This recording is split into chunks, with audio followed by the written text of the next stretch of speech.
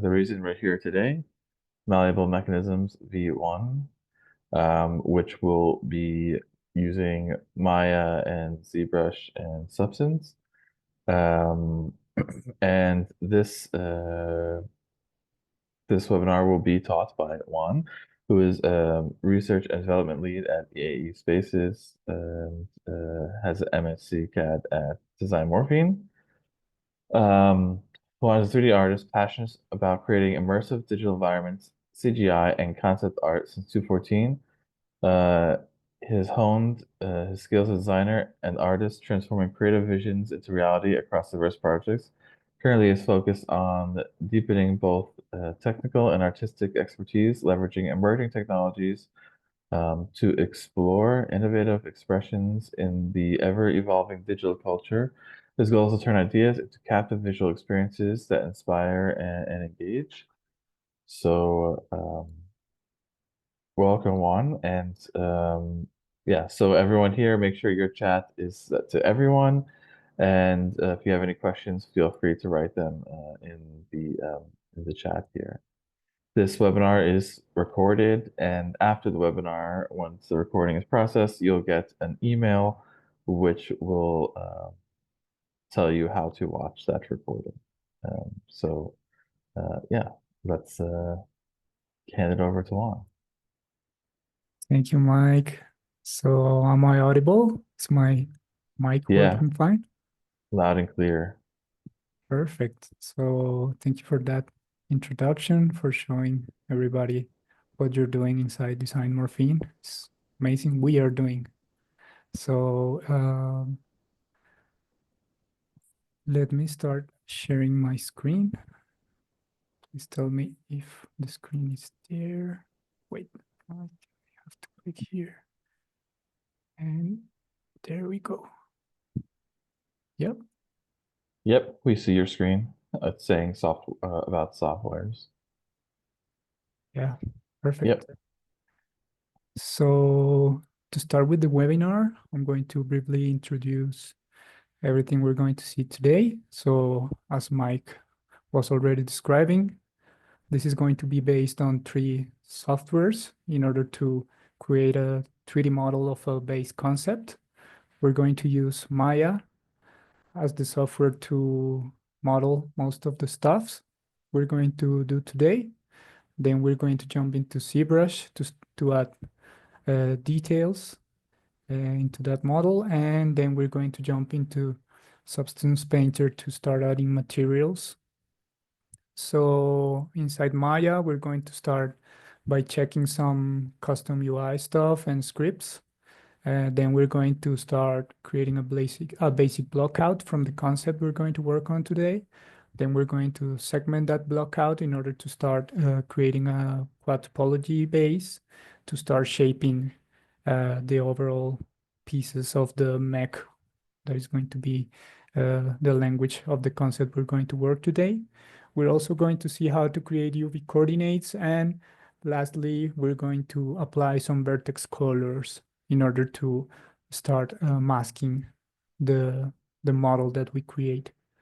Then we're going to jump into ZBrush. We're not going to spend so much time in that software. It's going to be mainly for us to add some micro details and triatary details to the model that we already created in Maya.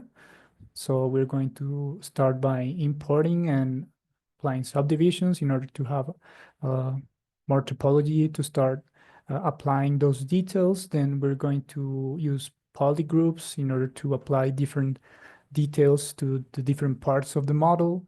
We're going to use surface noise to add procedural details. And then we're going to use some custom brushes and alphas that are going to be inside the files that we shared. So please, everybody, download the files that are inside the drive link that Mike already shared in the chat. And lastly, we're going to work inside Substance Painter. So we're going to start baking the high poly mesh we created in ZBrush into the low poly mesh that we did in Maya. in order to start applying the materials. Then we're going to see what the workflow is going to be all about, and finally exporting those maps to use it in any external software. So this is the design we're going to work on today.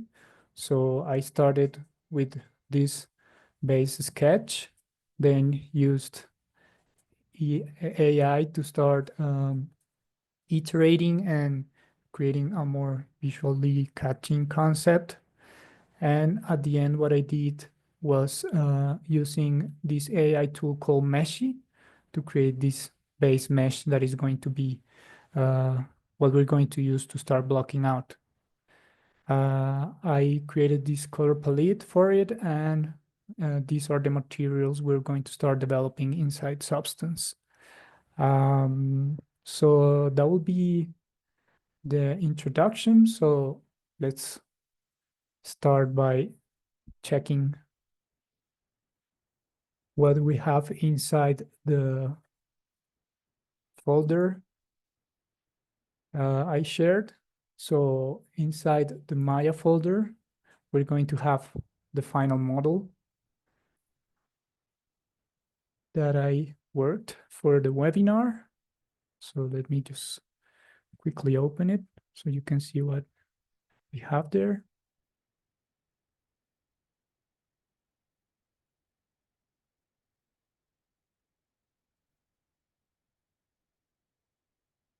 So this fella that we have here.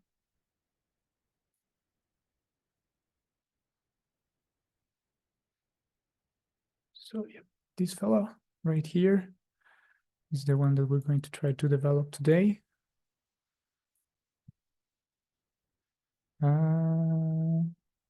me see. Oh, I'm not going to save this guy.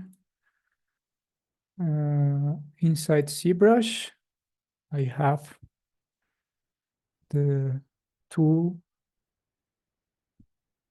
that I created that is going to have all the micro details we did in the software. Let me quickly open it.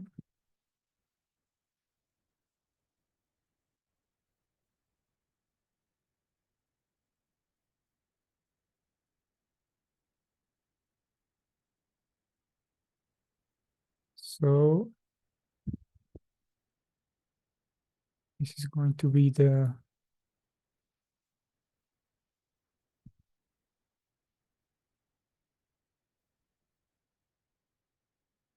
tool that we developed. So as you see, it's having some extra details that are coming from procedural tools and from sculpting here inside ZBrush. And we're going to have the Substance Painter file. You open it.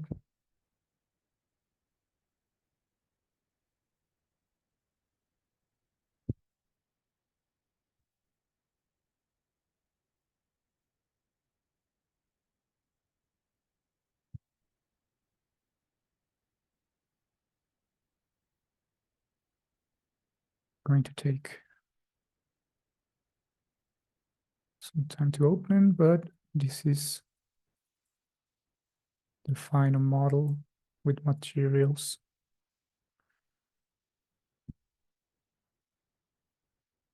So as you see, we sticked in many ways to the base concept. So to start working inside Maya, let me show you inside the ref folder some of the stuff we're going to be using to model. So first, we have some components that are going to be part of the model. There are mainly git bash parts that we're going to tweak. And here we have a folder of scripts. So in order to show you what these scripts are doing, Some of them are made by me, some others are just tweaked from references from the internet. So let me go inside Maya and components. Let me open this eye so we can start testing stuff with it.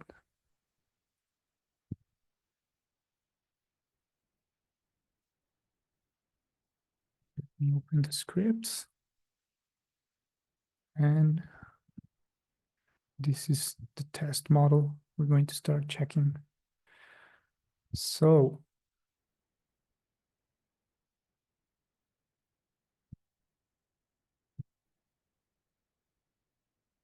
in order to model today, we're going to mainly use just hard surface technique. We're going to use creases, and we're going to use sub-Ds. So mainly what that means is that we're going to create a low poly base mesh that we're going to start subdividing. We're going to start adding subdivisions to it in order to get into the result we want. So this behavior here that we're controlling is based on creases.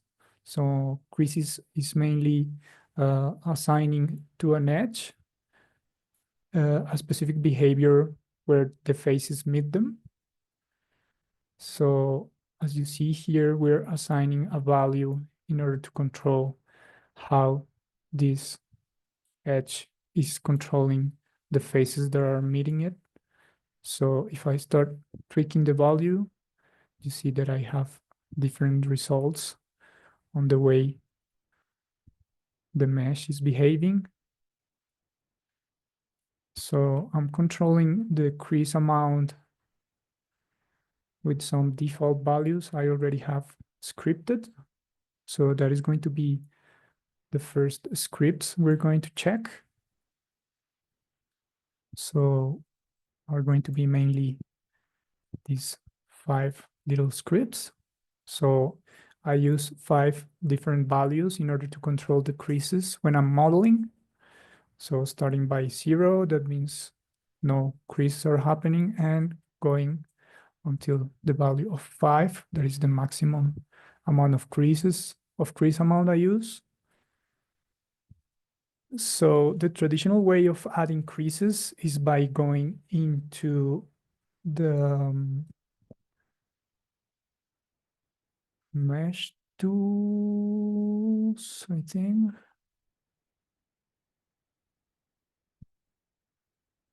It's inside Windows, modeling editor, and we use the presets editor. So this will be like the traditional manual way of working with creases. So let me just delete the creases I did to show you how this process is traditionally done. So let's say that you want to crease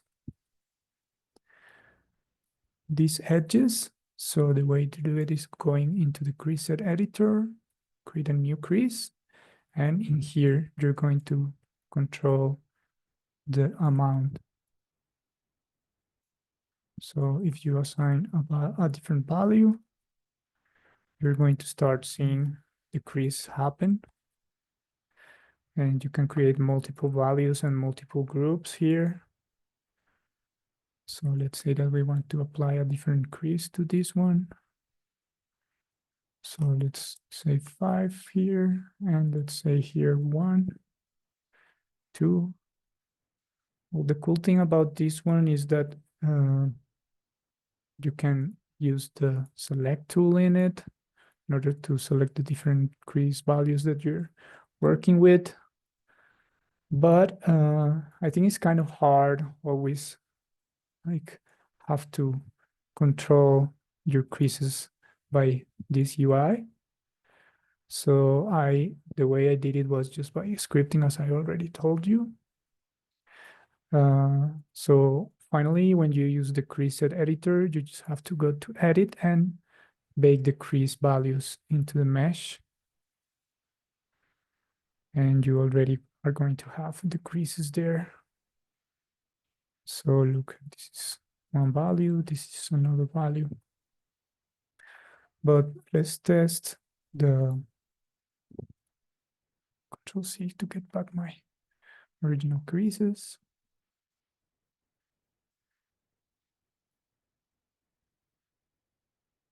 There we have it. So the way the script works is that you just select some parts of your model. Here, you are going to be able to open the script editor in this bottom right icon. So inside the script editor, let me take the crease 5. These are developed in Mel. So let me delete this. And let me drag the crease 5. It's a small, really small line of code, but if I use it, you'll see that I'm going to create a crease with a value of 5 here. But this is even worse. Working with your script editor in order to start assigning creases. So the way to do it is by going into Window, Setting and Preferences, and Hotkey Editor. So the idea is to assign that piece of code into a shortcut. So if we go here in the hotkey editor, we're going to find here in the edit hotkeys for the custom script tab. And inside it, we're going to see like different custom scripts that are going to be assigned to different shortcuts. So as you see, I have F9, F10, and F11 and F12 assigned to the crease value I'm controlling with the code. So in order to create a new one, I'm going to just click here. I'm going to go into the runtime command editor. I'm going to click on new. Here I'm going to assign a name, whatever the name is. I'm going to assign a description to it, and I'm going to copy the code, paste it there, and I'm going to click here on Save Runtime Command. So the command is going to appear here, and here you can just assign a hotkey to it. So that's the way I'm like just easily controlling the different crease amounts here, just by using hotkeys. So the next scripts that you're going to be able to find are this one that is just to turn off the highlight toggle that I don't like so much. Sometimes I just want to see the mesh that I have selected without previewing the edges. So you can also assign a shortcut to that. I created this one to just move the object to the 0, 0, 0 with one click. That is here in the custom shelf. So here you see that I have all the custom scripts inside a shelf. The way to create these icons based on scripts is just by pasting the script and pasting the script here in the script editor, and here you have an icon to save script to shelf. So it's going to appear here as an icon. So there are a few other like auto crease, which is this piece of code that is going to uh, work with a threshold of face angle that is between 30 and 150. And let me just assign a crease value of 0. And if I run that script, I'm going to assign creases automatically where the angle of the faces are meeting the threshold. So as you see here, I'm creating just automatically creases in like some strategic parts. There are a few that I need to clean up, like maybe this one. Maybe here I can just start improving. Well, actually, that one is not looking so good. Maybe it's because I need to assign it also here. Oh, here I can maybe just use this value, let's say. So that is a cool script that you can use also. And finally, we're going to check how the auto UVs work in the model we're going to create, and also the UV to mesh. So now in order to start working, so let me just open a new file. So let me go into File, New Scene. I don't want to save anything here. Let me go into the folders.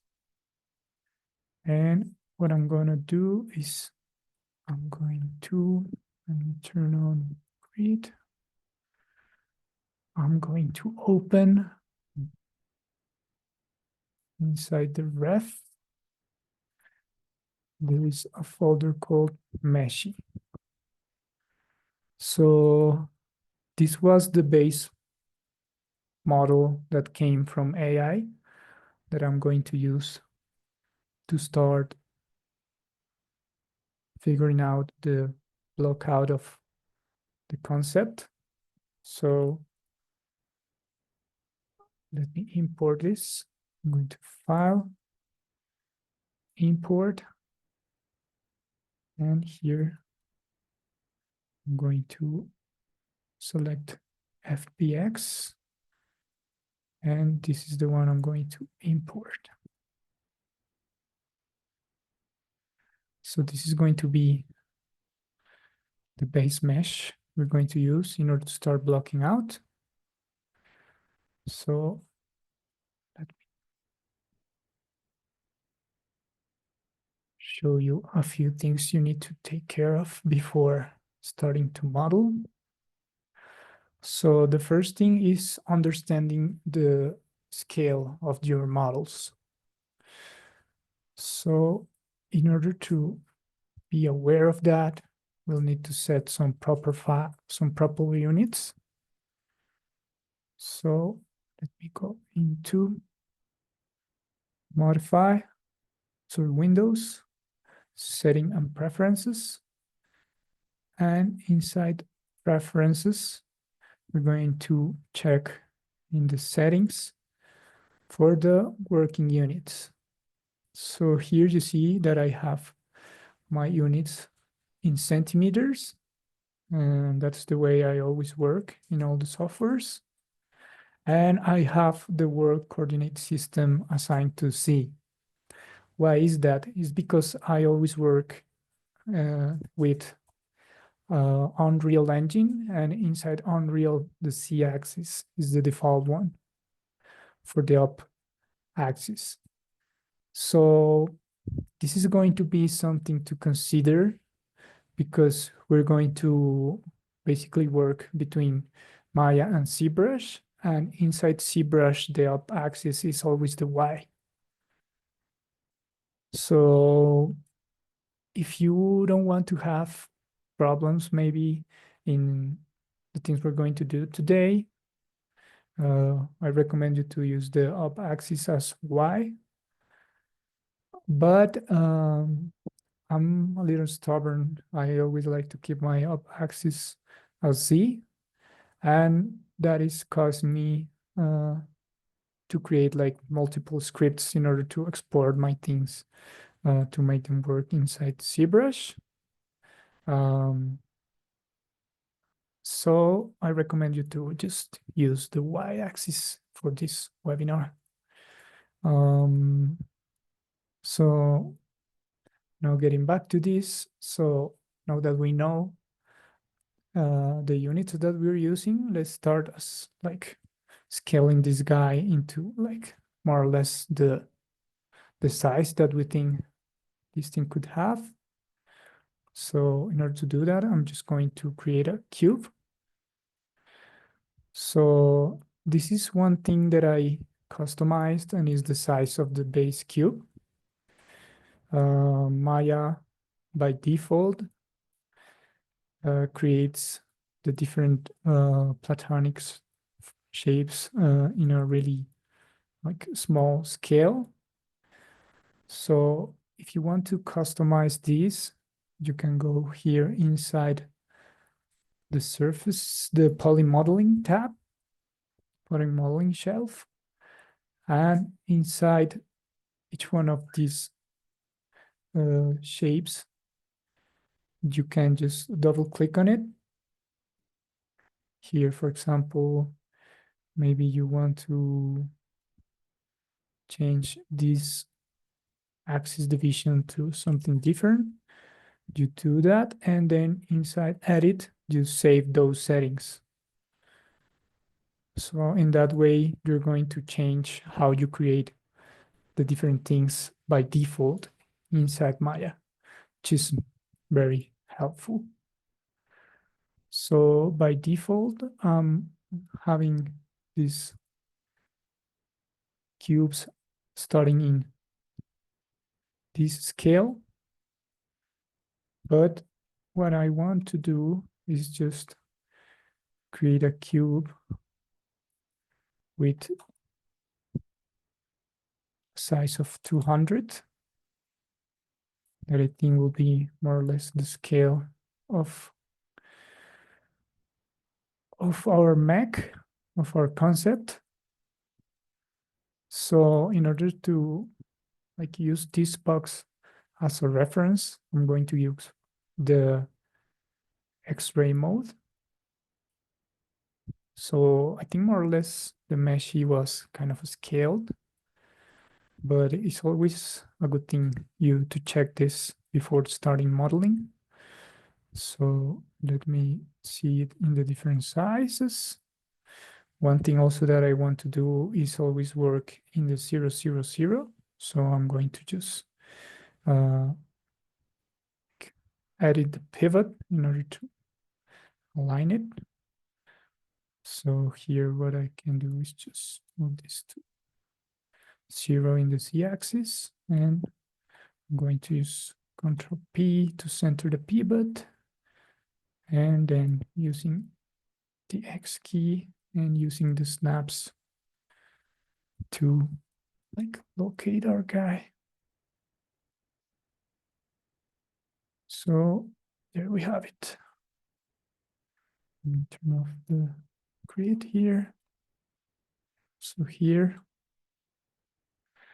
So I think we're pretty much like centered in the world with our base mesh. So let me just bake those gizmos into the objects. So in order to do that, I'm going to go to modify and bake pivots. There we go. So now let me check if I'm 100% centered.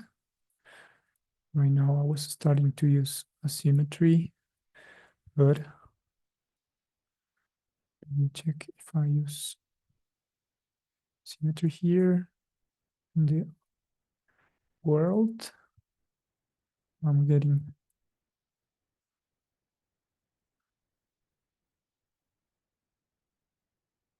some things.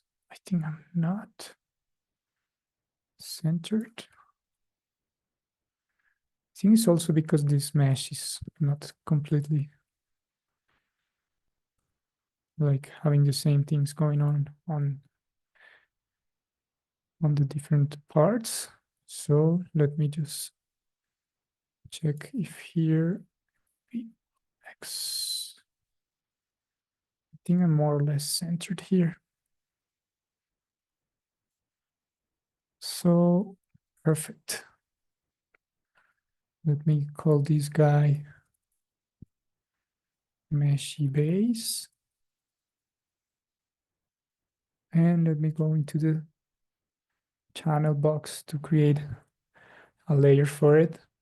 So the way I work is just like keeping in here like all the objects grouped in order to keep like a structure here.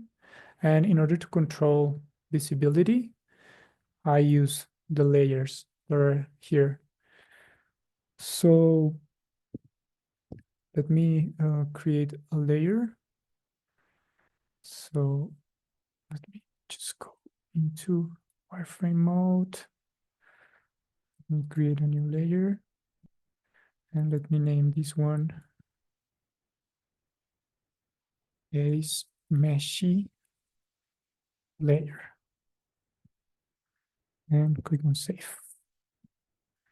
So the way to create a layer with the selection you have on the viewport, inside, you're going to click here on this icon that says create a new layer and assign selected objects. If you just want to create a layer and assign an object, you have to create a layer, select the object, and add selected object. If you just want to delete the layer, you can just right click and remove and delete layer, sorry. So, sorry.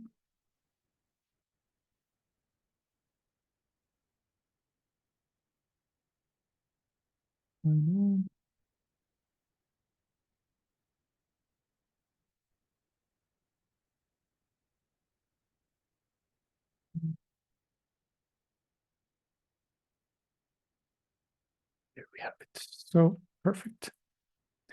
Now that we have our meshy placed there, let me go into object and let me freeze it.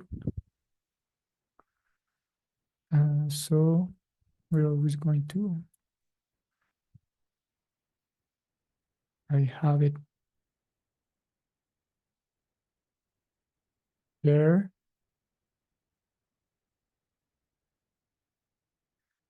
And this cube is going to be the object where I'm going to start modeling my base block out.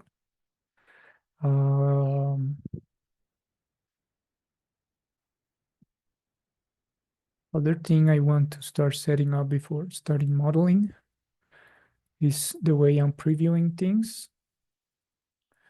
So in order to improving the way I'm viewing things, I'm going to turn on the screen space ambient occlusion, and I'm going to activate the multi-sample anti-aliasing. So this is what happens, and now we are having a better representation of what is happening on the corners, on the places where the faces are changing its normals, like the direction of their faces. So let me go into object, X-ray mode again, and let's call this cube base block.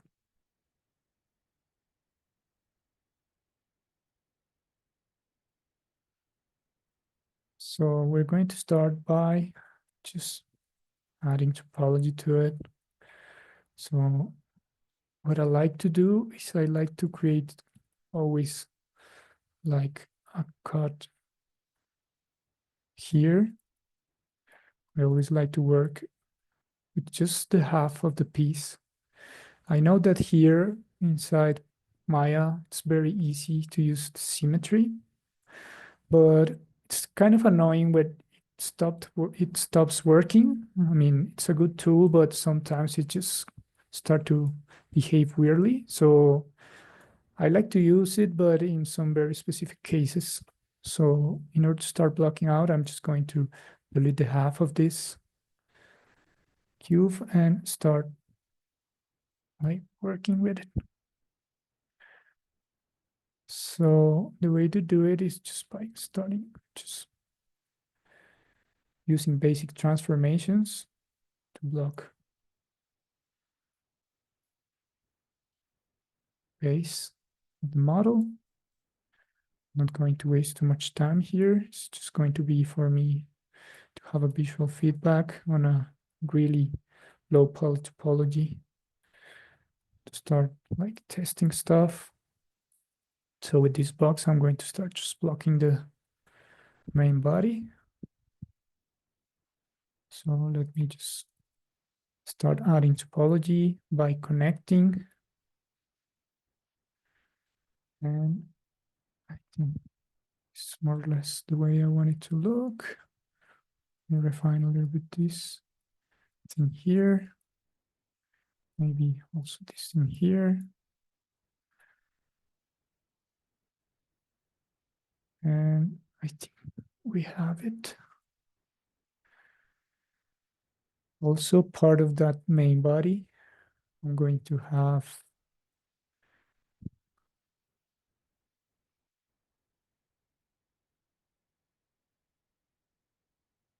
these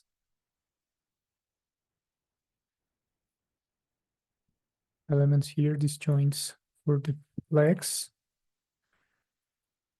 So I'm going to start adding those with some more topologies. So here, let me just multi-cut, adding some topology here, and same here.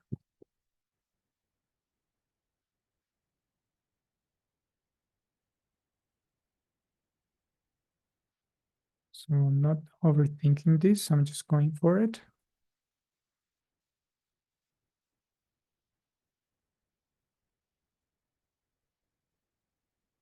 Say that it could be more or less something like this. Oh, I'm going to create a complete thing and then I'm going to just make it work. So there we have it. So let me isolate this. Here I'm going to need an extrusion. So I'm going to start extruding. I'm not like describing all the base transformations I'm applying to the mesh. So you can find most of those things I'm doing. Let me show you where. You can find them basically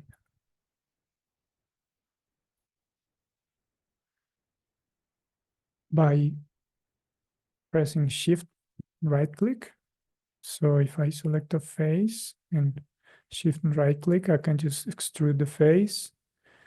If I go into the edge selection, Shift right click and use connect components, I'm going to create connections. So basically what I did was just assign hotkeys to most of the like main actions that I apply to my mesh.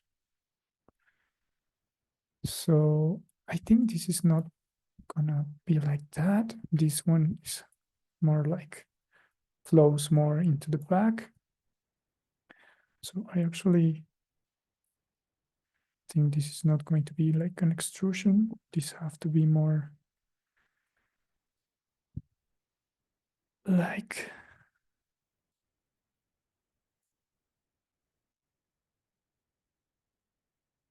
maybe something different, but I'm not going to detail that right now.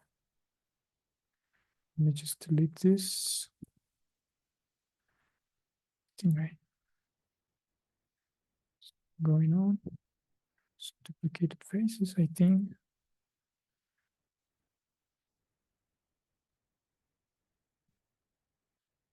Yes, I have some like extrusion I created that is not part of the plan. So let me delete it. Let me get this thing back to how it was. And let me just delete this too. So I'm not going to define that now. I'm going to lift that part for later. Also these parts, I think I'm going to just leave them like this. Let me select my best base mesh. Let me just X-ray on it and let me X-ray the base block out. I think something like this will do for now. And I'm going to create another box and use it as a reference again for blocking out the other legs, the other parts, sorry. So one important thing is that when you're blocking out, it's a good idea to keep directionality. So let's use some platonic shapes here to start blocking, but let's use its rotation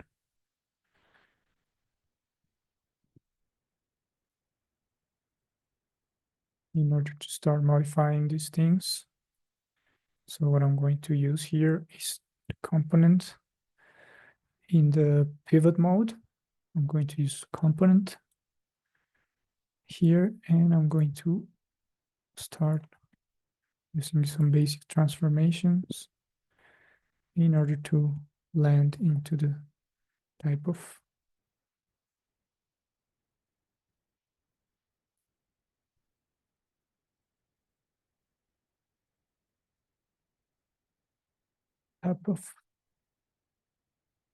basic element I want.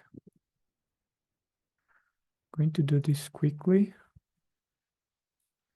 I'm wasting too much time on this. Maybe it could be like this, the base block. And then I can just start moving these vertices based on object. So before that, let me just quickly go to this. Let me scale this, move this. So as you see, I'm having a cool like gizmo direction that is helping me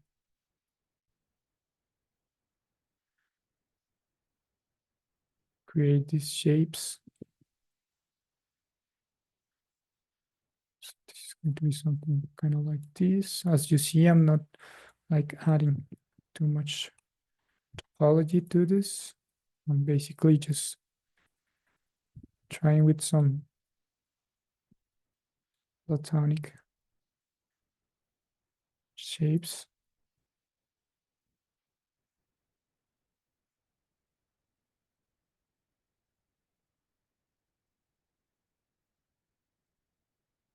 I think we have it here.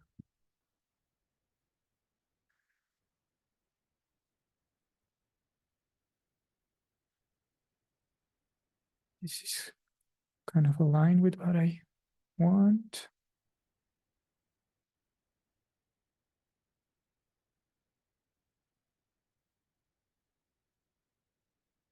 to rotate it a little bit more, and there we have it. So let me do the same. Base, body block out. Let me just base, low, front, leg, block out. Now I'm going to just copy this one and use it to block the other chunk. So we're basically like working on two processes, blocking out and segmenting. I know that segmenting uh, means doing a little bit more with the shapes, but this is from the get-go a basic segmenting.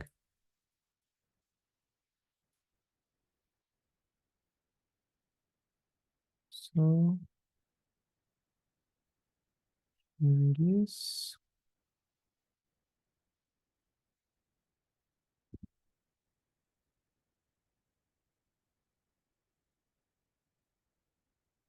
Cool thing about this is that you're keeping a cool gizmo direction that is going to help you later to work on these surfaces.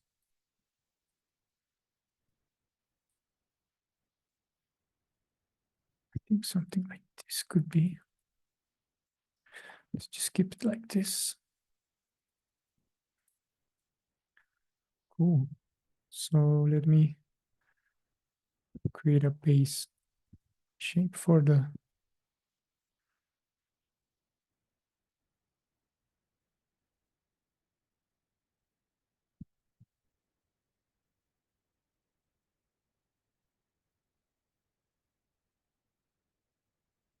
foot.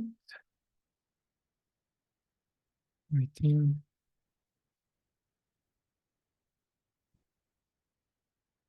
it's kind of like the direction of it.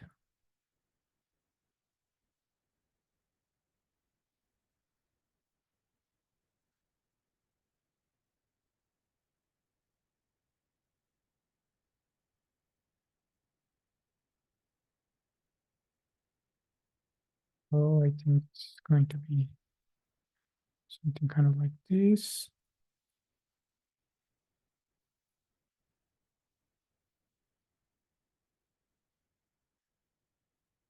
And so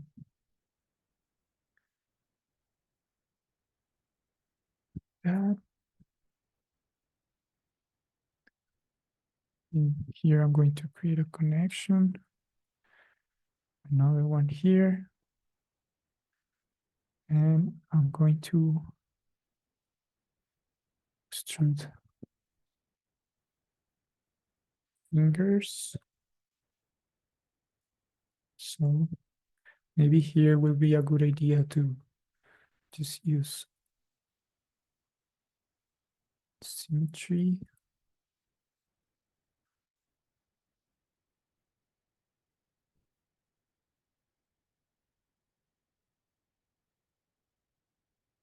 Here we go. And here, I think we need to like create an angle here. So this fella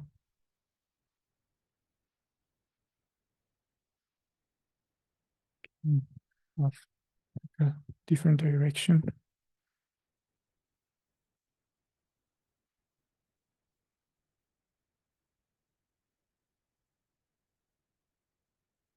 Let me extrude this. And there we have it. So this is more or less feet. Let's start blocking out this This one's on the back.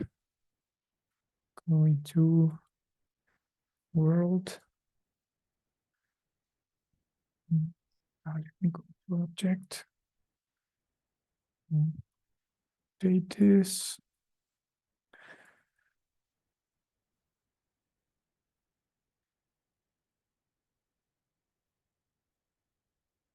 And open the X-ray mode. So it's taking a little bit of time, but it's kind of worth it because you're going to have a cool, really low poly base start working.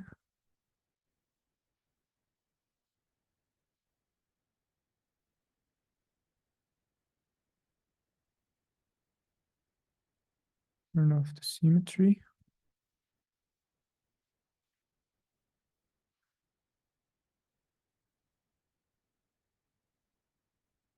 And almost there.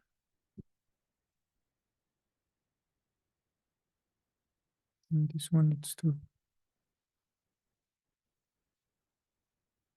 have something going on here in a different way.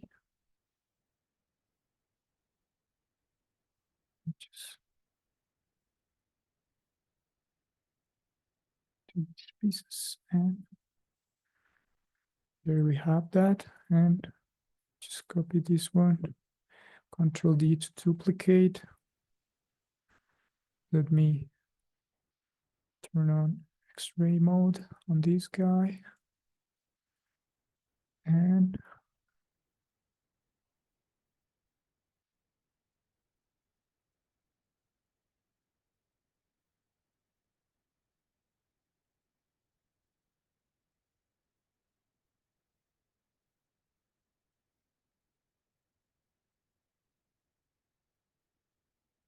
one is a little bigger.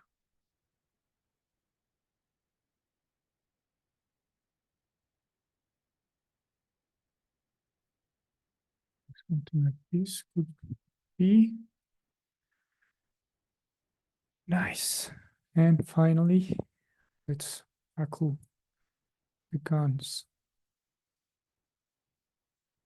We see the base body block out in order to we have the visibility of that one off. Oh, I don't know where it is.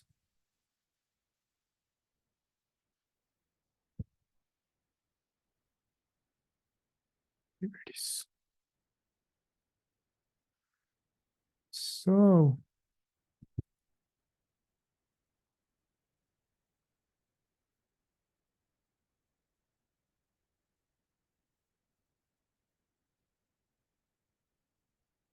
it'll be something like this. So strong. So this is going to be mainly about making decisions in order to start having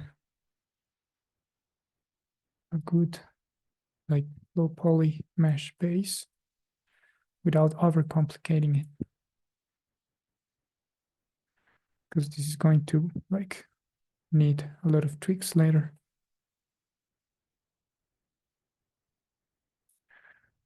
Something like that could be. And now let me just create another box. And just scale it.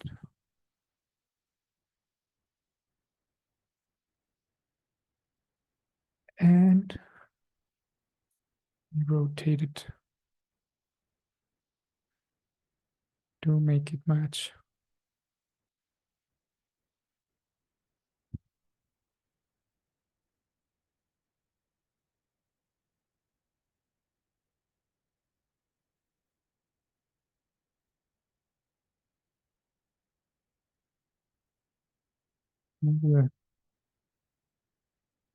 The shape of the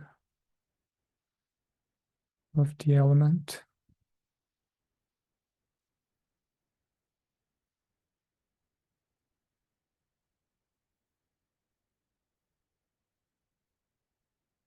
think something like this could do the trick.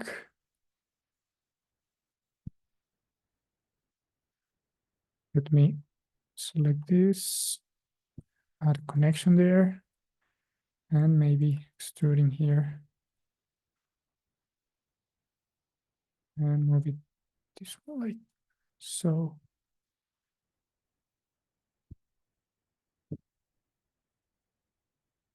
There we go. So this is going to be like our base block out. So we have all the different parts. And we already know all the different pieces that we need to start developing. So let me turn off the base meshy. And let me select these guys, create a layer. This layer, I'm going to name it base block out layer. Save. And there we go. So let me turn off this meshy.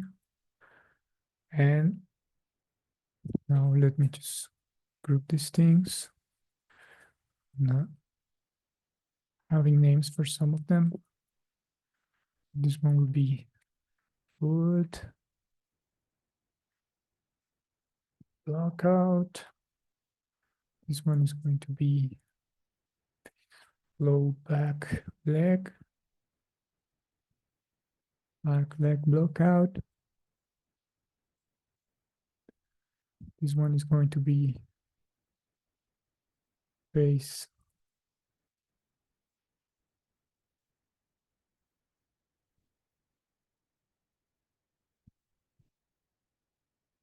upper.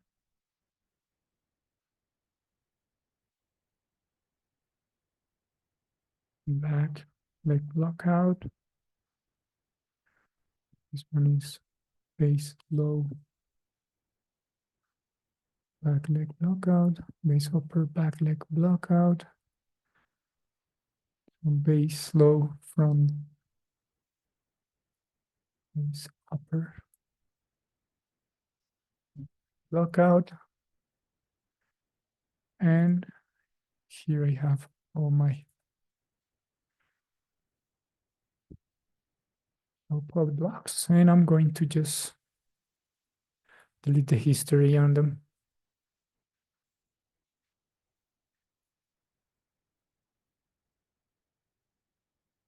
And now I'm going to group them. So in order to do that, I'm going to select them and Control G to group them here in the outliner. So base block out.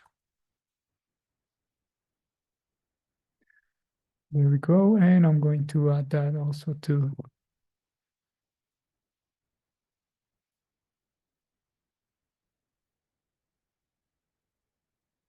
the layer.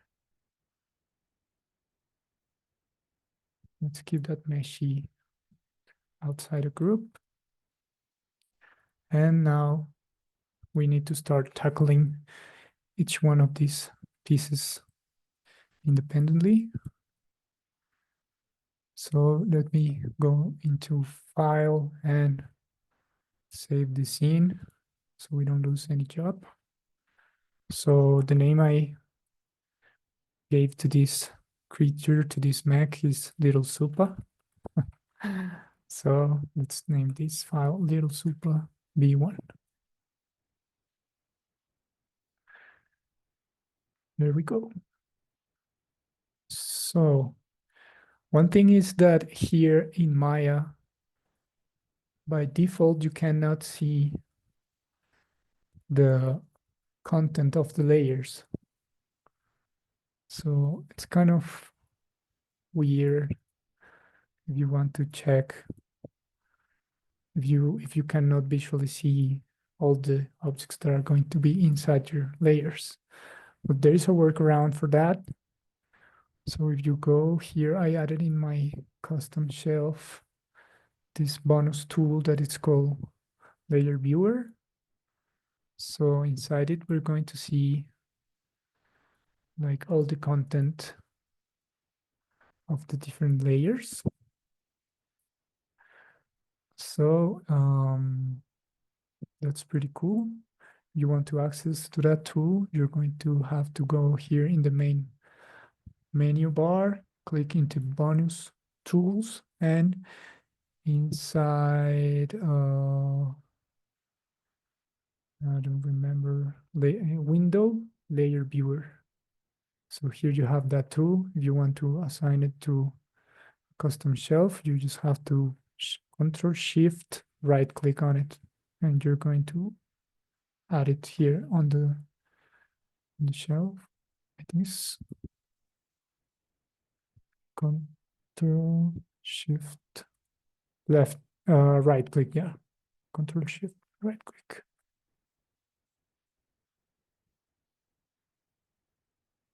So cool. Now we need to start like really going in detail now with each one of these pieces. So in order to do that, what I'm gonna do is just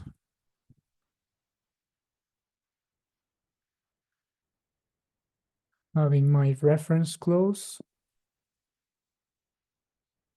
So the way I work with references is by using this little program that is called PureRef.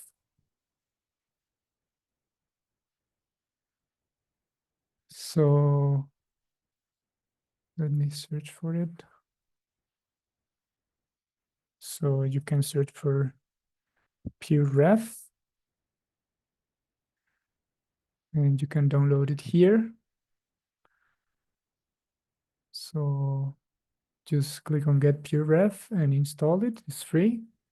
And once you install it, you're going to be able to open boards like this one, where you're going to be able to just drag and drop images, or you can also draw stuff. You can also write notes. And the cool thing about it is that you can use this pin here to always have the board on top. So maybe if you want to maybe have always by your side your reference, you can just paste here an image and drop it in the board. So I already have that here in this board. So I'm going to pin it always on top.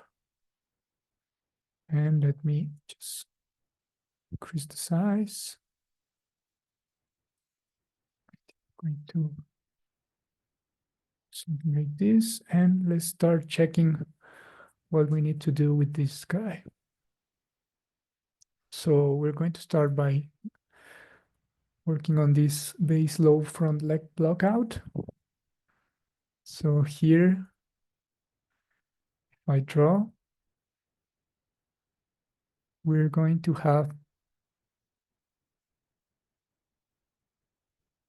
few extra segments. So the first one is going to be this one.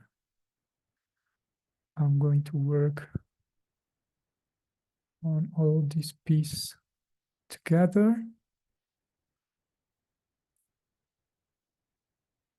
And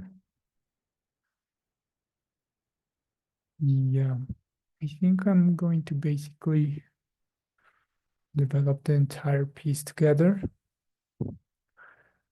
So in order to do that, I need to, segment this part, create a space for this guy. I'm also going to create a chunk here that goes all around. And I'm going to create this kind of organic thing that is happening. And I'm going to add here a detail like this one. So basically, let me just start by creating those segments. So I'm going to duplicate my block out. I'm going to move it. I'm going to reset.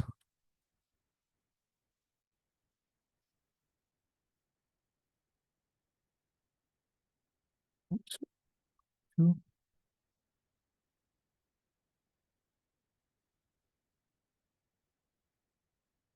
just reset my rotations. And I'm going to start tackling this guy. So right now, I think I need to start adding a little bit more subdivisions to my block out. So let me just also take this guy outside the group. And let me create another layer for it. That is going to be called um,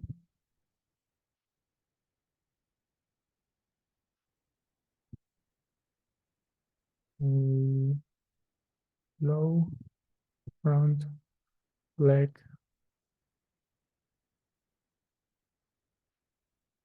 process layer.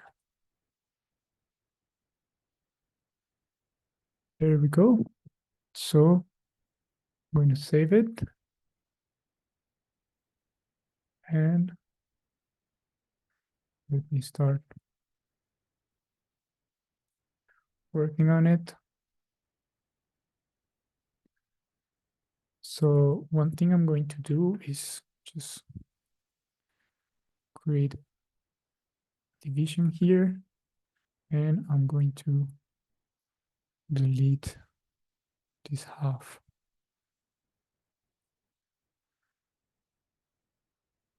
I think that always helps me to see better, like what is going to be happening with my piece. So me start adding subdivisions. So the way to do it is by start creating a preview of the amount of subdivisions inside the viewport. So in order to do it, you can just press 1, 2, or 3 your keyboard, and you're going to see, you press 2, a gizmo that is representing the low poly mesh, and the subdivided one is going to be the main one. And if you press 3, you're just going to see the subdivided preview of the mesh. So right now, we'll need to work a little bit on the shape by adding a little bit more subdivisions directly inside the low poly one. If you preview the subdivisions, you can always use up page or repage in your keyboard, page up or page down, to increase or decrease the amount of subdivisions that you are using for the preview.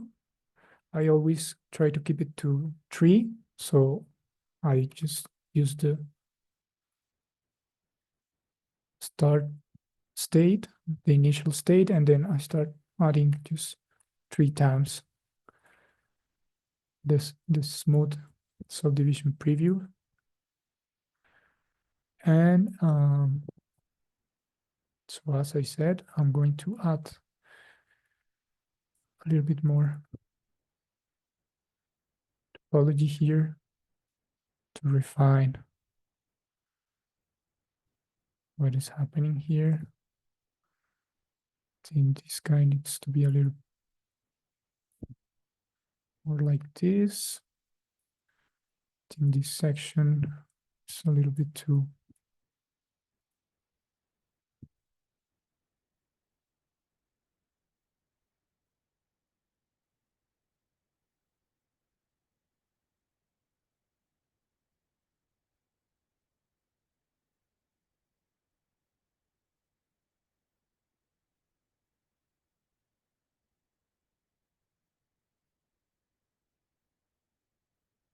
Needs to be aligned a little bit, more controlled.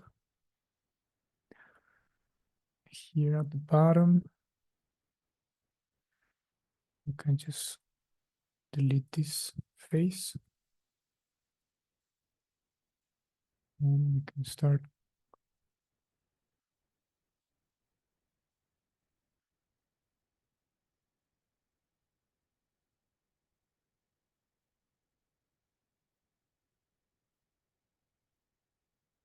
taking care of how this subdivided preview is looking. And this thing needs to be a little bit, needs to pop out a little bit more. There we go. And on the front,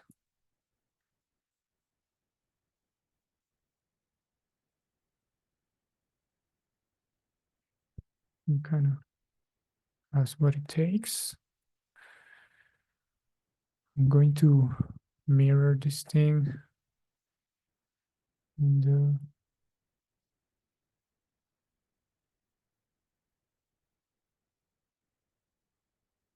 x-axis.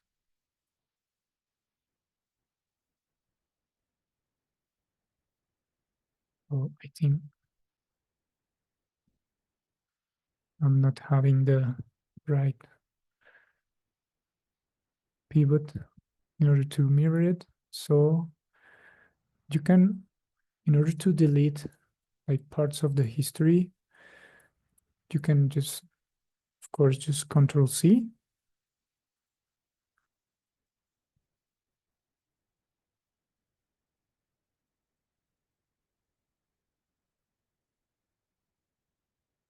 Till you get what you, the state that you want, or you can just, let me create again a mirror. Let's say that this is the mirror. And I don't want to Control C so much. I just want to delete that mirror. What you can do is just copy the name of the part of the element in your history that you want to delete. You go here in Mel, in this Mel command line, and you just write delete. And you're going to delete that part, just that part of the history. So let me just center the pivot. Oh, I'm not going to just going to keep it where it is, but I'm just going to center it.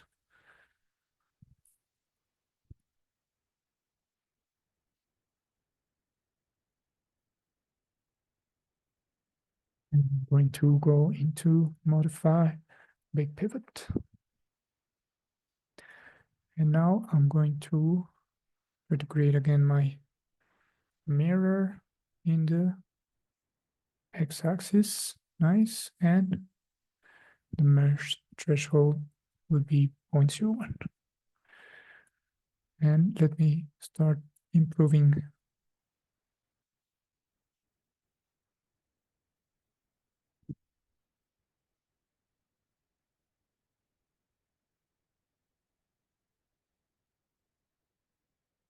Well, I needed to like merge a few vertices that were not merged by the mirror.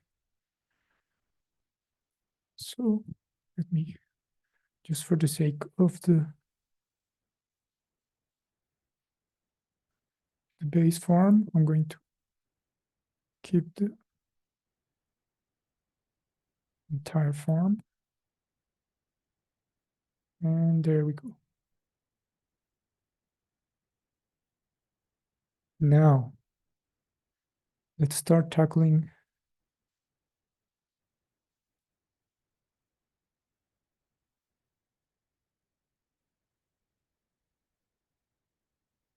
different subdivisions. So if you Control Shift, select an axis and drag, you're going to be able to slide based on the edges. In here, we need something kind of like this.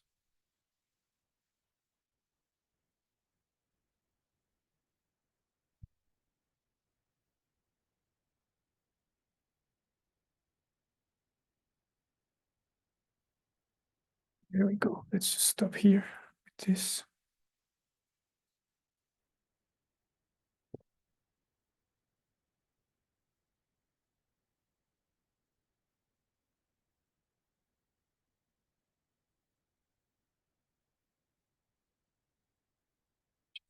A few small additional tweaks.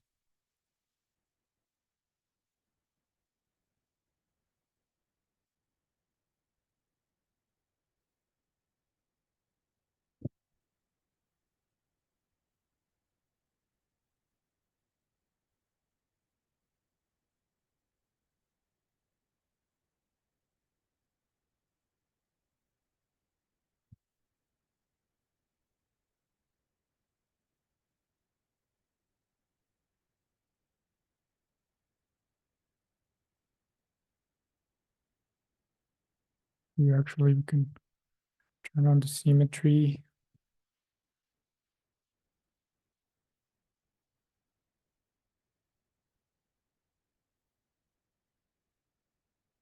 So as I said, I don't like so much symmetry, but sometimes it's necessary.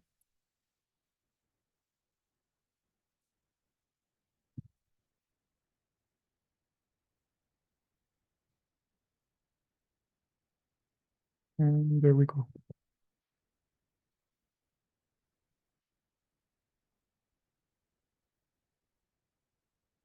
Now the highlight toggle. In here, we're having some things we could improve.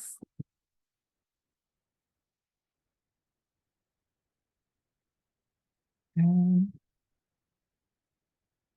we also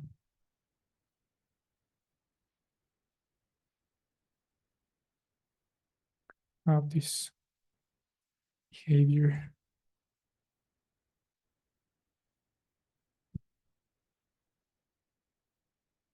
And they need to be a little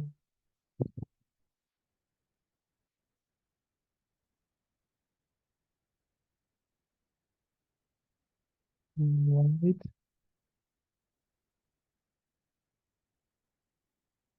And like so. I'm going to stick to this. So let's start creating the subdivisions in order to start creating the different segments. So I'm going to shift right click and use the multi-cut tool right away. So first chunk is going to be this fella right here. It could be more or less located here.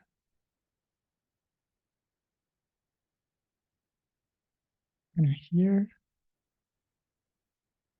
And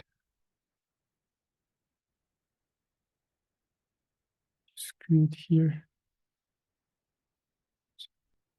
something kind of like this. So here you see that the mirror is like messing up my mind. So I'm just gonna delete this half. Just delete this. And I'm going to multi-cut.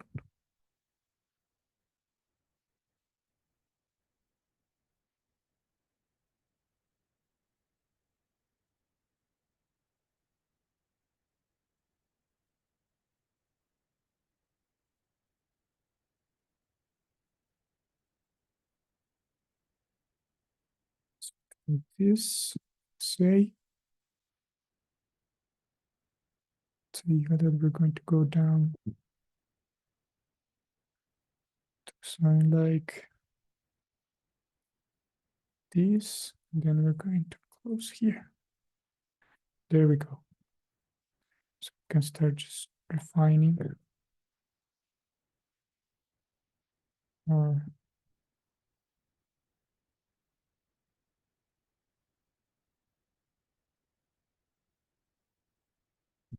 topology. Well, we're going to do that later. For now, let me just start tweaking a little bit this. Going to be something like this. This thing is going to be aligned like this. And this guy is going to be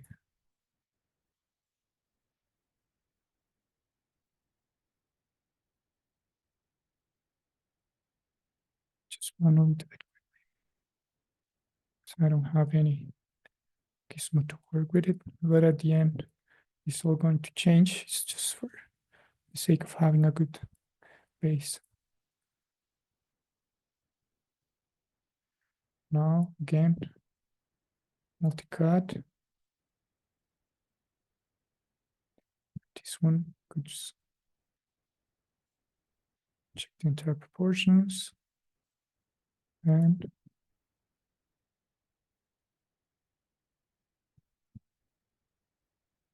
something kind of like this.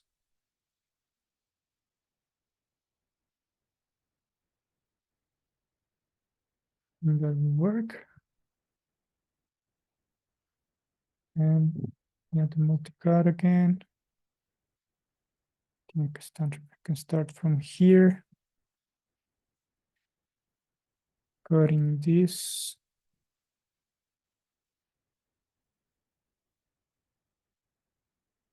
It will be something kind of like this.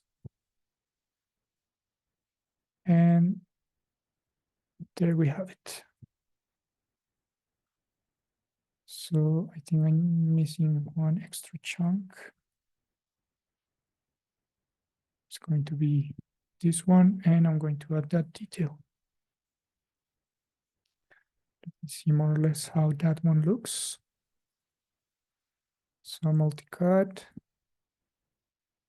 Going to make it end here. It's going to wrap around. Going to do something like this.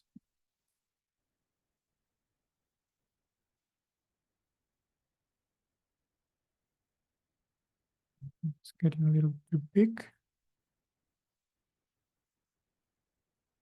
I think it's getting a little too big. Let me start from here. So I'm going to cut here. Create the space for the detail. Get it all the way to here. And then make it wrap around. There we go.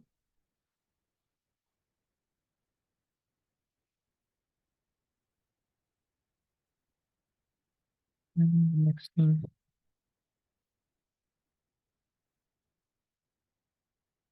is going to be creating a space for the small detail.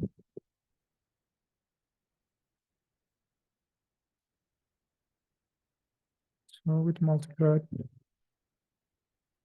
going to just add some stuff here. There we have it.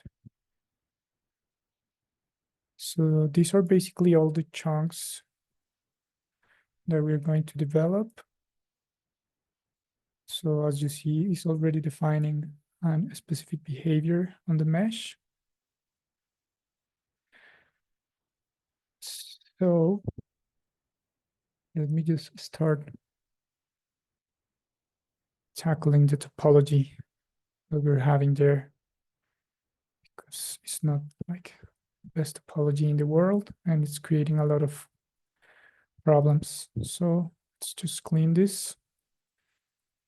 Just add a multi-cut here. Quickly creating quads all over the place.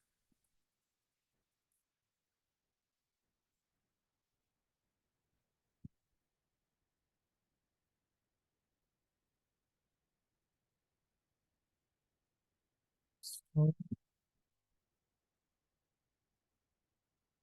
let me start like with better order. The same thing, I'm kind of going all over the place here. So for this first chunk, I'm going to think about the flow. So here I think the topology needs to flow like this. That's exactly what I'm going to do. So here I'm going to need to have this thing.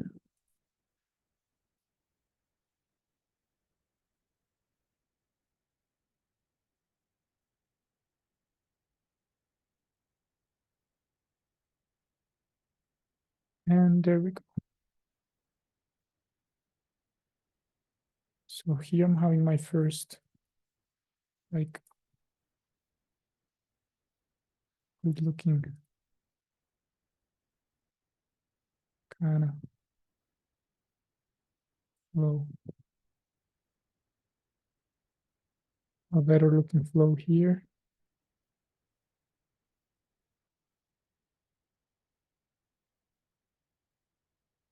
Connect this and connect here. There we have it. Now, next thing. The flow of this fella is pretty straightforward. So it's going to be just an inset.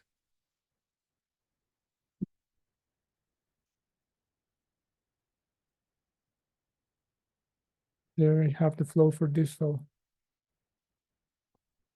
So let me just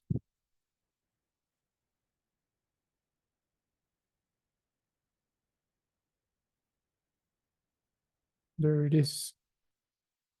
Next thing is going to be something a little bit more difficult. That is the flow of this fella. Because we're having the little thing going on here. But just draw it.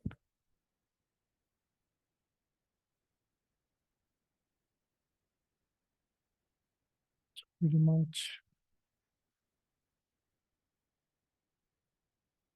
here.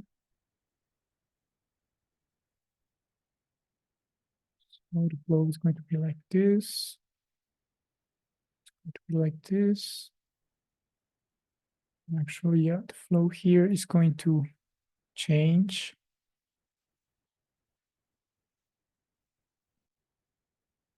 So we can have this thing right here. So let me just start creating the flow of these loops.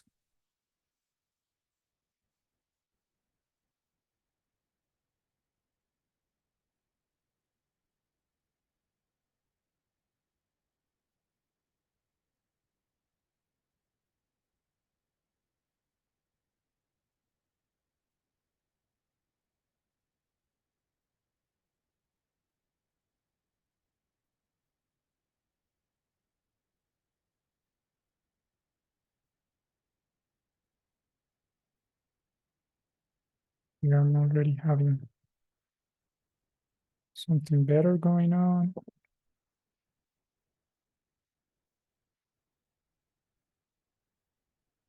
Like so. Perfect. This is one flow for this edge.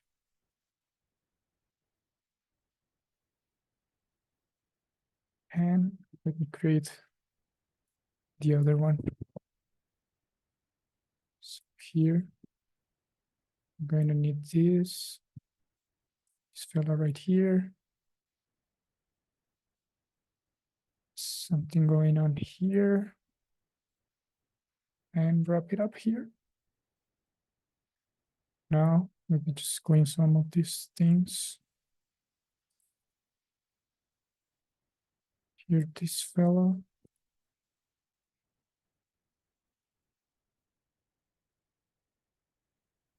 Here, maybe. Just taking my time on this topology, sorry.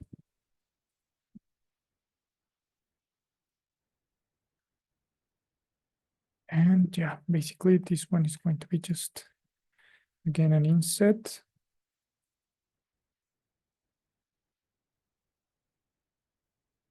This.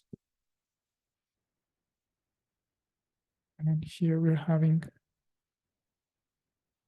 something that is not so cool, but we're going to fix that later. The multi-cut here. Here we're going to have a different flow going on. Like this. There we go. And one last thing. Going to be this flow right here.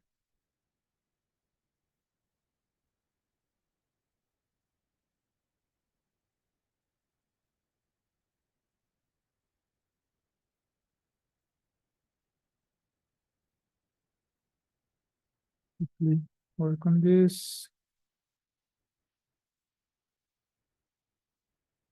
And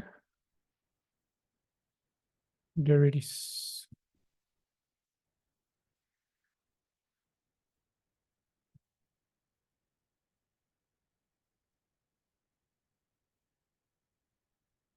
Oh, now let me just clean this.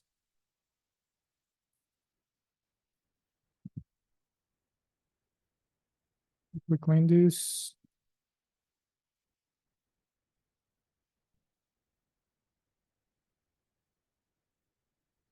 We got topology. Just clean this thing.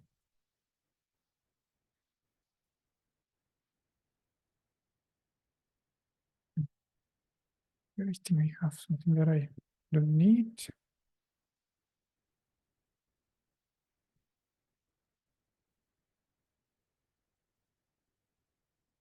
So I have all the lows that I need. Now it's a matter of starting to clean. So let me see if by deleting, I start improving. So there we go. This guy could be start connecting with this one. So cut here. Gonna put this thing down. Multi-cut here.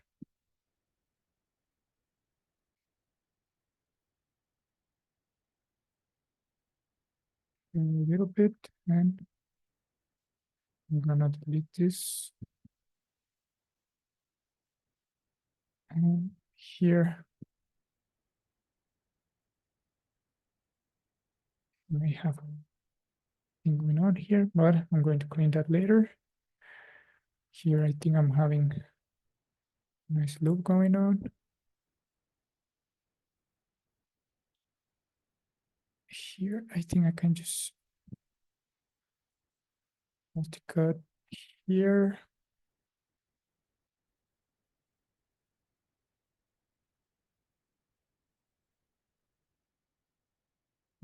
Cut here quickly.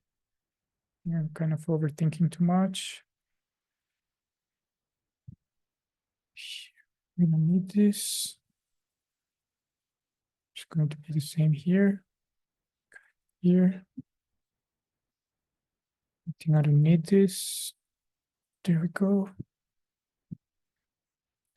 Nice. Here, I think this is not a necessary thing, but just leave it. Here, I'm going to need a multi-cut here. And here. Here, I think I'm also going to cut this. Keep the continuity here.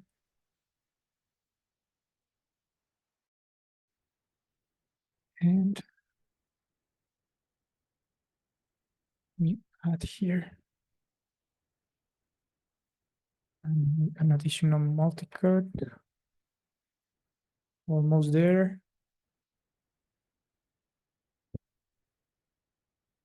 These things take a little bit of time sometimes.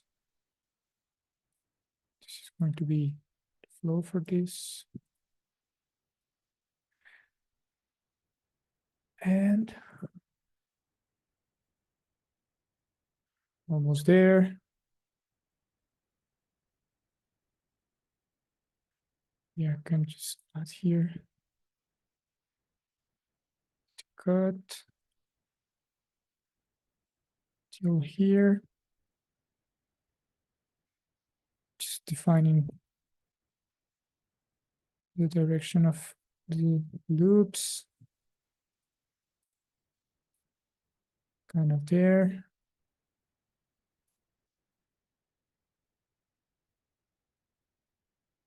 Here we go.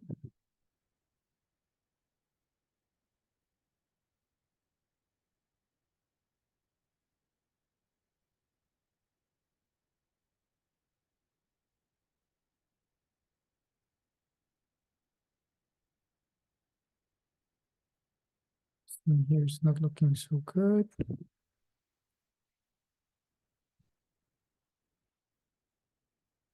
Just show here something. This guy could be connecting here. Almost there. So really time consuming, but it's kind of worth it.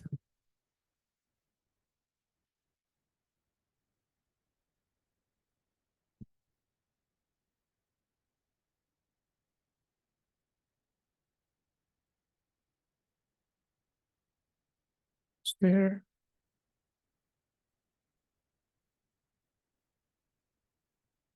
Here, I'm getting this weird thing going on. Just multi-cut here. Delete this thing. And I don't know if I actually want this loop like this. It's just part of this loop, and that will be pretty much it.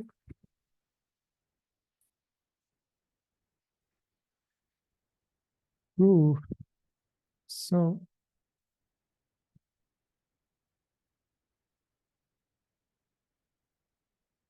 it's just these two things. So the way to do it is just going to be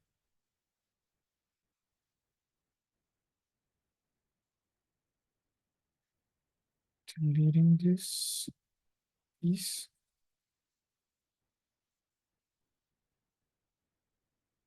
Here.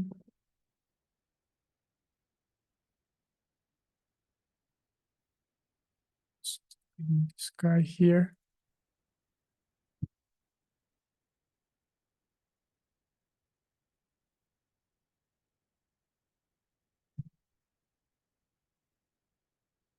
This guy here. I think this loop is just too weird. Improve this. So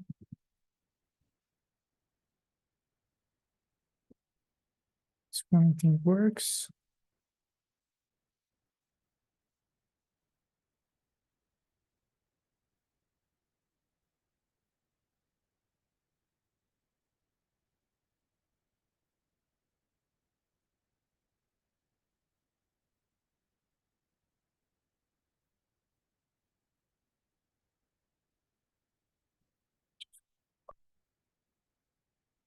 Then with this one.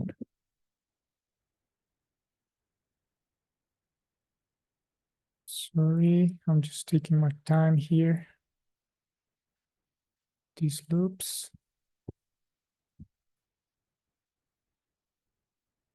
And I think, I'm pretty much having quads everywhere, but I need something happening here. I think I'm just gonna connect here and also create a connection through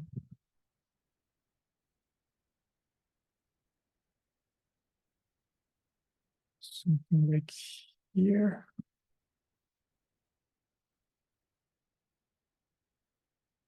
There we go.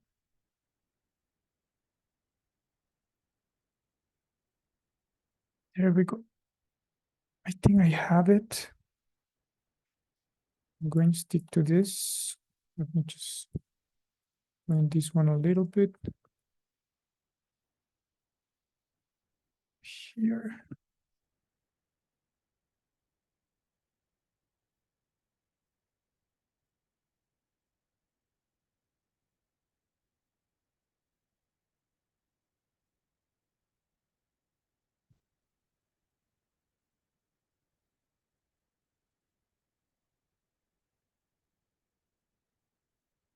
So just going to clean the way this mesh is working. Here, I actually just gonna delete this guy.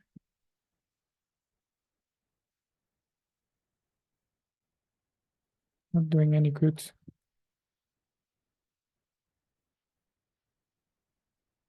There we go. I think this is the topology that I'm going to use. So right now it's looking really weird. We just give it a little order.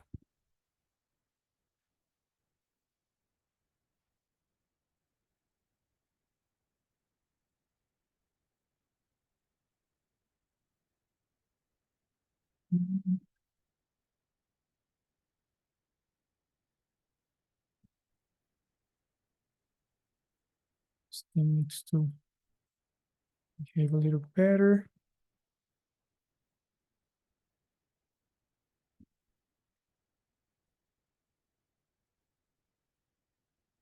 There we go. Let's see how it's looking in smooth preview mode. I think here I'm having something.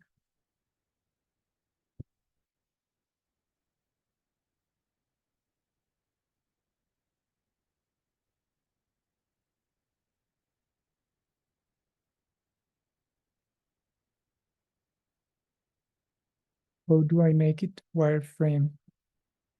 So I'm checking a couple of questions that are coming from the chat. So the first one, how do I make it wireframe? Just by pressing F on the keyboard.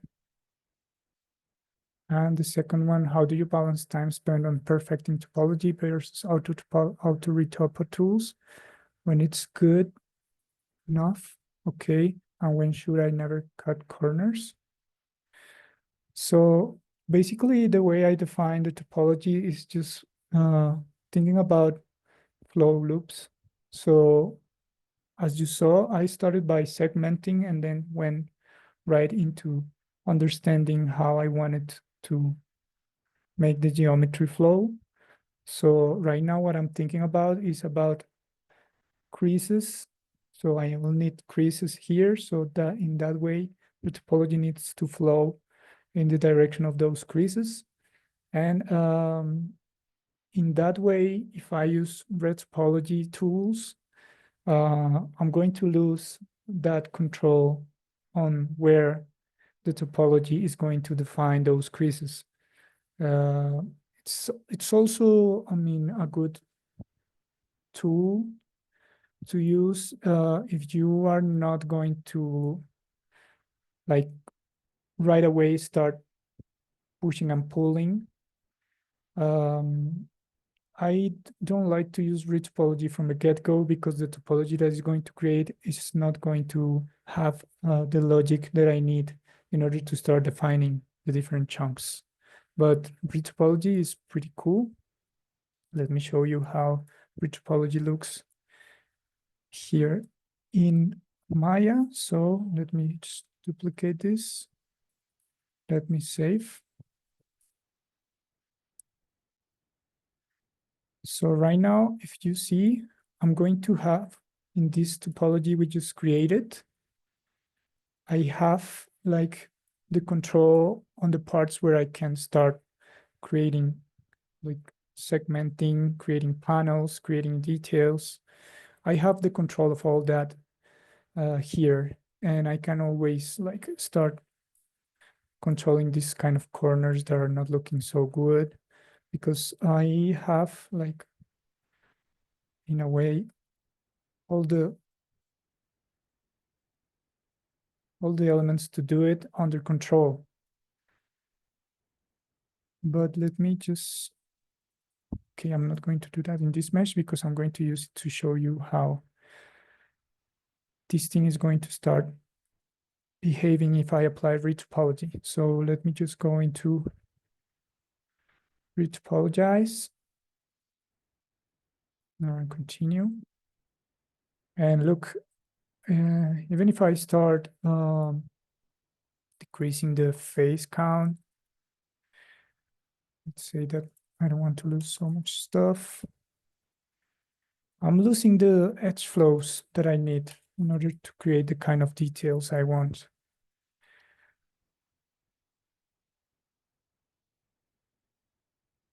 It's cool if you maybe want to start from something like this and start like controlling the topology, but it never worked for me. I always kind of get lost in the way retopology like define the flows. That's why this part is a little bit time consuming, but it's going to work. So let me just get back to cleaning this. So let me, but it's a great question.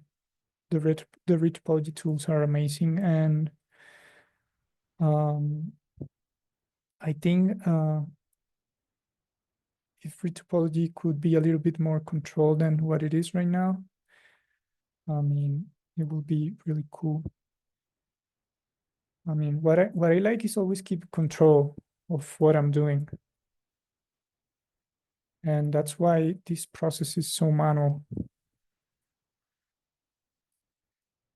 And this is also a process that is based on a reference. So in that case, it's a good idea also to keep a lot of control of what you're doing.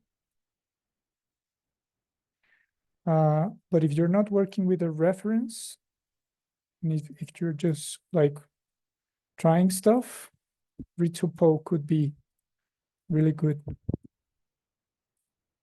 because you don't have to control in a specific way the way your mesh is behaving.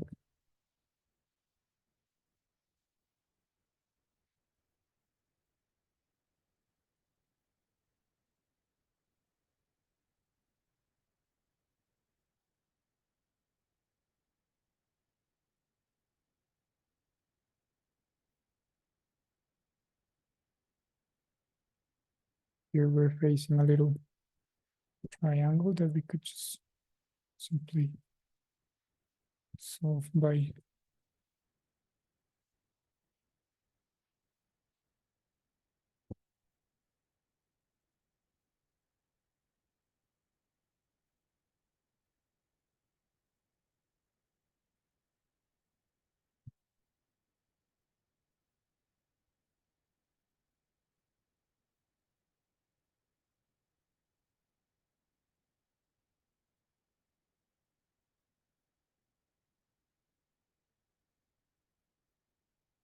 So the main thing behind this is just having control, man.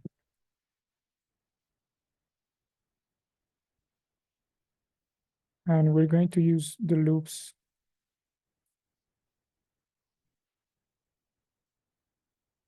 in all the process.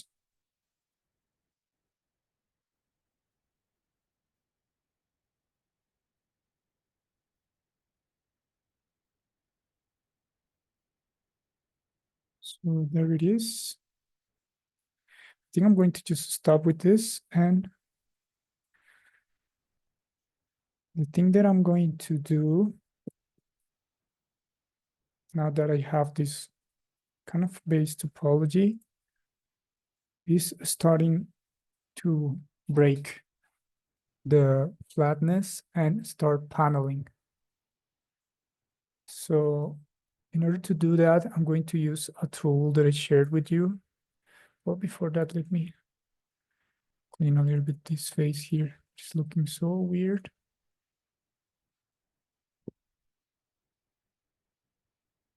Like this could benefit.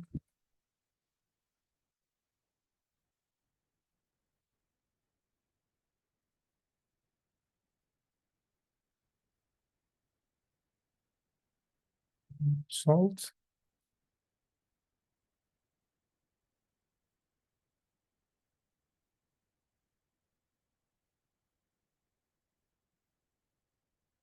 Something kind of like this.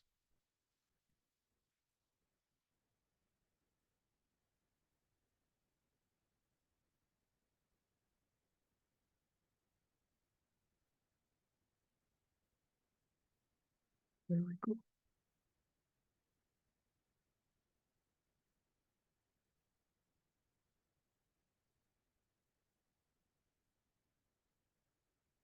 There it is. So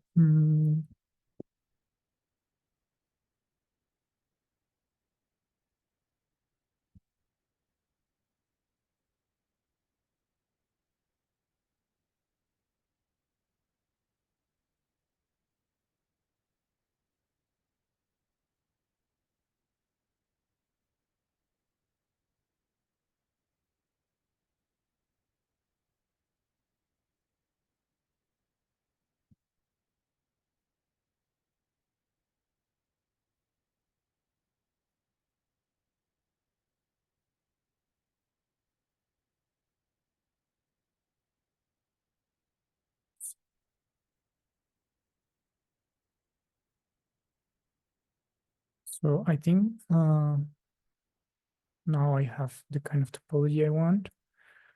So let me just duplicate this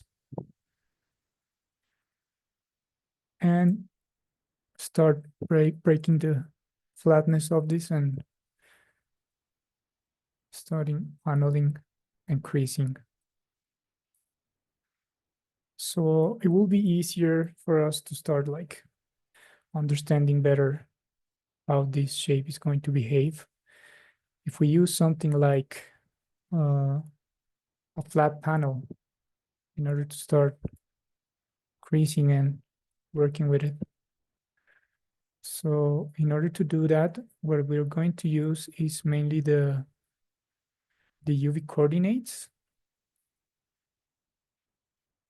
That are mainly like a planar projection that is used for creating materials. And we're going to bake that inside the mesh to flat it, to make it flat. So let me just clean a little bit more this.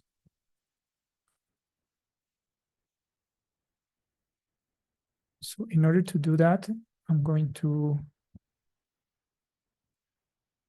create some UV coordinates. Let me show you how to do it. So let me go into, well, first let me save. Let me go into UV and UV editor. So in this user interface, in this tab, we're going to be able to like create a flat projection of our mesh in order to project in there 2D information like bitmaps that are used to create materials. So let me start by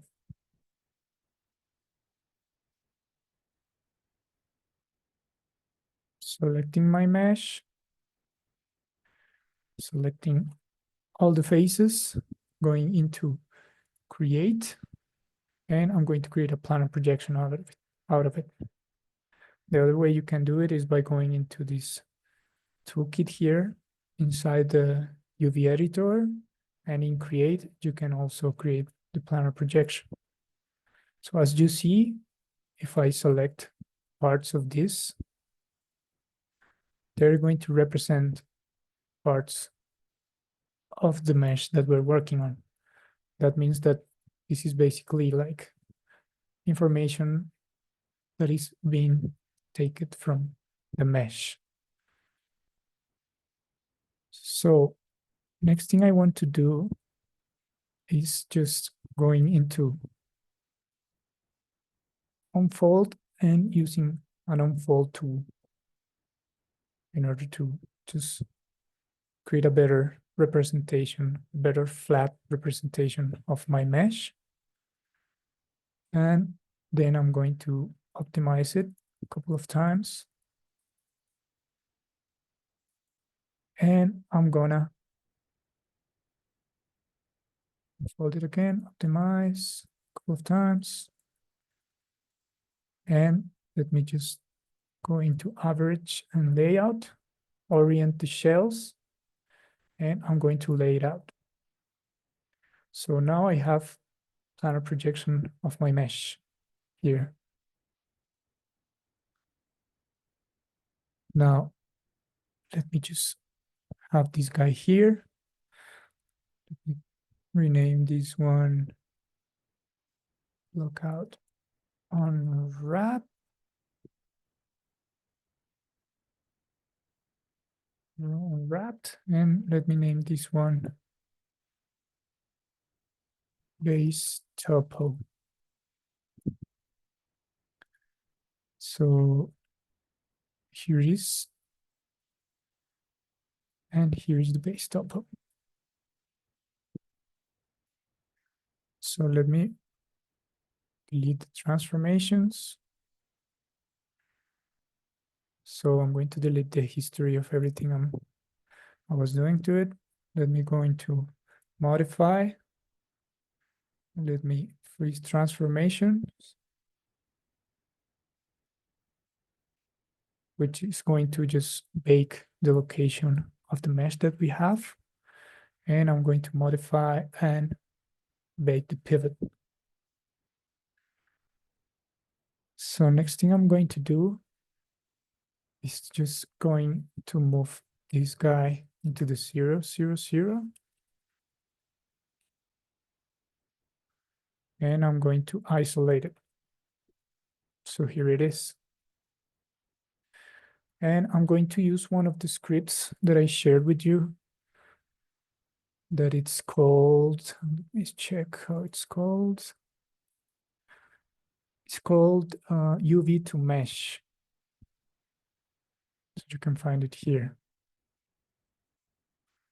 Now let me open the script editor. Let me open the UV to mesh. Let me select all this code, copy it, and I'm going to paste it here in the mail.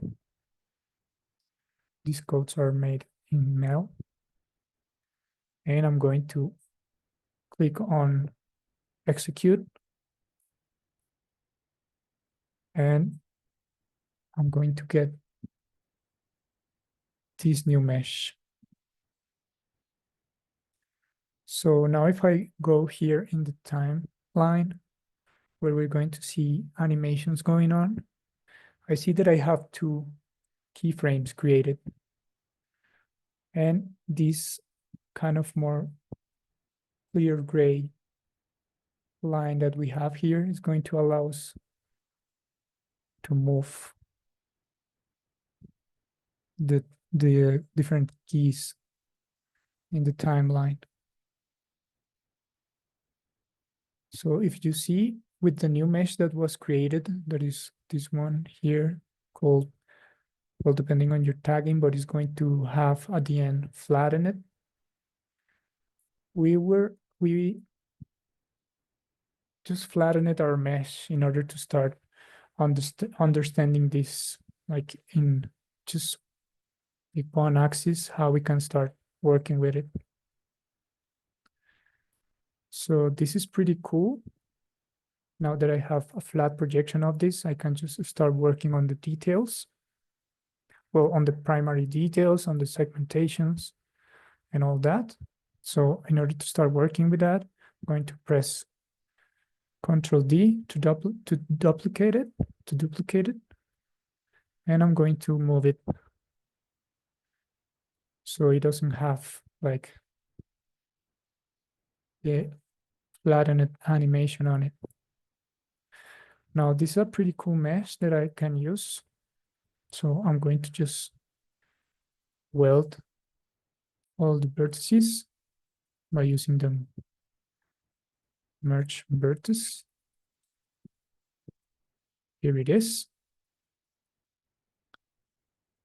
And I'm gonna use the mesh cleaner. So inside mesh cleanup, I'm going to make sure that this mesh is a mesh that I can work with. So as you see, it's working fine. Now let me rotate it with a rotation constraint. So I have it pointing upwards. And now that I have this flat surface, I can just start making decisions about how I want to break the flatness and to start creating the gaps. Now, the first thing is going to be selecting the different parts where I want to start creasing this.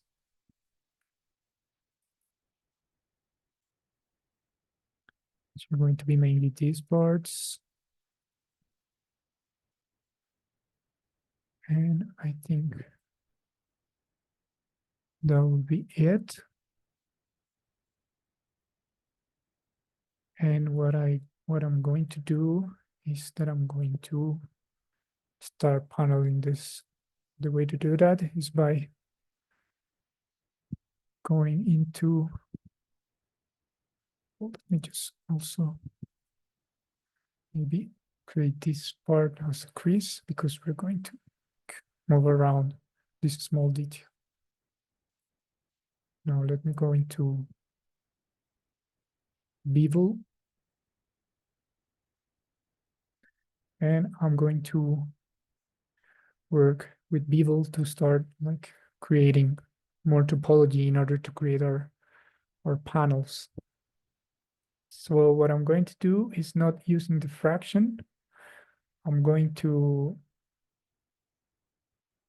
use uniform in the metering and I'm going to meter along in auto mode. And this is important. So if you want to keep consistency in all the chamfers that you do in all the meshes, you have to turn off the offset as fraction. And in that way, you're going to work based on the offset value.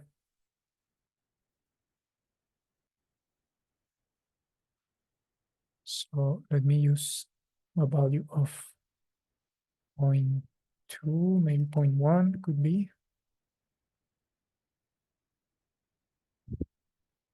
There we have it.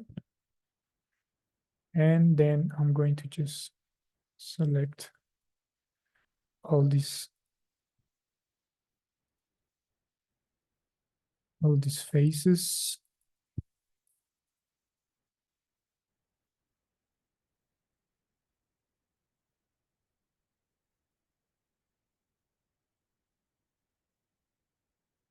And just go into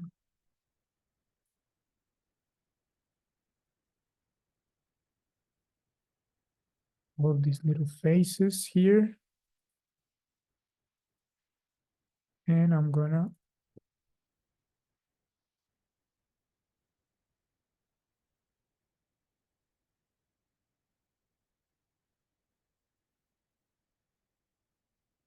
create the inset there. So I'm just going to extrude this in the z-axis, minus 0.5 maybe, would be good value here.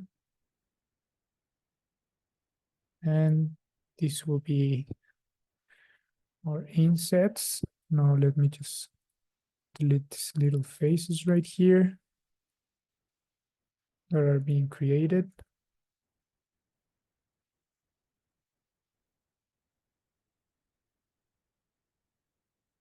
And there we go.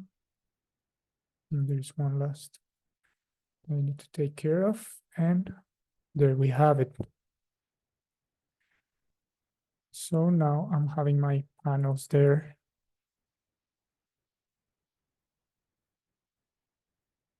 So next thing is going to be checking what's happening here. Let me just get back my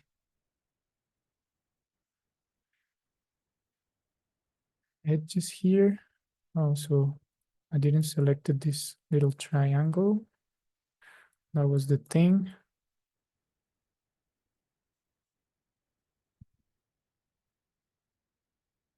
So let me just merge vertices. And let me cut this.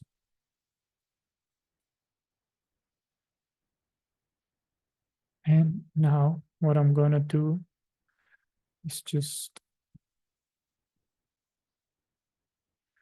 taking these guys and selecting all the loop. Or what I can do is just using the auto crease tool that I just showed you with, I don't know if you added.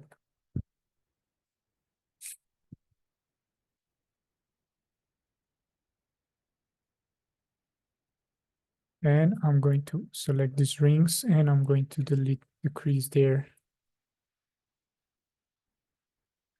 So let me select them by just going here, here, and here, and going into edge loop utilities. So edge ring utilities and to edge ring. And now I have all of them selected here. And I'm going to take away the creases. And here I'm gonna do the same. So control right click to add, control right click, edge ring, and to edge ring. Same thing here. Control right click, utilities to edge ring. And I'm going to delete the creases that were happening there. There we go. So now if I subdivide this, I'm going to get this behavior. Now this is a natural thing that is going to happen, and it's that here we will need to also crease this. So we have here paneling working in the right way. And now you see we're getting the kind of behavior that we want. Now next thing is checking how we want to break the flatness of this surface. So the first thing is noticing that this guy here is going to be extruded a bit more than the rest of the panels. So I'm going to use the selection constraint based on an angle. And I'm going to start breaking a little bit the flatness of it by just moving this up a little bit. Here we're going to have something going on, and it's that this piece is going to be pointing a little bit upwards, like so.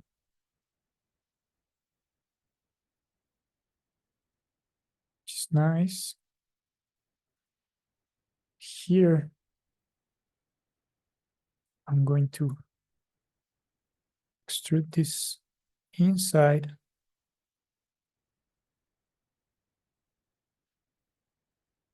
And I'm gonna grow the selection with Shift.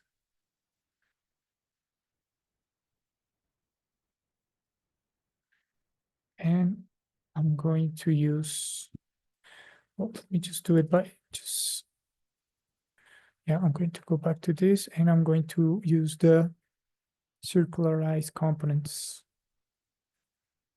So I think I don't need to select all of them.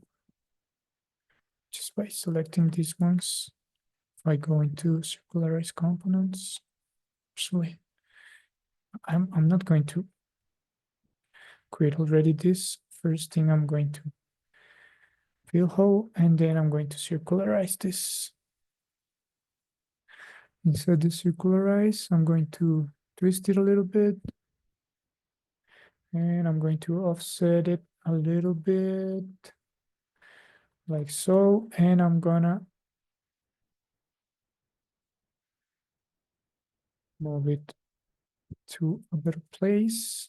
So like this. Would be cool to also taking this thing, taking this small thing here,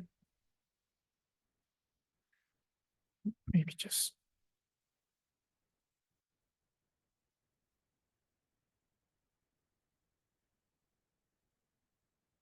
that's kind of looking okay. And let me go back to this. Let me take my face here. Let me rotate it a little bit without the constraint. Maybe making it a little bit more. And I'm going to extrude this. Maybe let me do it with some values. 0.5 minus 0.5 would be. And I'm going to offset this with also extrude and using just the offset value. And I'm going to add here a connection to keep the quads. There we go. Now I'm going to add here creases. And I have that little inset here. Maybe what we can do is just selecting it with the constraint and maybe having something like this going on. So that will be more or less kind of topology that we want. And also we need to take care of the thickness of this. But I think we can just work on it once we are happy with the final result. One thing that is important is that actually this piece is going to be behaving different. So let me use the constraint. And here actually what we will need is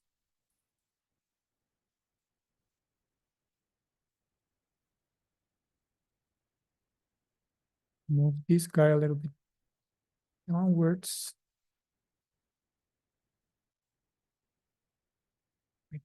Something like this. Grow here the selection.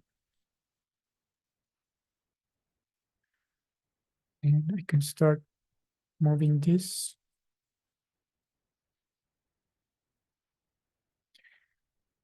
And I'm going to need to start working a little bit more on this piece later. Other thing I want to do is maybe make this part pop out a little bit. So I'm going to do it by just selecting some faces here. And I think another thing is going to be this guy here.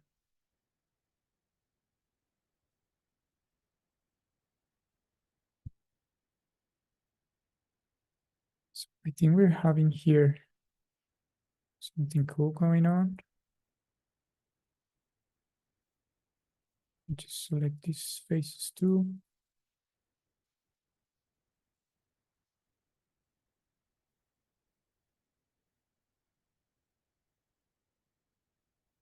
And if I want to wow with it,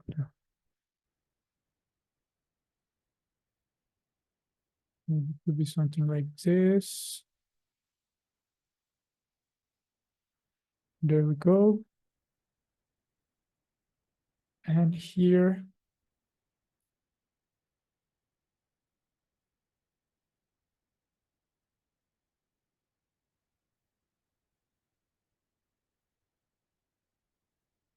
we'll also need this to be a little inserted. So let me select this, grow a little bit the selection, and pull this down. There we go.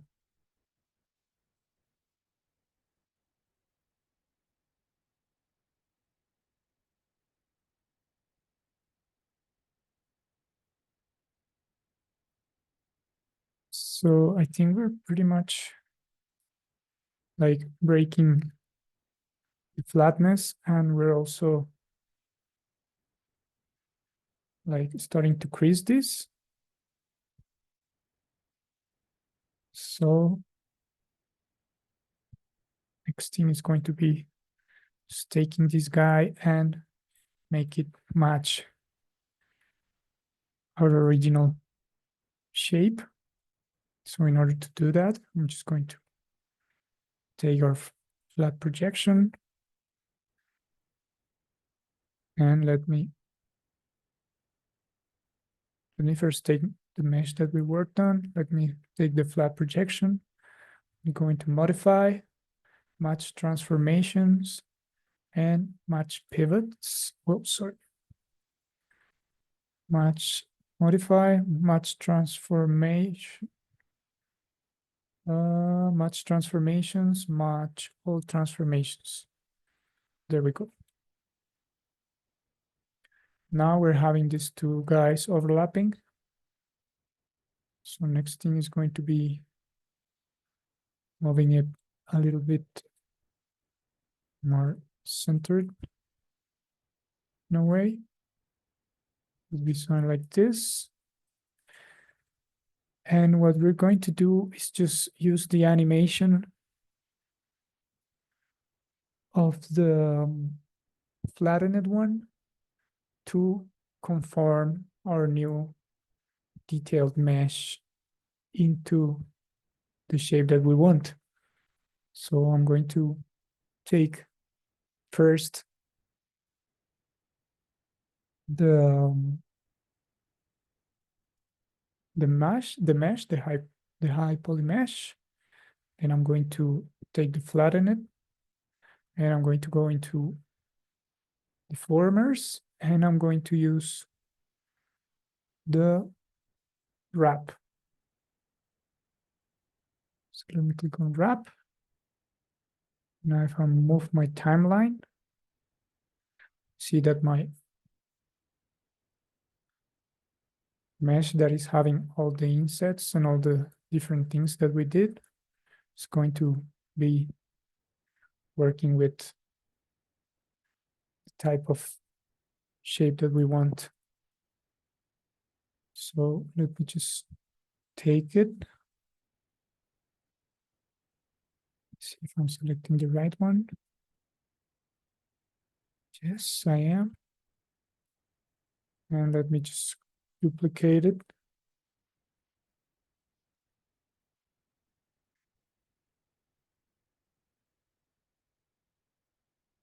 And that will be it.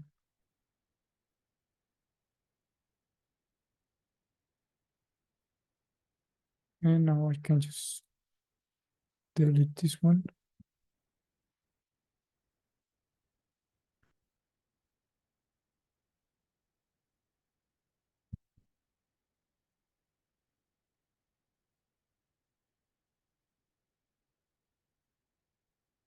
So let me see where I have my things. This one is the one that is not. So this one is the one that is kind of.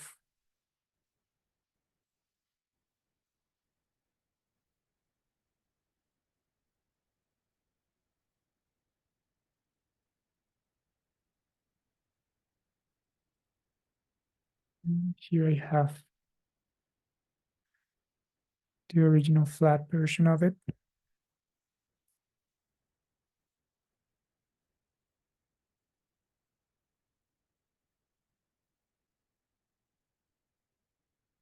So as you see, this is really powerful, and we can always start like creating different variations and keep conforming it. So here I have the final shape. So let me just select the rest. Let me just go back to here, and let me modify, match transformations.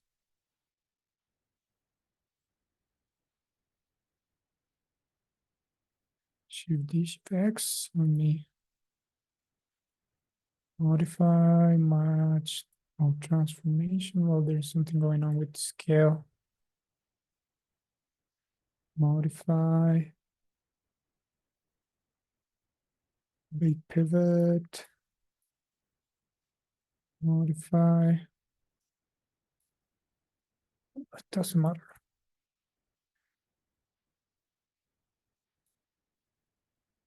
So look, this is like the next step.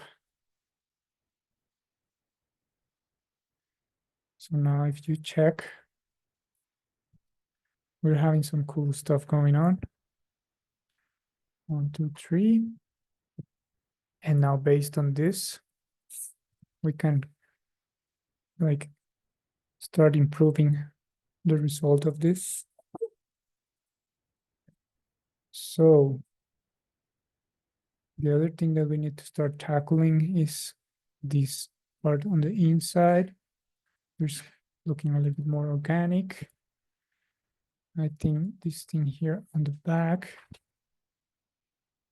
could go all the way in.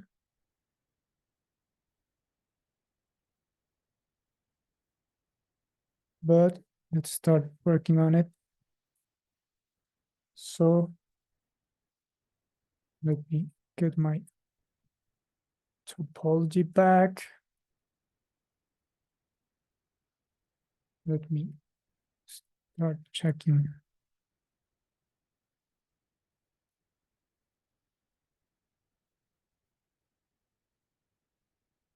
these things right here.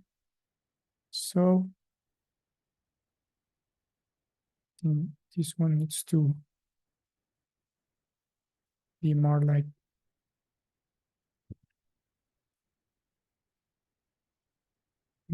this. Here, I think maybe we need to decrease the size of this. So I'm gonna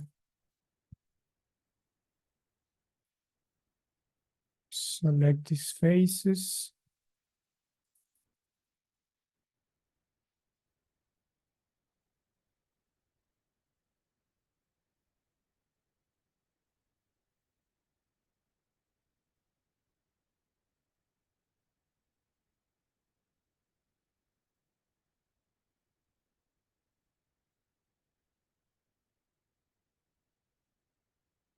Here we go.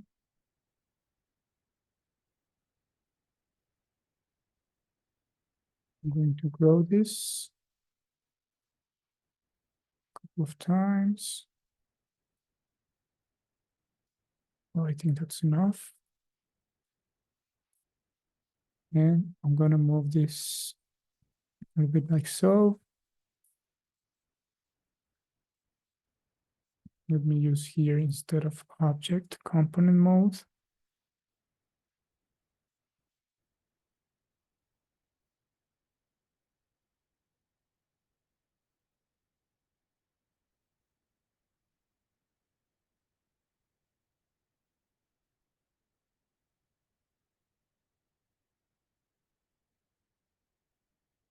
Like this.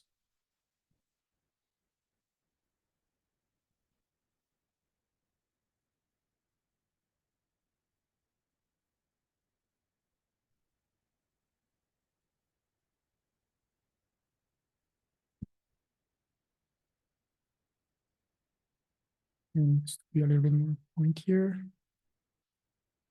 This.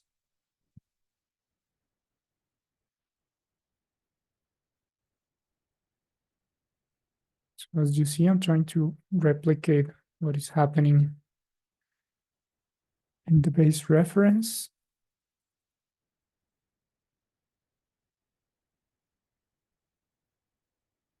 Here, actually, we're getting something like this.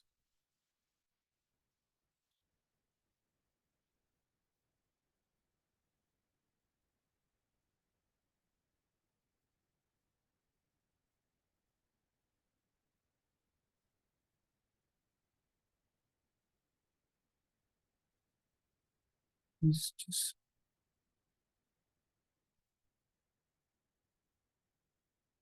more like an inset.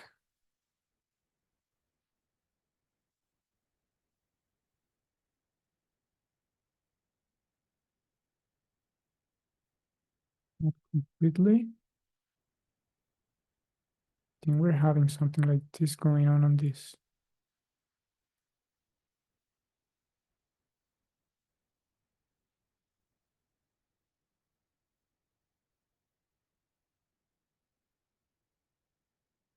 And we're also having here on this part, a bigger gap here. Something like this happening, which is cool.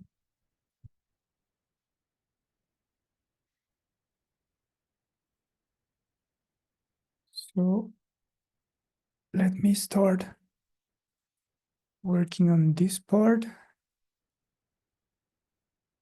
And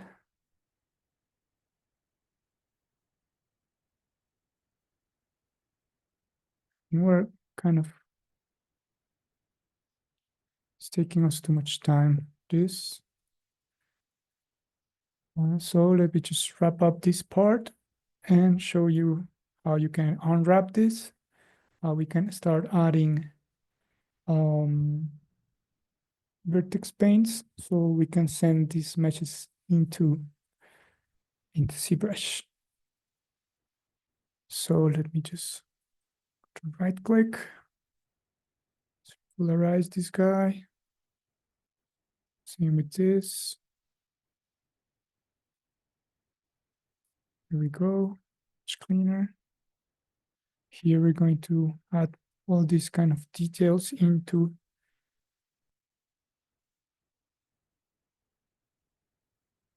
well, we're not going to go too much into these kind of details. We can just maybe sculpt it. And here what we're going to have is work a little bit on this part. So first thing is going to be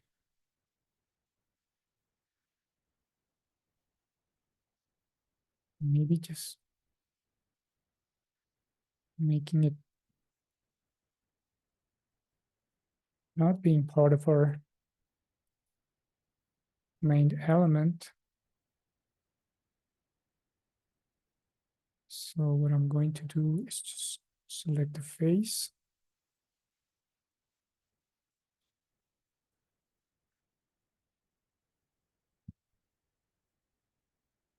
And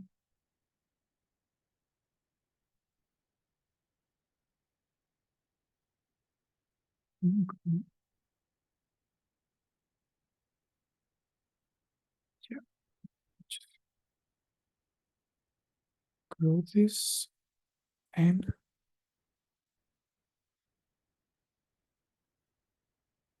I'm gonna detach it.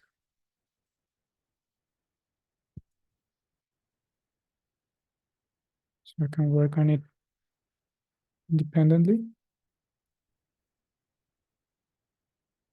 And let me see. Here it is. So the first thing is going to be deleting this crease right here.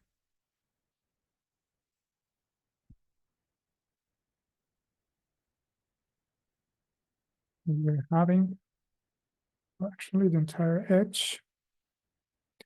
Next thing is going to be adding a little bit of topology here.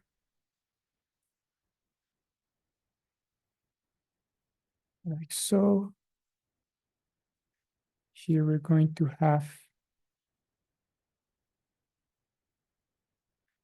like a big inset.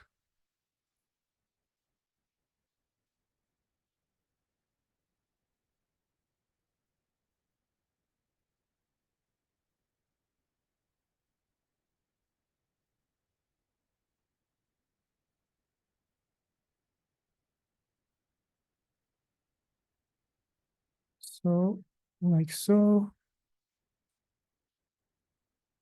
And here we're going to have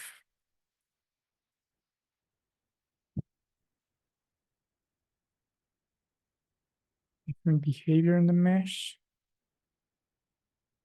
So here this thing is going to come in and it's going to create this kind of cylinder. So let me just create a cylinder. You rotate it 90 degrees. First, let me just move it up. Just align it with the vertex. I'm gonna use this guy as the base. And I'm gonna quickly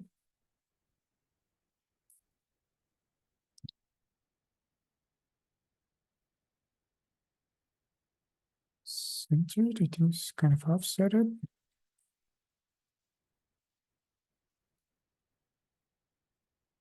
I think it's working fine.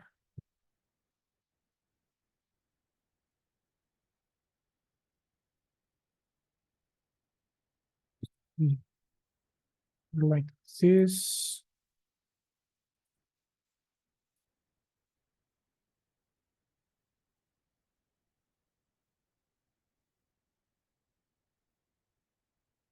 So I'm gonna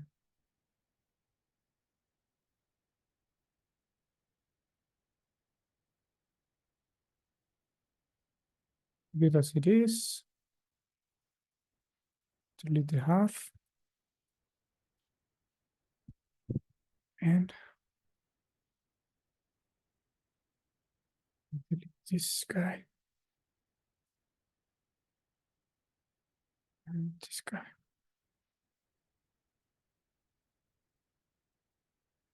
So pretty much we're having, I think it's,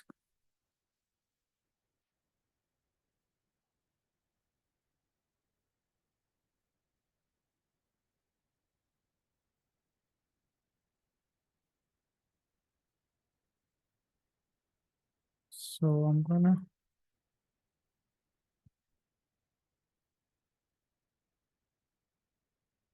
these pieces.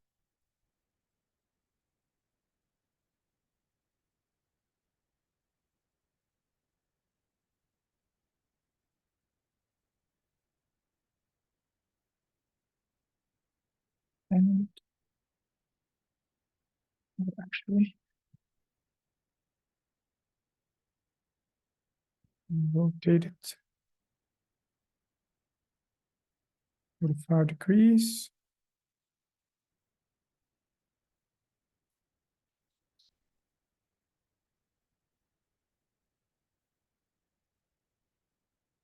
There we go.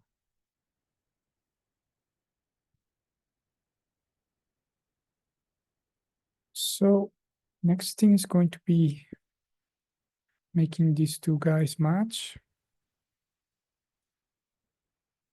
because I'm keeping this right here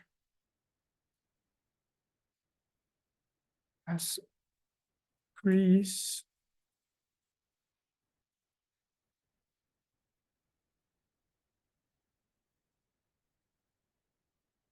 And yeah, here I also need to inset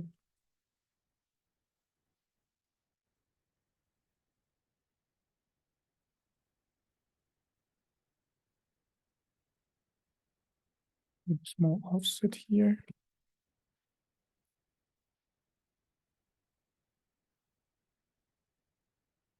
And there we go.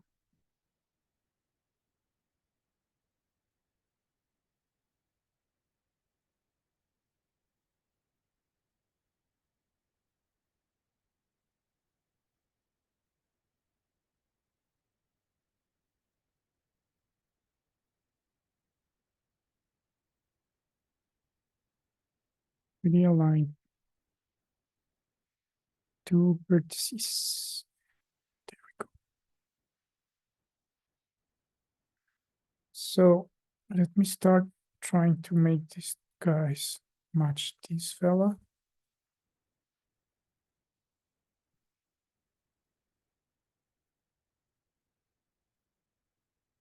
Be a little time consuming, but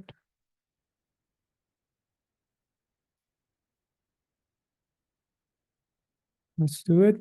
So first strategy is just taking the vertices and moving them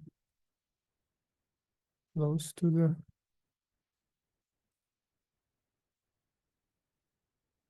parts. Of course, here we're not getting the kind of result that we want, but we can solve that later.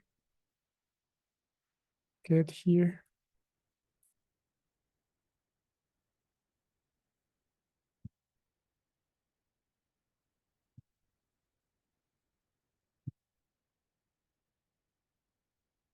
And let me just move this based on this vertex and align it here. Pretty good. To do the same with this edge.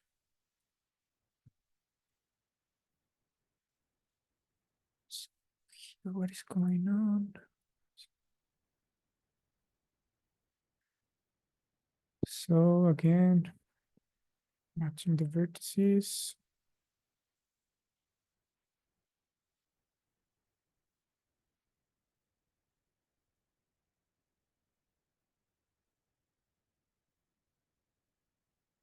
There we go.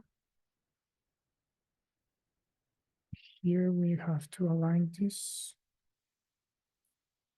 to our fellow guy. And this part needs to also be extruded here. So let me just mainly take this until here and just extrude it.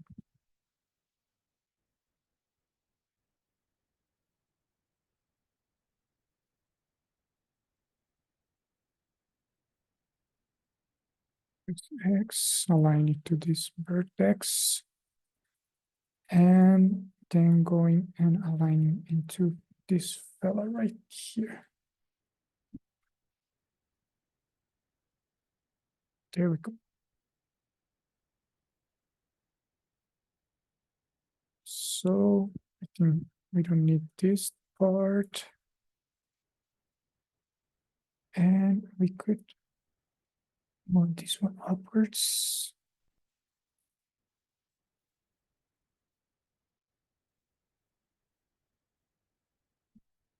Move the location of this one. And look, we're having this thing going on, which is cool. And now let's work on this fella right here. I don't know why we are having here crease. We select all the creases. First, let me isolate it. Let me delete all the creases. And let me merge these two. Here we're going to have something really weird going on. It's going to be like a little inset just in that part, matching these things. Let's see how we can achieve it. Combine this. Let me merge vertices like so. And let me crease this part. Let's see how this starts looking. We're getting something kind of similar, but here we're losing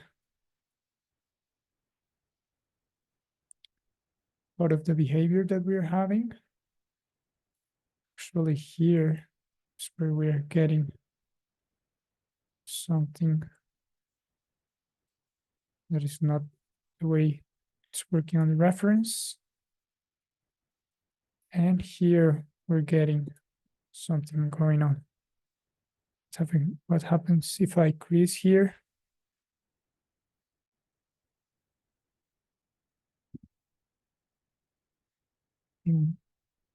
Things get better.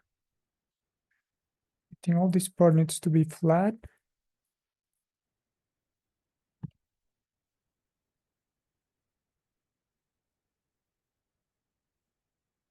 And then needs to match this thing.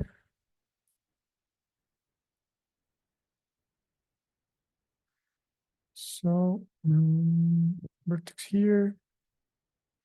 Also seeing that here I'm not having all this creased thing. Let me see. Yes, actually here I need to also crease these parts. Nice. Let me see how this is behaving. I think we're getting there. Guys, I know it's been a big struggle, but we're almost getting there. Here we will need to add another connection. We were having some misbehaviors.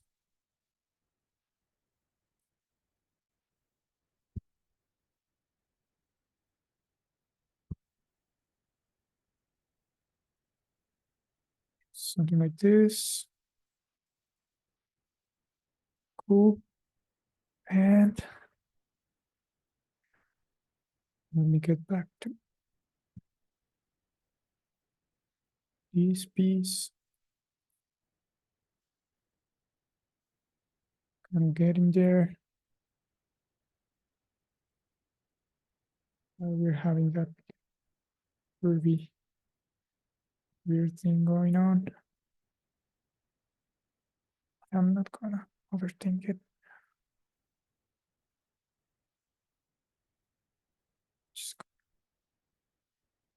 I'm just gonna improve a little bit.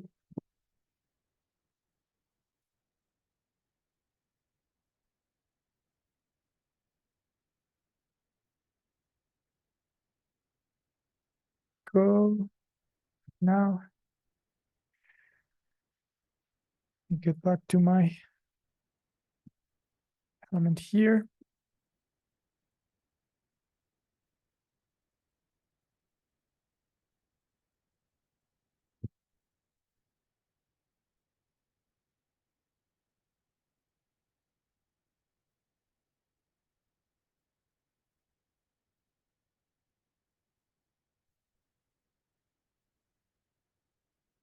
So here, maybe we need to do something about this later.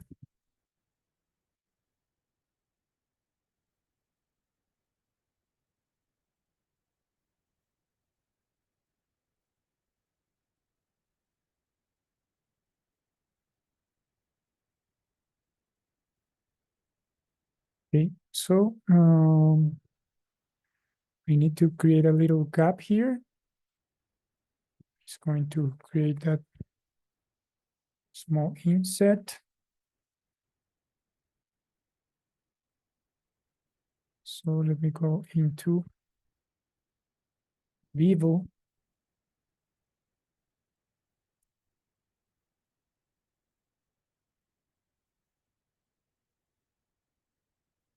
Vivo is actually not going to work here. I'll need to create manually. So map for it.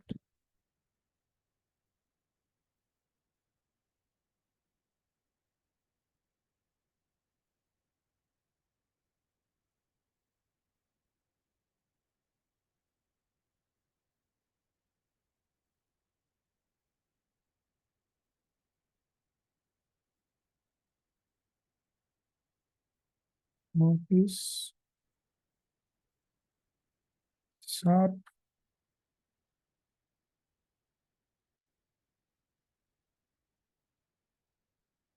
This thing up.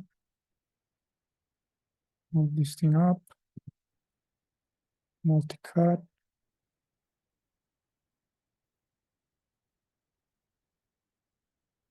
This vertex 2.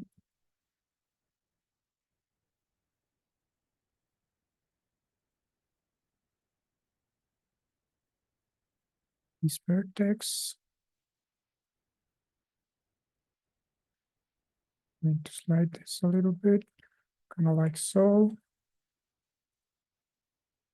Moving a little bit this around.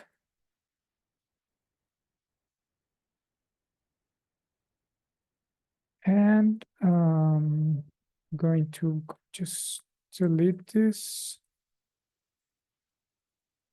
And adding a multi-cut here. There we go. So here we'll need to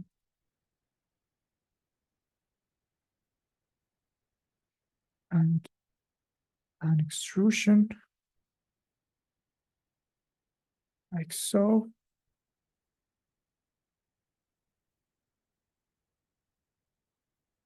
And delete these parts. Oops, sorry, delete just these parts.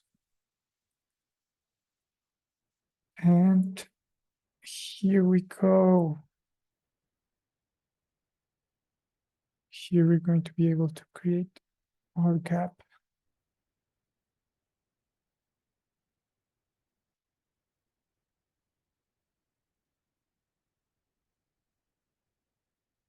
It's going to be mainly just there. Something like that.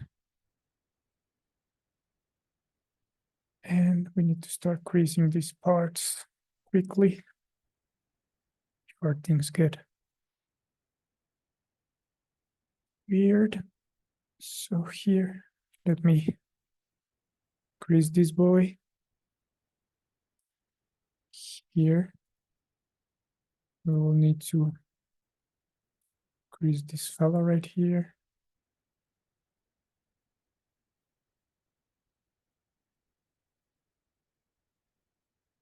So pinch there.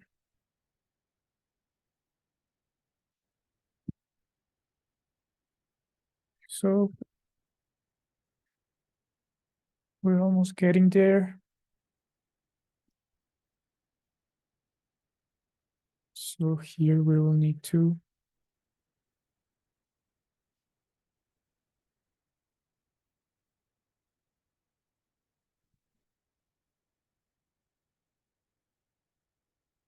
move these fellas.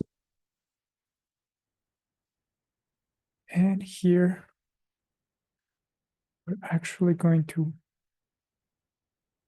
use these.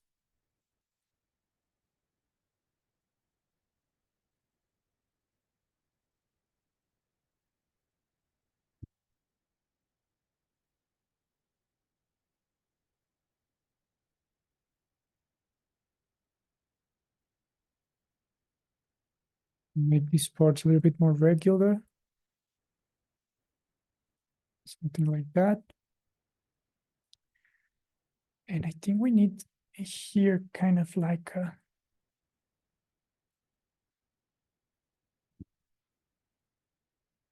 gap in between these fellows.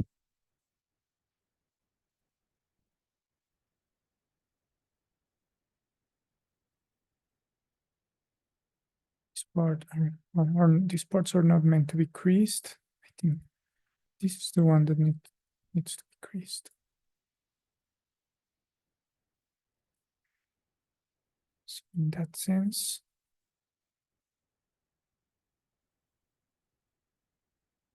let me here add a multicut.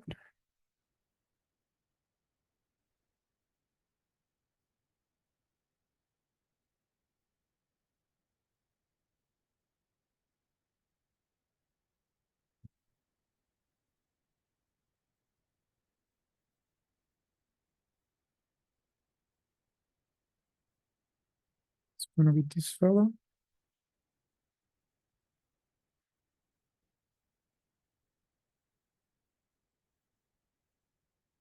This.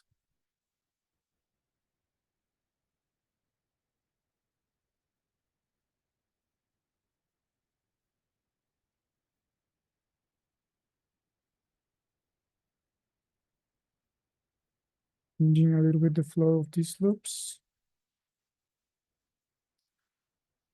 And here I don't need these parts.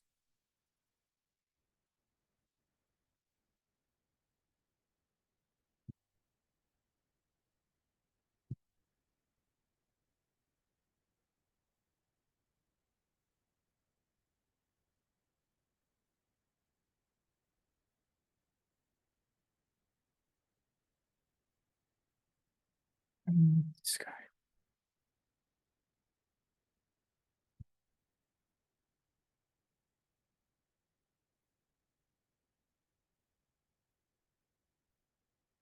Something like this. And multicut again. One more fella. To here. And now it's going to be pretty easy to just take these parts and add here a bevel.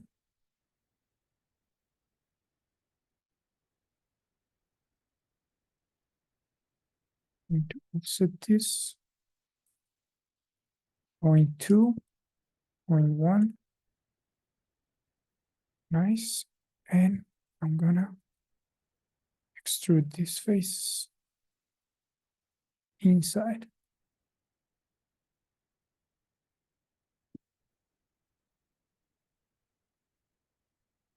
0.5. And let me delete these small faces that are being created here. Getting something weird going on. What is this?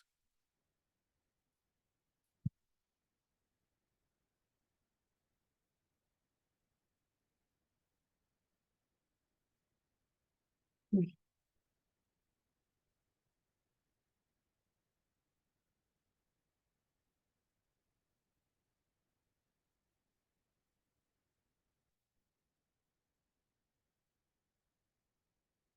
There we go. Well, this is more, it's making more sense. Now let me get back to the creasing part.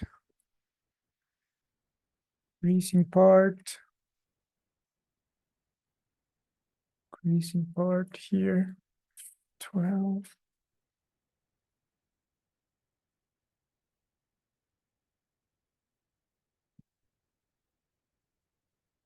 12 here. 12. Cool, cool, cool.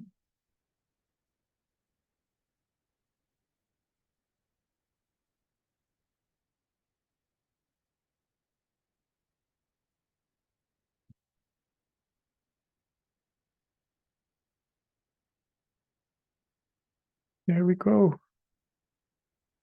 I think we have it. So this is going to be the leg.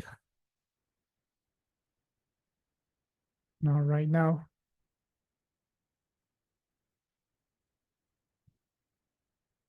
we start increasing the resolution.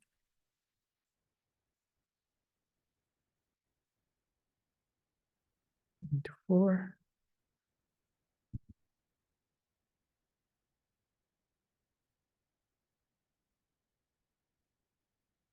Let me see these fellas.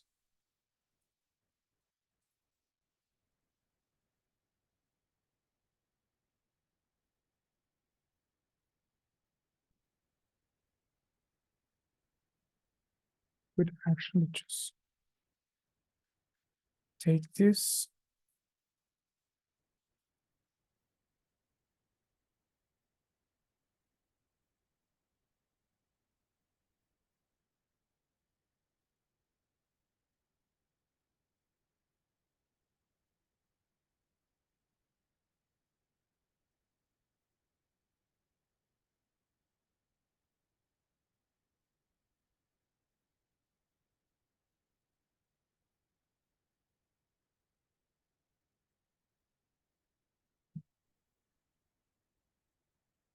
Here we could add a few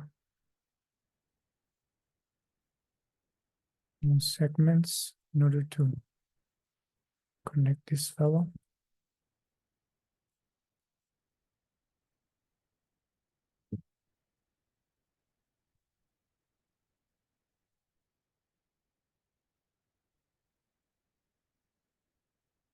Let me take this ring.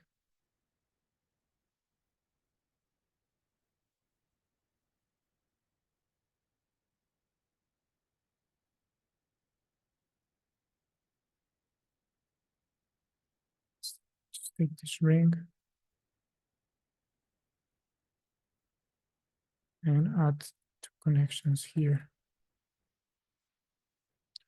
Actually, there are going to be a lot. Just keep this like that. And I'm going to go into combine. Now let me see how the thing looks as a whole.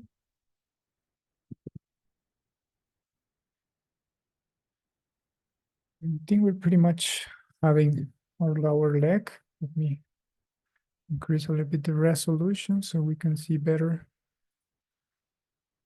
how it's looking. Look at that. Looking good. Now let me just copy it.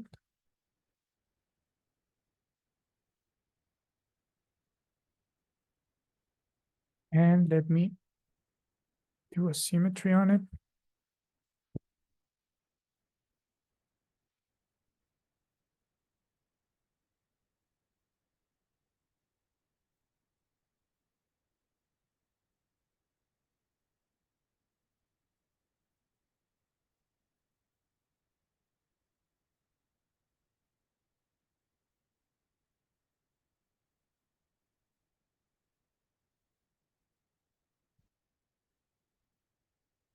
And make the pivot. Now, make the pivot and right click mirror.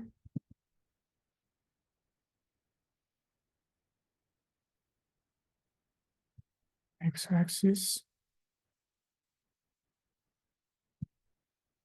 It's kind of working, but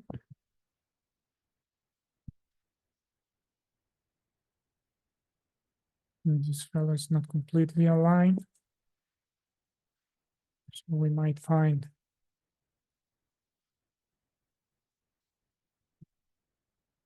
some weird stuff. And we will actually need to, oh, what is this? Let's symmetrize.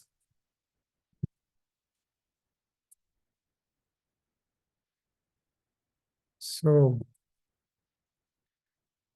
shift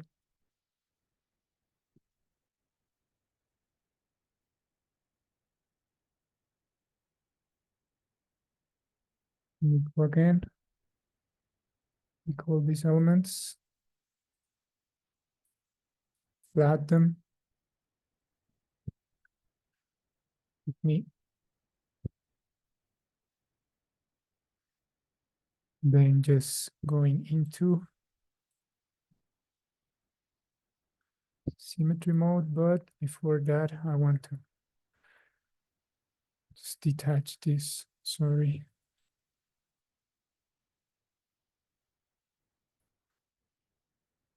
So I can have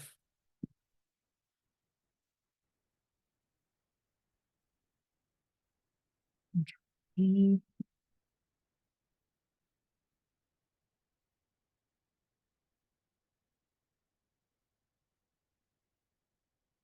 X and B, X, same here, Control P,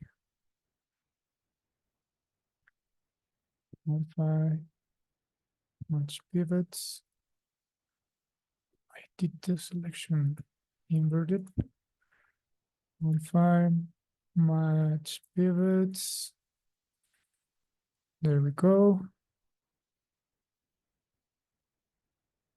And now I think I can just do a good clean symmetry. So let me add a mirror here in the x-axis and merge with this threshold. I think is good. Cool. And same for this fella in the x-axis with the same threshold. And there we go. So let's see how that looks smoothed. And how this guy looks smoothed. Turn off. And there we go. I think there's a lot of things that we can start tweaking. Like here. And there's like a couple of things here that I think are not looking so good. Maybe we can make this gap go more inside here.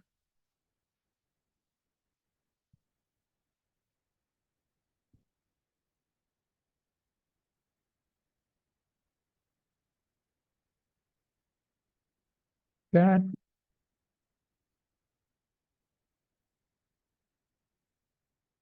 So maybe here we can just push this.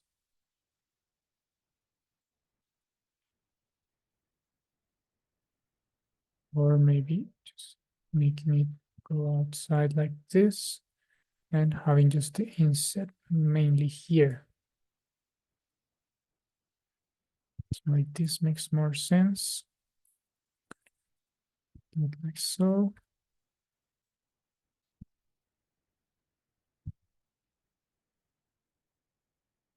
And we can always, I think, strong. think we can always push this more outside. Push these ones a little bit more inside. And here we can definitely maybe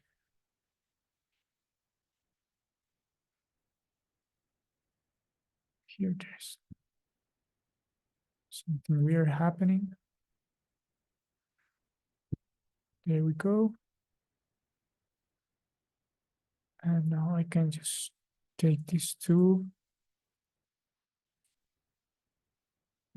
see it like this, and extrude them.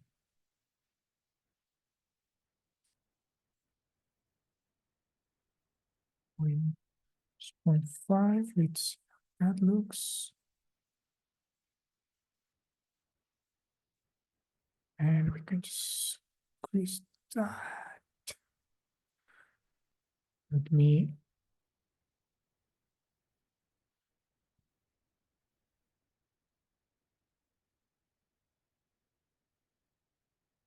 actually, it's not a good idea. I think I'm not going to waste more time here in this small detail.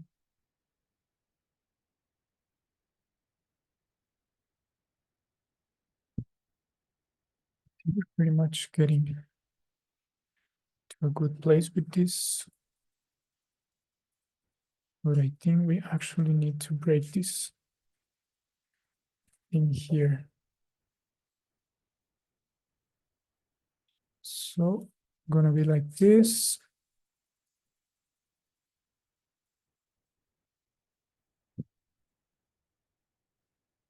Shift,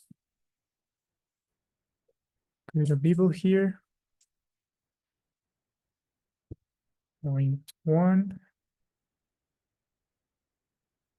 like this. And let me take this faces.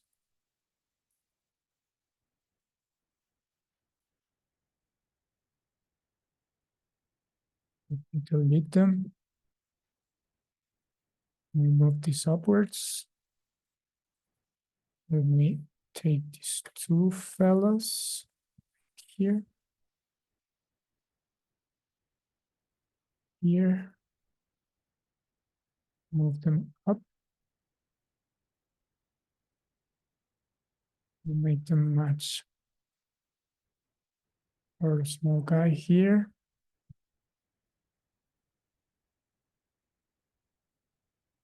And let me move this. Let me match it here.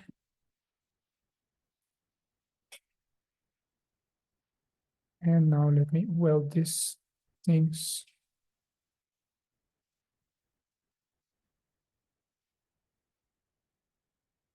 Something like 0.01.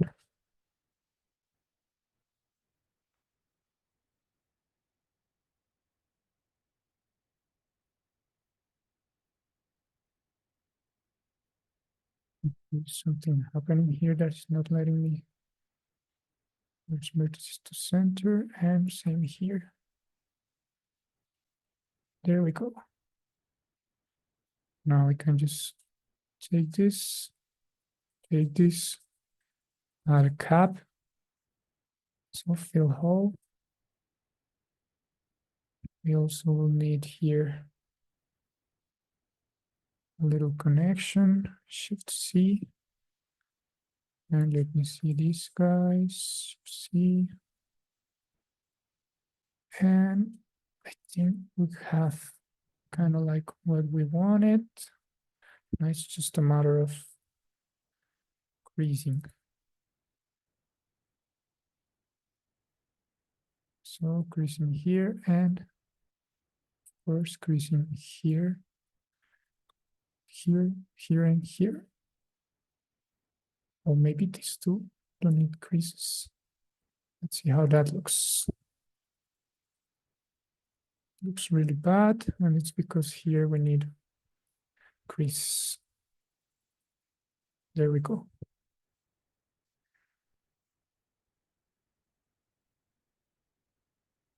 So that's a pretty cool detail.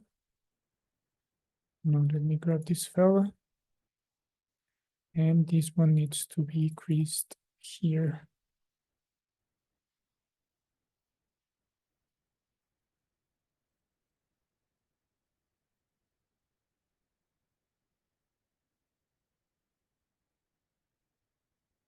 Like so.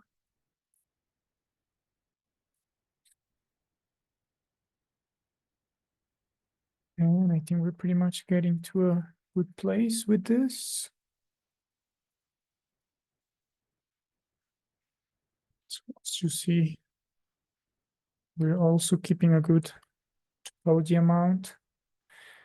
And now we can maybe start improving a lot of things.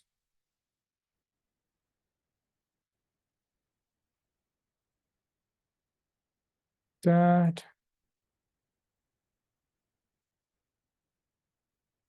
And I'm gonna call it a day with this model.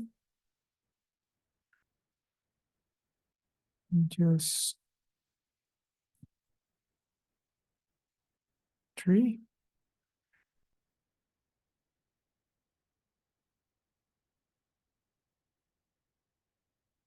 Stay here. 1, 2, 3.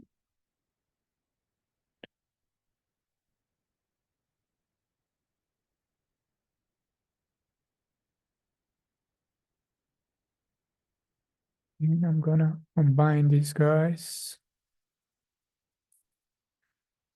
So combine. Here I want to play a little bit more with this fella. So angle.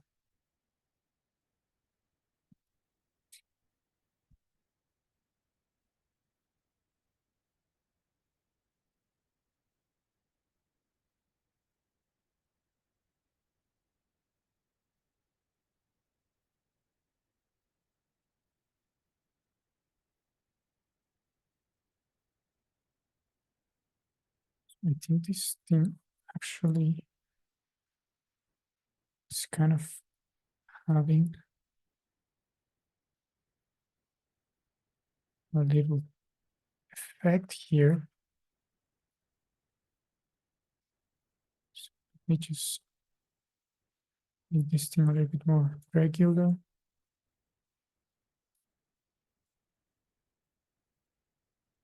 So, and I think I'm gonna need to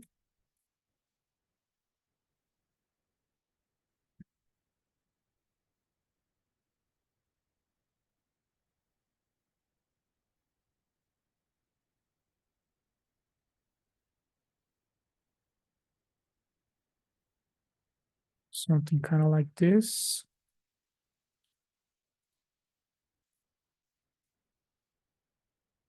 And I can play a little bit with the crease of it. Something like so.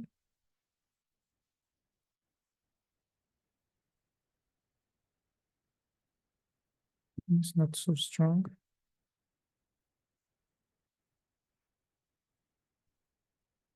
Like that could be.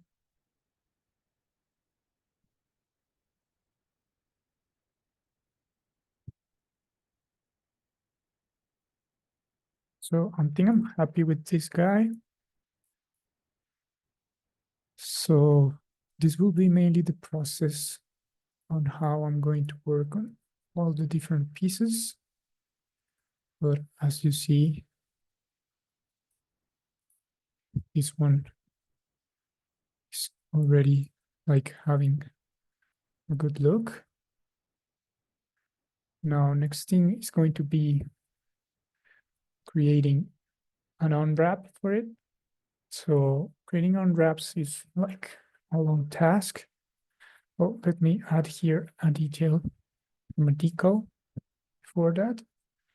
So I'm going to go into the folder files and in components.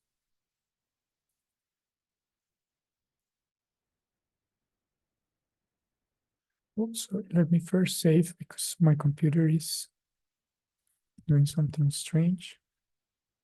And in components, I'm having these few things. I5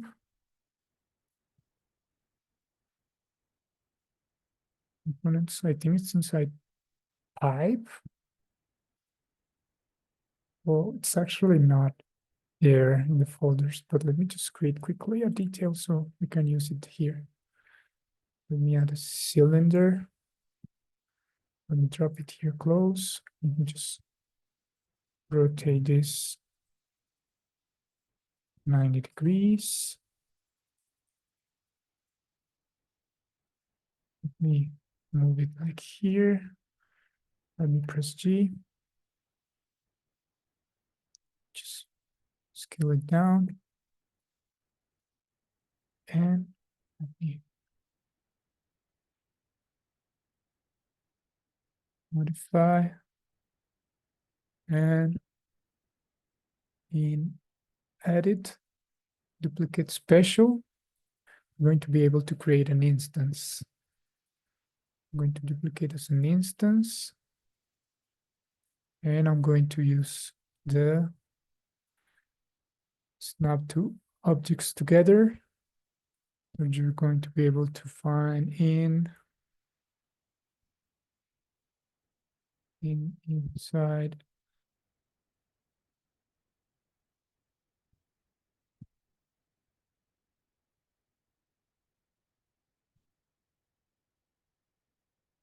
But I don't remember very well where you can find it.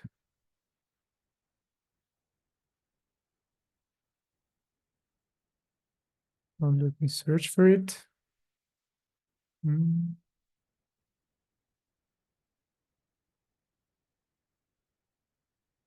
They're inside.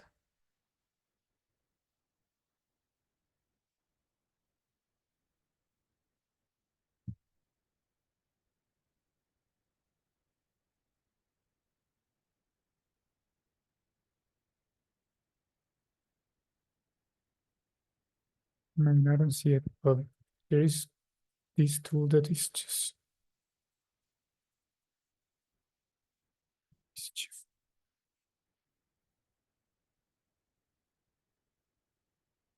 um,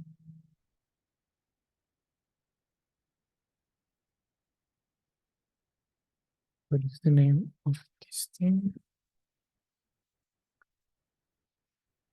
Yes, so you press Ctrl F, you're going to be able to find any tool.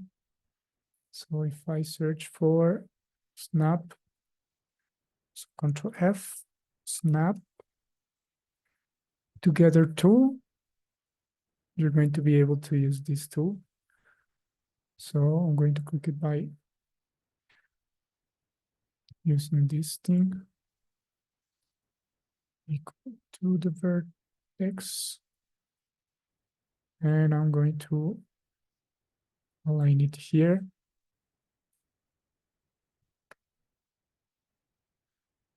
Now I'm gonna take these parts, scale them down, like so. I'm going to take this part, also move it down, something more similar to the kind of place we're going to add it. I'm going to add here some creases. I'm going to delete these faces, these edges, sorry. I'm going to delete this thing. Take this guy here, shift extrude, offset it to the inside a little bit, and same here. So smart extruding into the inside a little bit. See how it's looking here. So like so, I think it's getting too tall. but that is something that you can easily fix.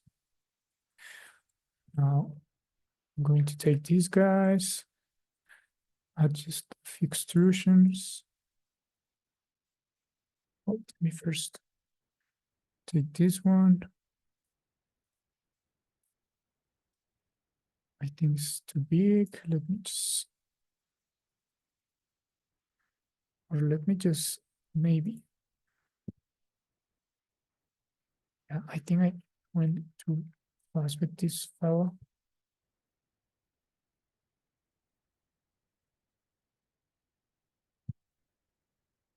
We don't want this. So let me just delete this and quickly remake this. So I can just connect this. Start working on the little insets I want to make. So in order to have more control on the size of them, I'm going to go into bevel. So all of them can have like the same size. So these ones are going to be 0.1, but I think it's actually going to be 0.05. Like so, taking this, increasing, taking this, extruding, minus 0.1, I think, would be, or even bigger, minus 0.5, minus 0.3, like this.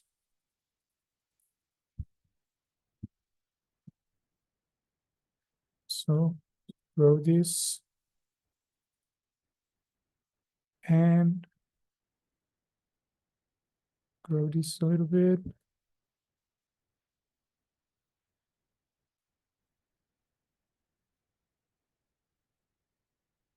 Something like this, or actually let's just keep it as a gap.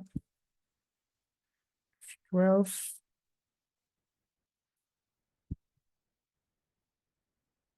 Inset again. So shift, extrude, translate into Z-axis, increase these guys.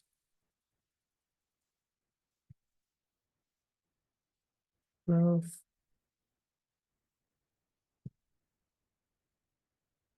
There we go. And last but not least, taking this, extruding it, moving it inwards, and doing something like this. Could be.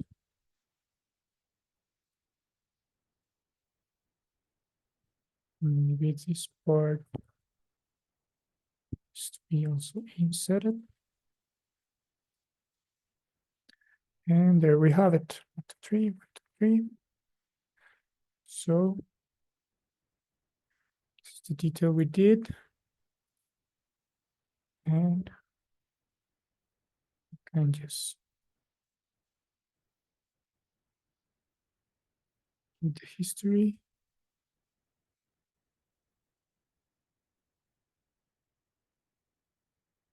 And here we go. And I'm going to keep it there. And here I'm going to create a different detail. Let me just go into object mode and scale it a little bit to have it a little bigger.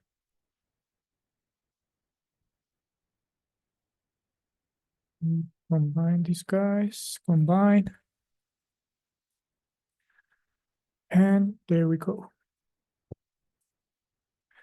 And I don't want this to look like that. I want to create here something different happening. So I'm going to go into component mode. decrease this. Well, actually, also we need to select this face. Component mode, decreasing this. And here what I want is actually just a little detail in order to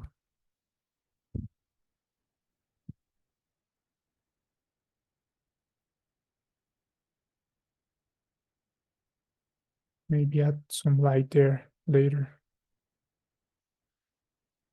So there we go. F12, and this is how it's looking. Maybe it's not so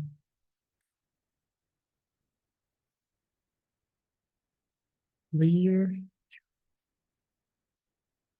And there we go. This is our guy. Now, next things we're going to see is just start creating some UV coordinates for it.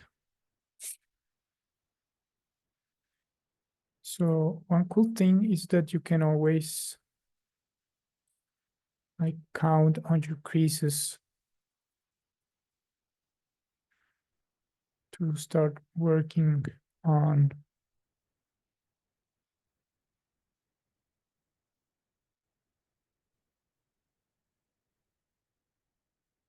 your UV coordinates. So let me take this fella. We're going to duplicate this one.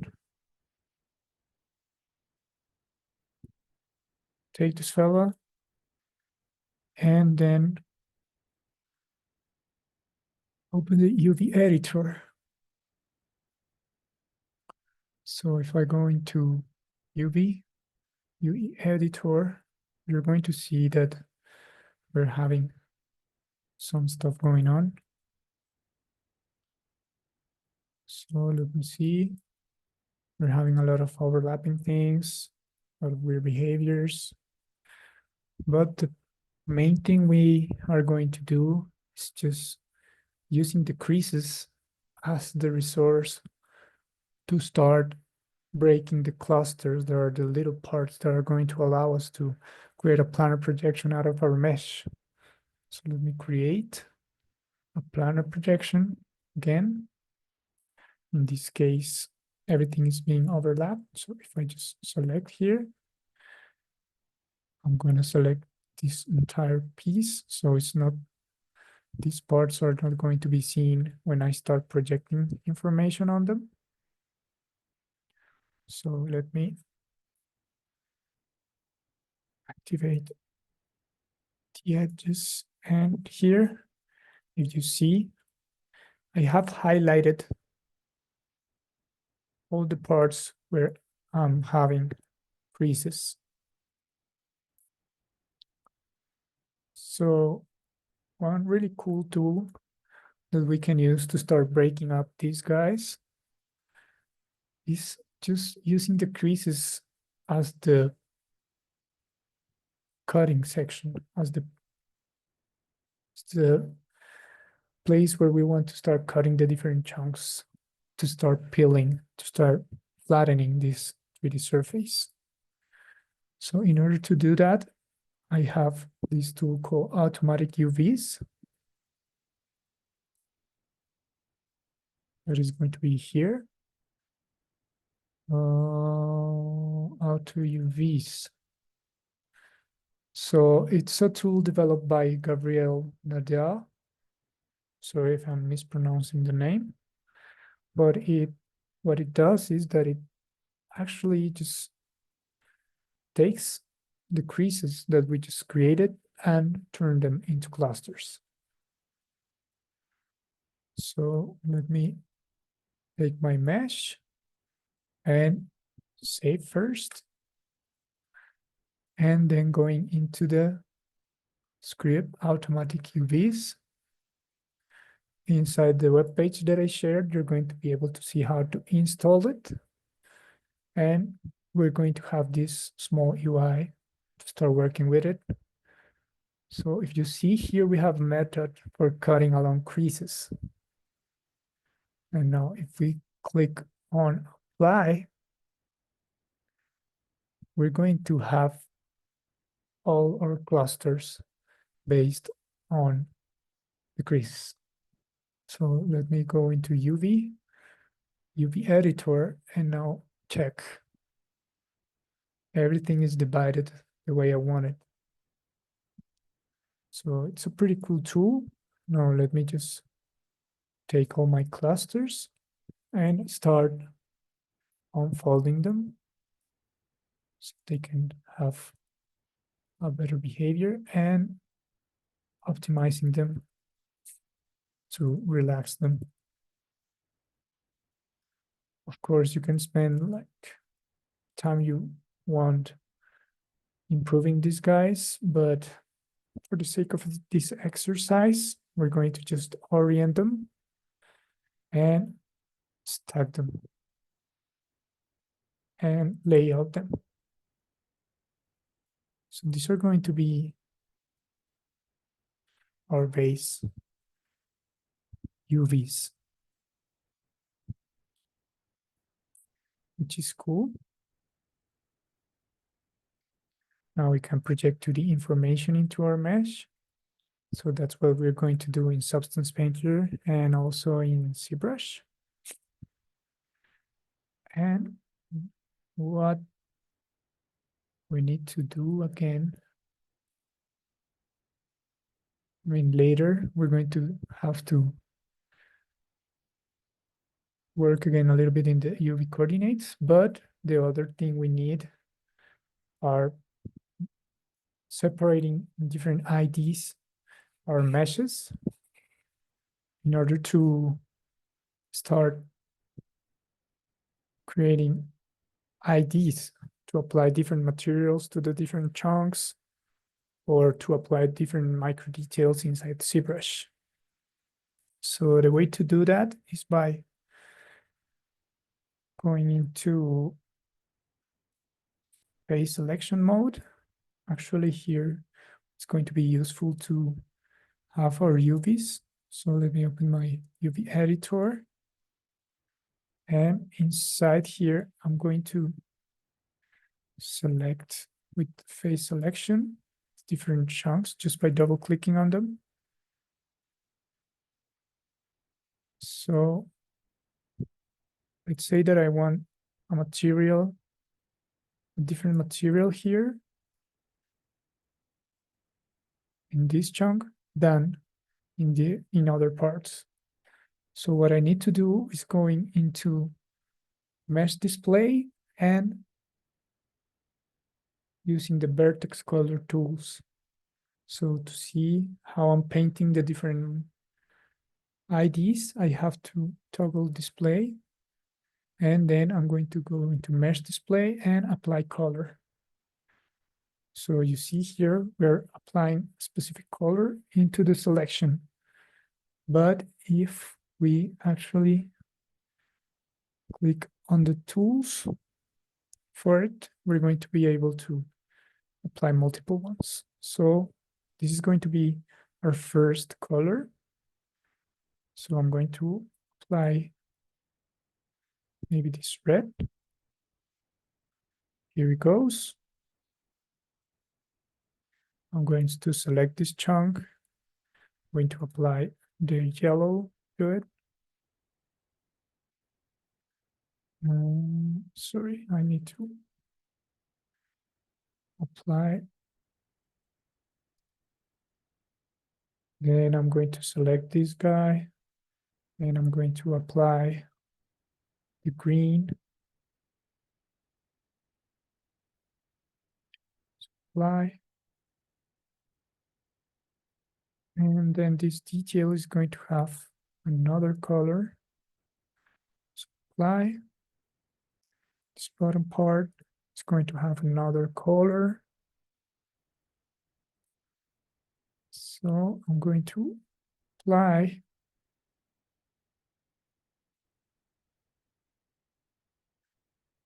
different color. And same with this thing. Of course, we're not going to need so many materials at the end.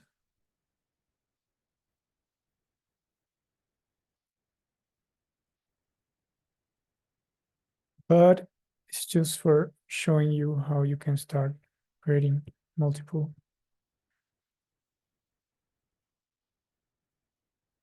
Apply a gray.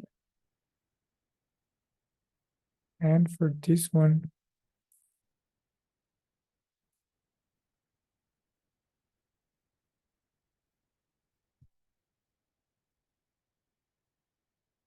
we're going to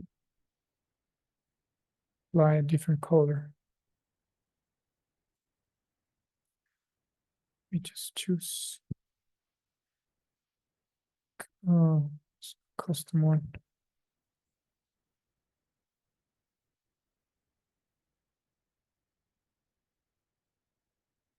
So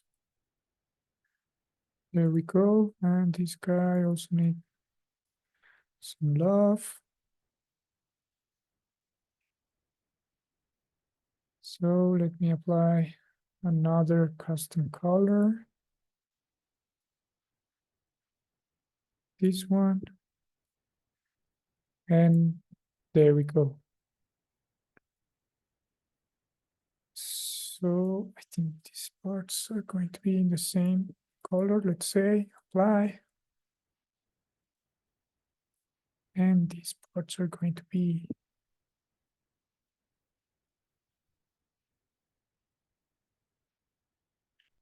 just yellow. Like so. So this is very important because this is going to mean that you're going to have a specific behavior. I mean, you're going to have a way of selecting multiple parts when you're working in a different software in order to mask it. So one last thing we need to do is just duplicate this. And we've been working with like a preview of the subdivisions. Let me go into mesh tools, mesh display, sorry, and toggle the color. So we've been working on like a preview on how this mesh would look subdivided, as I was saying at the beginning.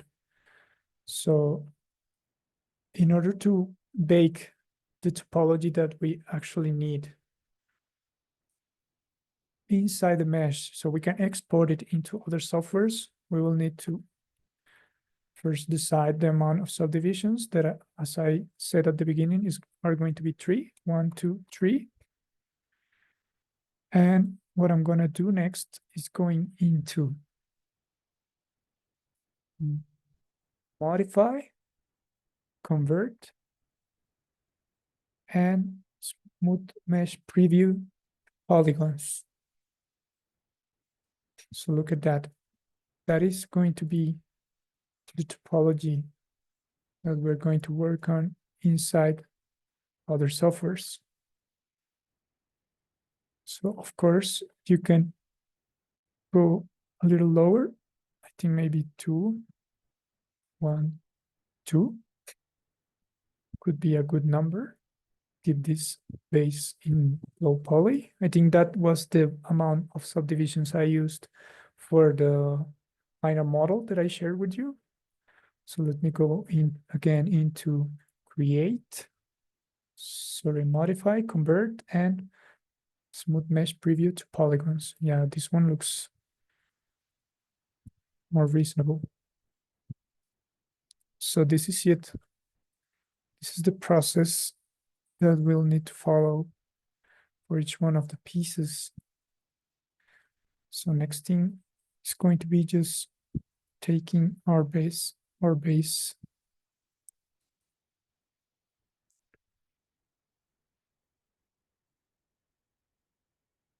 taking our base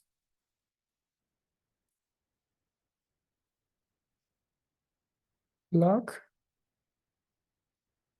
and going into modify.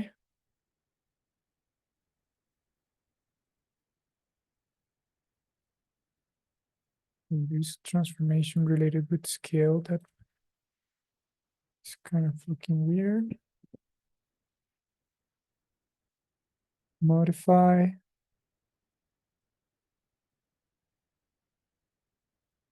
These transformations to scale. I think I'm getting everything working fine. Actually, it's because this one is scaled. I don't need to manually just go there and place my mesh in the right location. That is not something so hard to do because we've been working in like some pretty cool component. A pretty cool way with our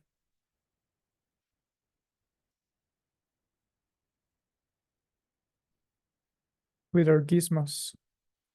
So there we have it.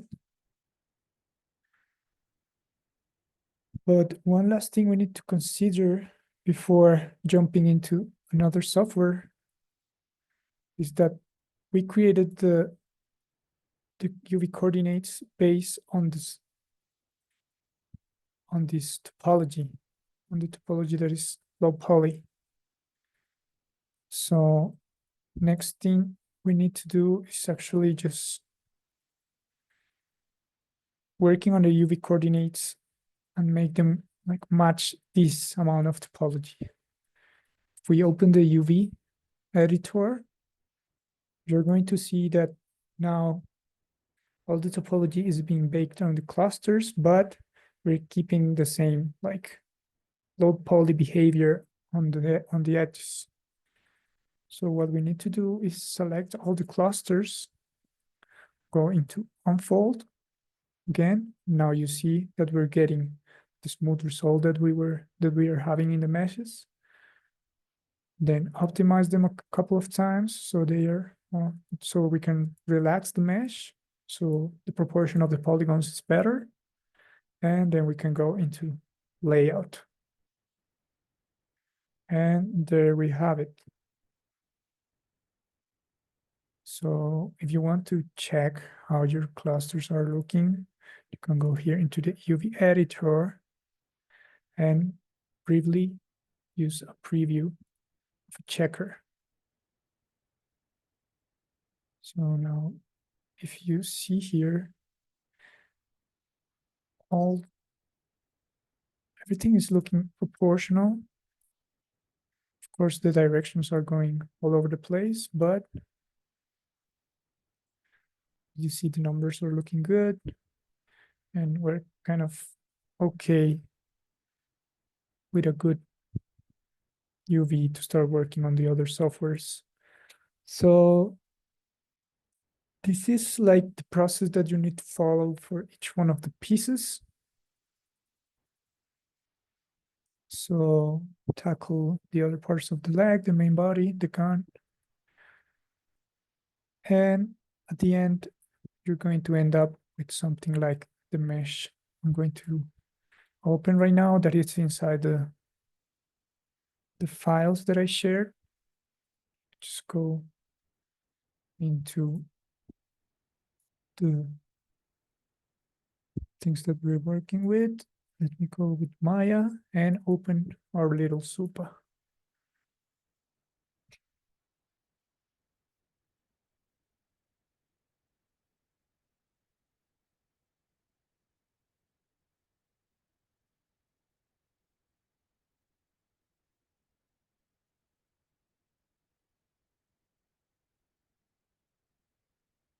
So this is our little super.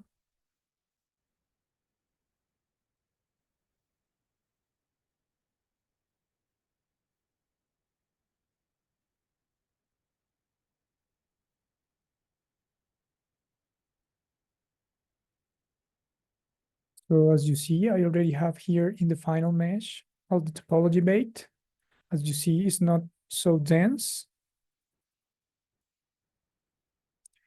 And if I turn on in the mesh display the toggle for the vertex colors, I already have assigned like all the different IDs that I want to use in the other softwares. Also, if I go into the UV editor, you're going to see that I have all the clusters of the entire mesh displayed here, of the entire model. So what you have to do at the end when you finish all your model is merge everything together and then going into unfold. Well, you already are going to have this inside all the meshes. You just have to go into arrange, orient the shells, and go into layout, and you're going to have all your clusters here laid out.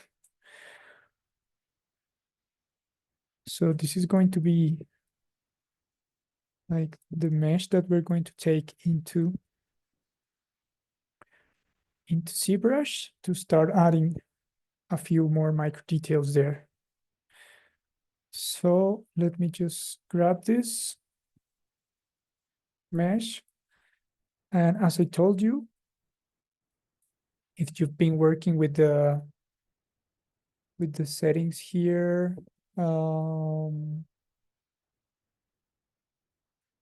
with the Windows setting and preferences in the settings, working with the up axis as Y, you're going to be able to just use this tool called Go Z just for exporting your object inside ZBrush automatically. Let me show you how you can install the Go Z plugin. Let me close my little SUPA. Let me open ZBrush.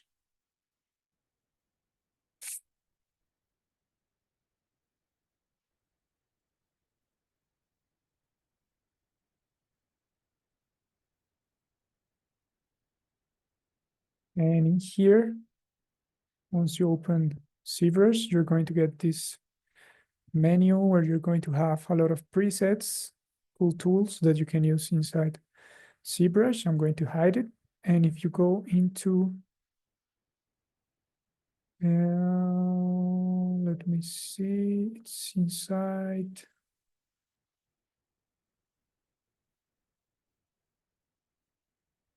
Where is it located? Preferences. You're going to see here, Go Z. So here you'll need to click on Path to Maya. Or you can just install it. I don't know if there's something different happening if you don't have everything installed, but if you don't, you just click on the path. And if you already have things, the Go Z installed, you can maybe force reinstall if you're not seeing the tool inside Maya. So let me close it here and let me show you how it's going to get imported in my scene that is working with the Z-axis as the up axis.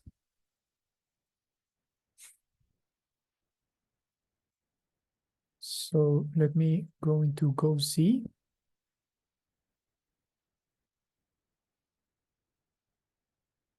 Item script will stop executing. Going to allow. So let me take my mesh and click in Go Z.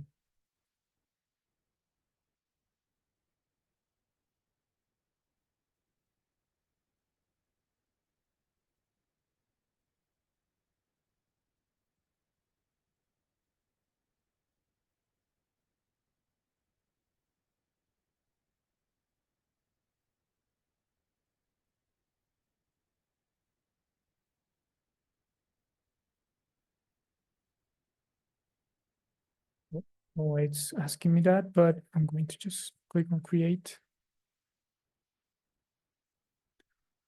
Also, there was something going weirdly wrong when I started Maya, but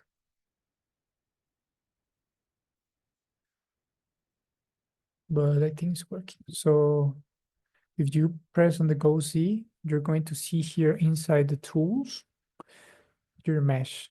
So what you need to do is just hide this, click and drag on the viewport.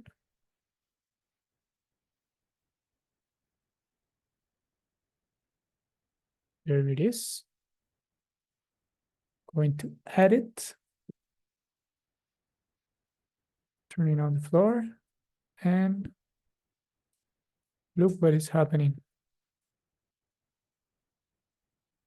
My floor is just not in the right place. And if I turn on the dynamic perspective, look the floor here. It's not facing where it's supposed to. So the workaround could be just copying the mesh, pasting it into another file where you previously changed the up axis to Y, or you can just script something as I did.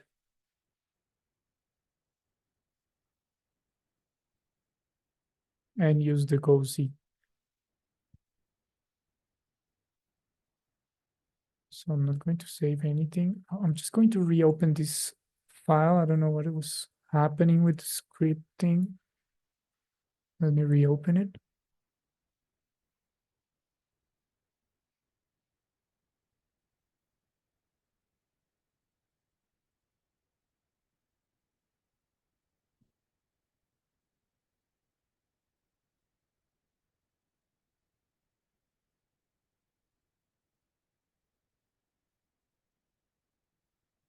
Now everything seems to be working fine. So as told you, I'm going to just go into some custom tools and I'm going to export it as an OBJ with the Y axis up. So I have that there going on. So the output is going to look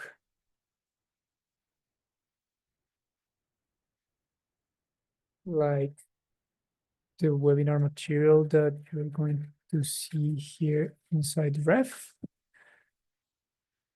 Exported OBJs, and it's going to be this fella right here.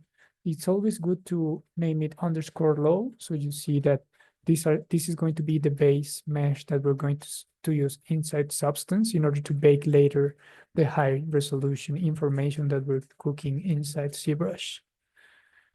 So let me open ZBrush.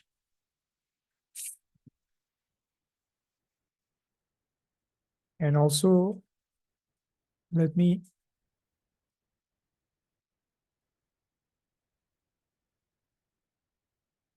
go check my docs because they're behaving weird. Give me 1 minute.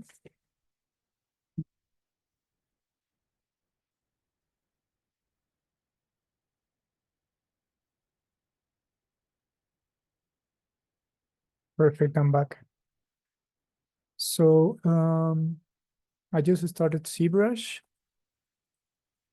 Let me drink a little bit of water and coffee.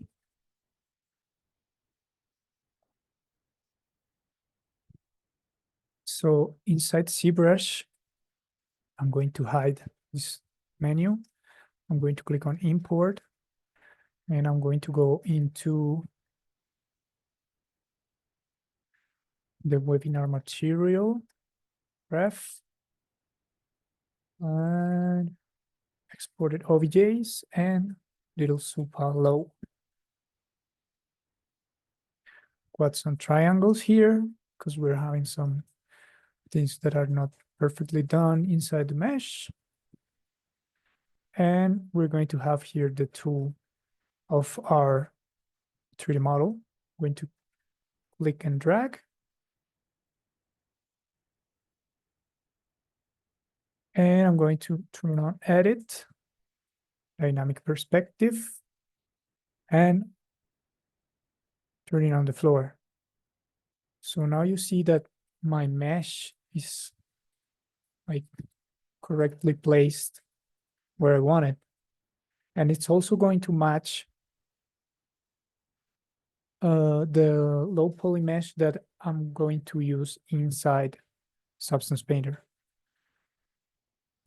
So next thing is going to be just starting using those IDs that, as you see, are appearing here in my mesh. I'm not seeing here any material. This is just purely vertex paints or the IDs that we created inside Maya. So what I'm going to do, just for demonstrating, is going here into Polypaint, and I'm going to turn off Colorize. So this is actually the material that is being applied by default in the meshes inside ZBrush. Let me turn on Colorize again so we can see our IDs. And here inside ZBrush, we'll need to do a couple of things. So the first thing is going to be turning our IDs or vertex paint information created in Maya into polygroups. So in order to do that, I'm going to go into the polygroups tab, and I'm going to create the polygroups from the Polypaint. So if I click here, I'm going to see if I turn on the line field that I have different colors applied to the different objects. And that is going to mean that I have my polygroups there. So next thing is going to be going into geometry and adding a couple subdivisions, because as you see here, the amount of polygons that we were using inside Maya are not creating the kind of a smooth effect that we want in our mesh. And that's because here there's no smoothing groups being applied in the mesh. What is a smoothing group is just an interpretation on how the faces are going to behave that is created by some softwares like Maya or 3ds Max. But inside ZBrush, we're not having that. So we'll need to actually bake directly more topology in the object. So in order to do that, I'm going to divide this a couple of times here in the geometry tab until I get a smooth result that I find appealing. I think this is the amount that I want. So going until 4. And here you're going to have the base topology, the original one, and the subdivided one. So once you increase the amount, you're going to see that the file gets a little more harder to rotate, but that is actually what we need to do in order to start adding the types of things that we want to add here inside ZBrush. So what I actually want to do is I want to bake or to sculpt some these bumps that we're having in the reference directly into the mesh.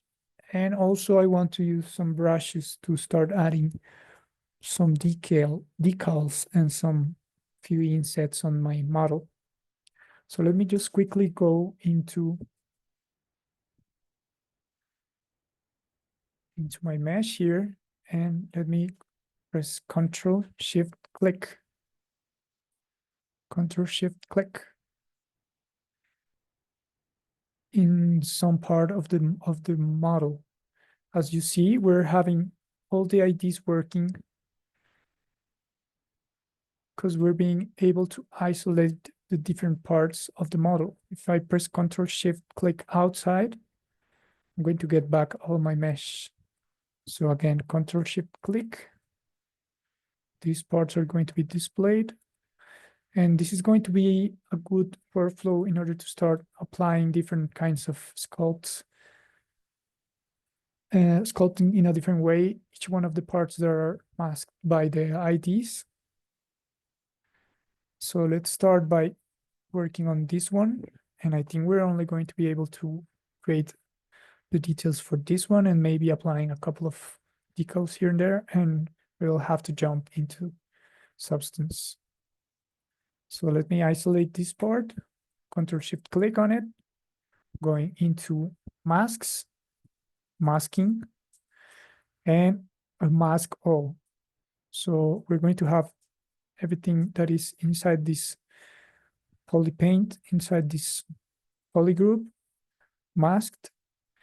And what we actually want is to like invert this mask. So everything else is the parts that we are not working on. So in order to do that, I just have to click here on inverse.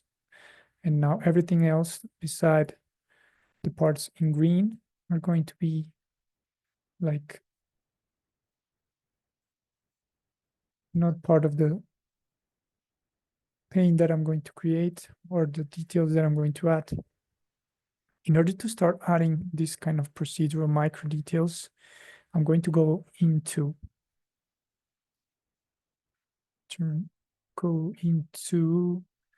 surface,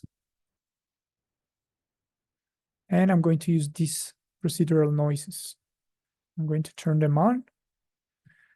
And now if you see, well, before that, let me just cancel. Let me go into the poly paint. And let me turn off colorize.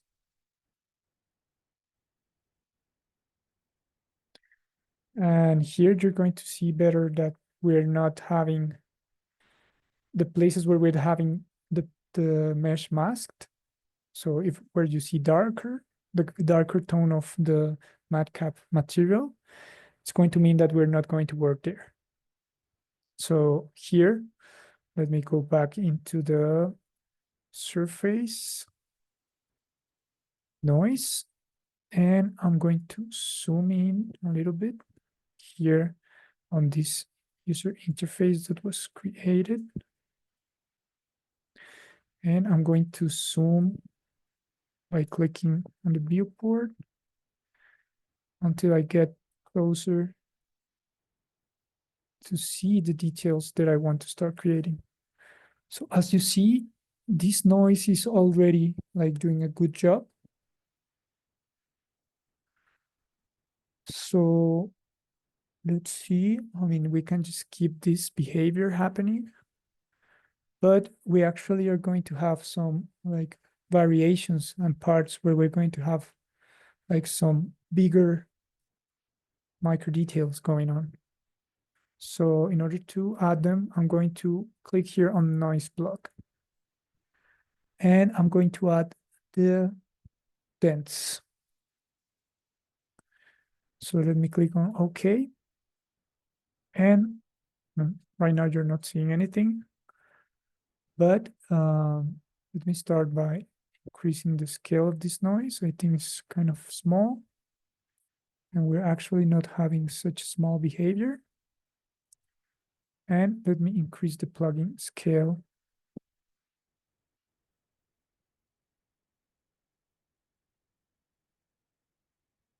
And let's decrease a little bit the strength to minus 0.01, something like that.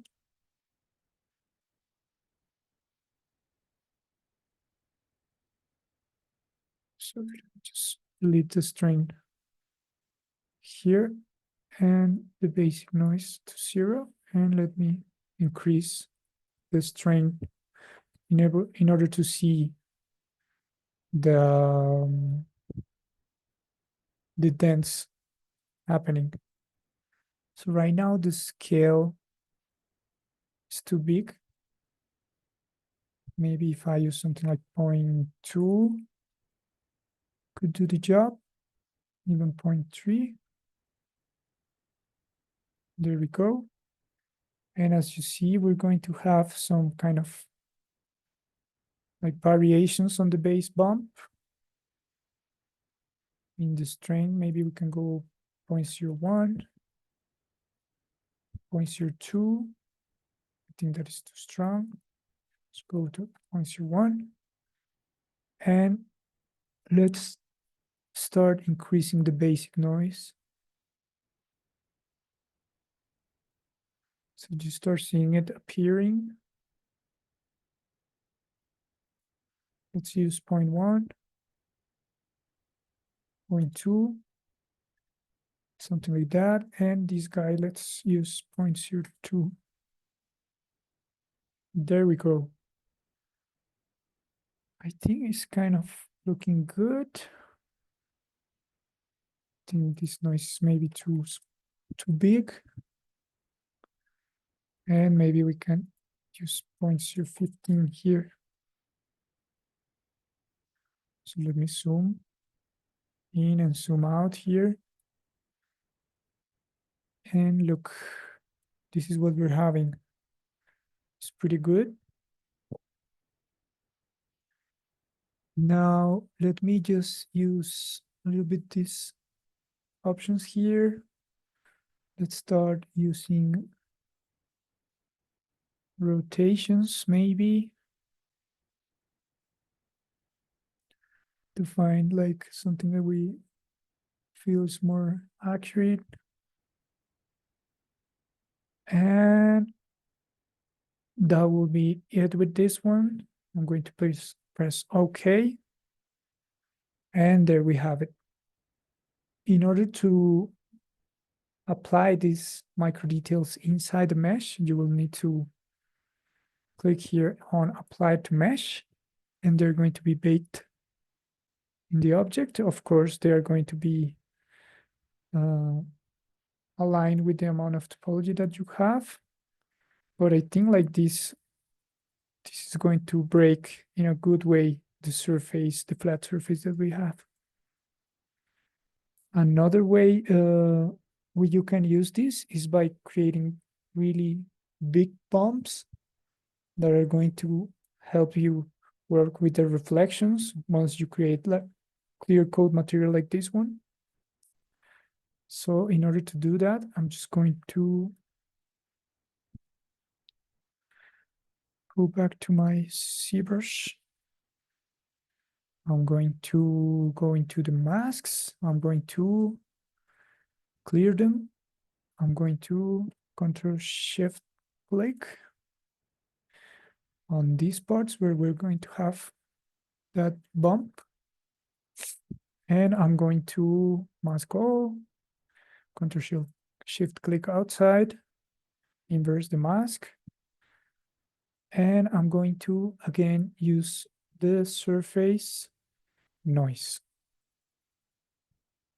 Now, by default, we're going to have the same noise that we had before. But actually here,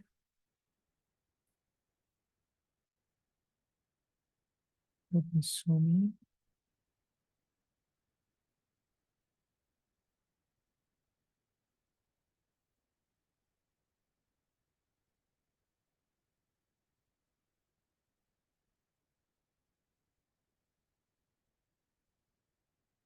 It's taking a lot. Finally, I'm there. So let me delete the noise plug, decrease the noise scale. I think here we don't need that kind of noise. Or maybe we can just try to play with it to make it kind of noise that we want. Maybe we can just increase a lot scale and 0.001. Yeah, actually, I think this is not going to help us, but maybe if I use another noise plugin, maybe let's use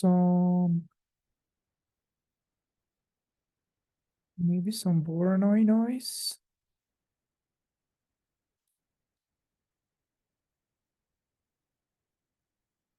Let's click on OK.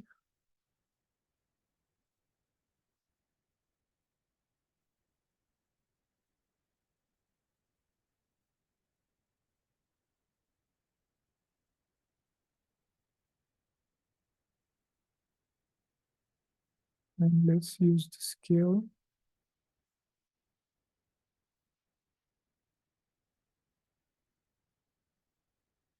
Let's see.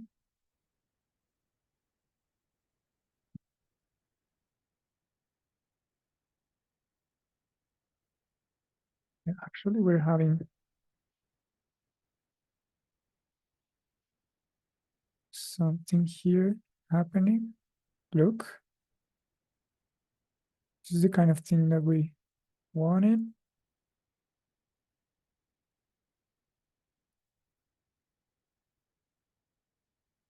So it's just a subtle effect, but it's important. Let's look for another kind of noise that maybe do the job. I think this one is the right one.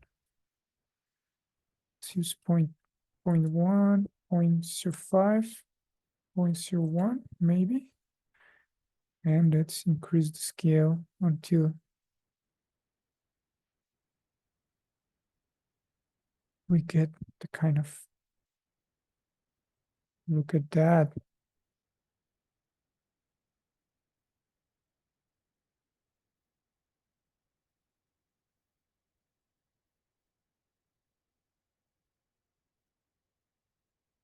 And the basic noise, I'm just going to take it off. And I'm going to work with this fella.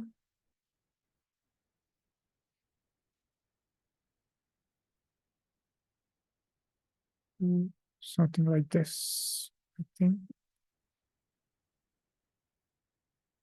And let me increase the basic noise a little bit. I think this scale is just messing up a little bit the mesh. Something like this could be. Let's click on OK. And we're having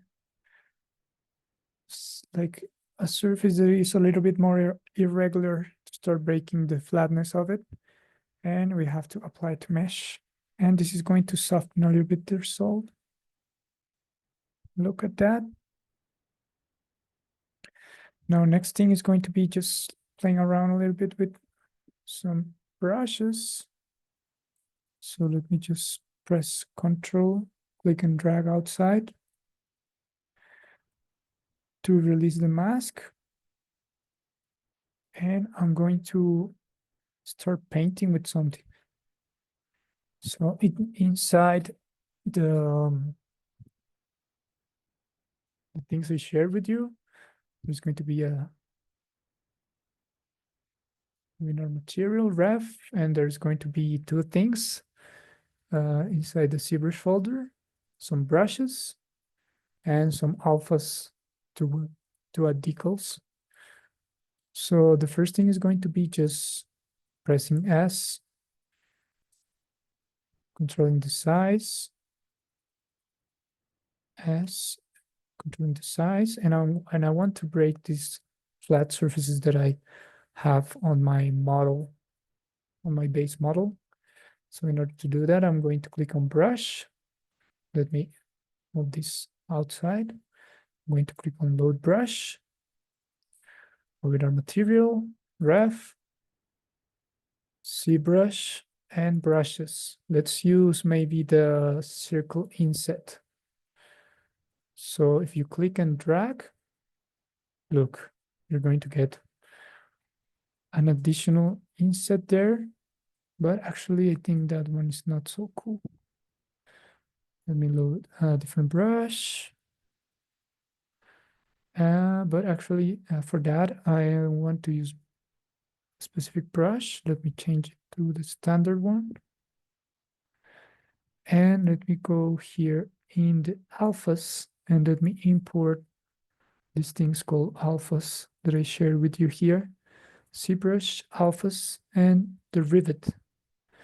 Now with the rivet, I'm going to change the type of brush into drag rect, and I can just do it by pressing and dragging. Or if I want to make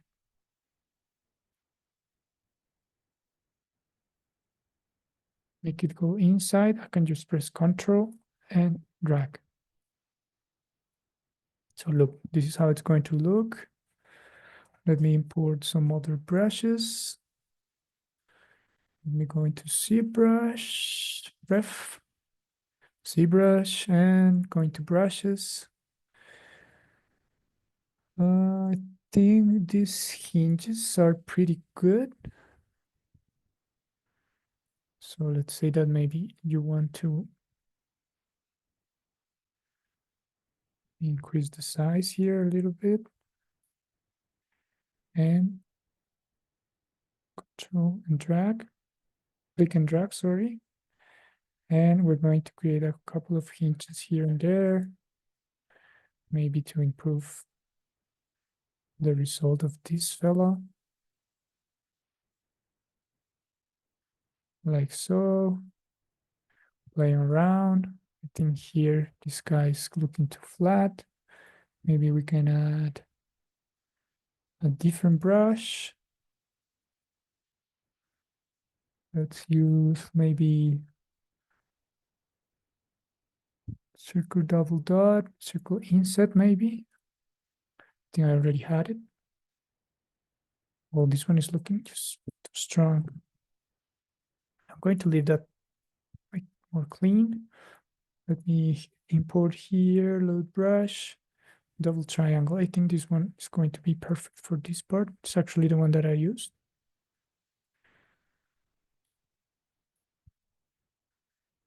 One thing I forgot to tell you is that it would be cool here actually to work with symmetry, because as you saw, I painted some details that would be cool to have on the other side. So in order to activate it, you just have to press X.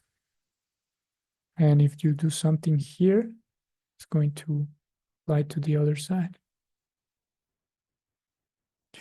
So that will be it. Inside ZBrush, the other thing I actually want to do is just maybe use this brush that is really cool that you have in your, that is called soft line. So with it, you can just create things like this. It's going to be really helpful to start playing around, breaking the flatness. And yeah, once you're ready, what we'll need to do is just going into export here and adding the name with the height at the end in order for you to understand that you're having both versions. I'm not going to do it because I'm going to work with the one that I created for the webinar. So I'm going to click on cancel, but you're going to definitely get whatever you did with the sculpting in the file that you export. Now let me just close ZBrush, and I'm not going to save the changes here. And let's start working in Substance. So in order to work in Substance, as I already described, you're going to need the low poly version of your mesh. That is going to be the one that you created inside Maya, and the high poly one, that is the one that you sculpted and you added the micro details inside ZBrush. So let me copy this path and let me open Substance Painter. Also, I need a break of 3 minutes so I can go to the bathroom. Let me go to the bathroom.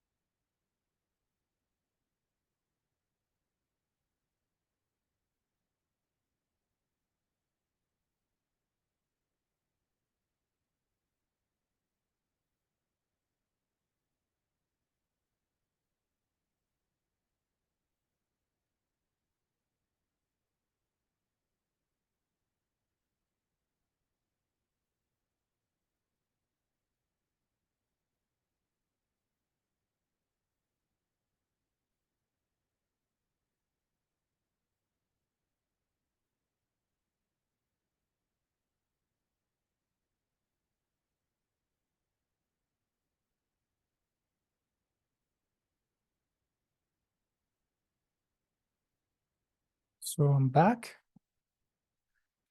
So let's open Substance.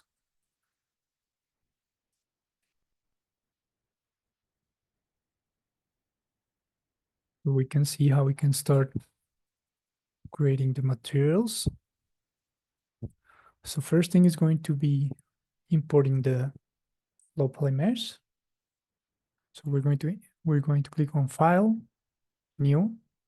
Here what I do is that I crank up the document resolution. This is something you can change later, but it's just for preview purposes. In the template, I'm going to keep it PBR metallic roughness.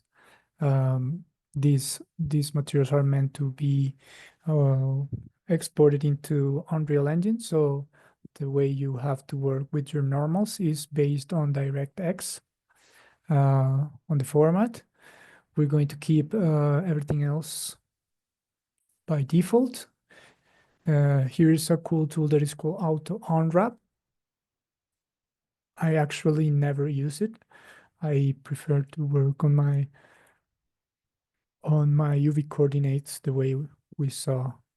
And yeah, that will be it. And of course, yeah, selecting the low poly mesh. So it will be this one, and I'm going to go and click OK. Here we have it. Here we have it. Our model directly inside Substance. So let's quickly set up the lighting here and a few other stuff. Let me click here on these display settings And inside environment settings, I'm going to click in the environment alignment into camera. So every time I'm just checking my model, things are going to be are going to have light. Like if I change it to world again, the light is going to depend only on the environment direction. So if I use camera, the light is always going to follow where I'm viewing. Also, I want to go here into the shader settings and increase the specular quality to height. In this way, we're going to have a better representation of our reflections. So even though you're using here the camera pointing towards what you're seeing, you can also press Shift and right click and drag and change the direction of the camera so you can check for reflections, bumps, and other effects inside your materials. Next thing is going to be just start baking the high poly surface. So let me go into this croissant looking icon here and press it. Next thing we need to do is start checking all the settings that are going to appear here on this tab, on this UI. So this is the UI to start baking the information. So by default, you're going to see a lot of things that are being overlapping. So if I turn off and on this baking visualization, you're going to see only like the original mesh. You turn this on, you're going to see three things. The first thing is going to be the cage. There is going to be a threshold of distance where the high poly mesh is going to be baked into the low poly one. So if I turn off the cage surface and the cage wireframe, we're only going to see right now our original low poly mesh.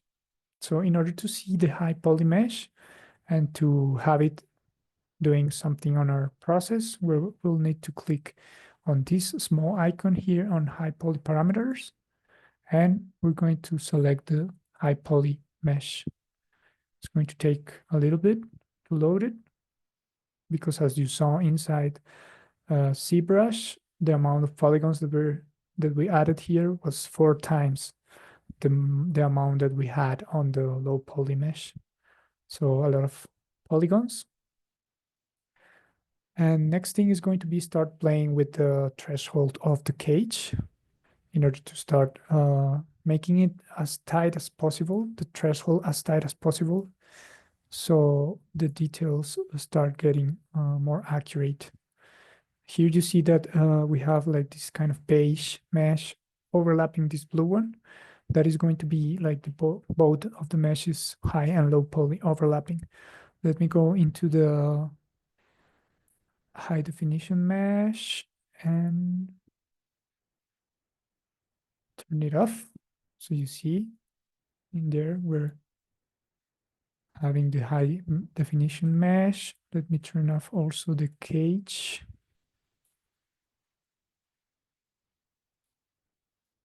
Turn on the high definition mesh and turn off the cage and the cage wireframe. And here in project mesh, we're going to have, so this is our high poly mesh. As you see, we're having some small details. We're having the micro details breaking the flat surfaces. Here we're having also more decals going on. In the back, we're seeing here the hinge. We're seeing here some extrusions. We're seeing here the double triangles.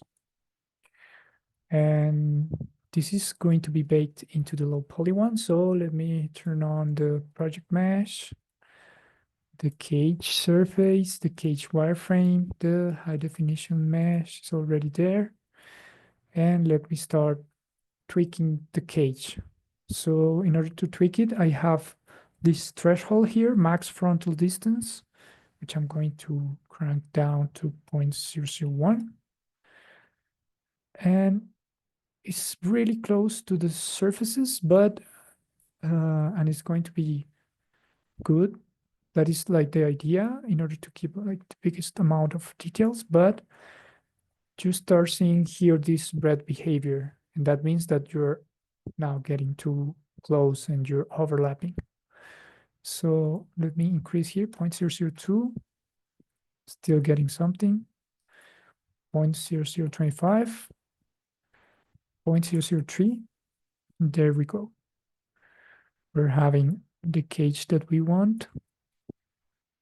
Now,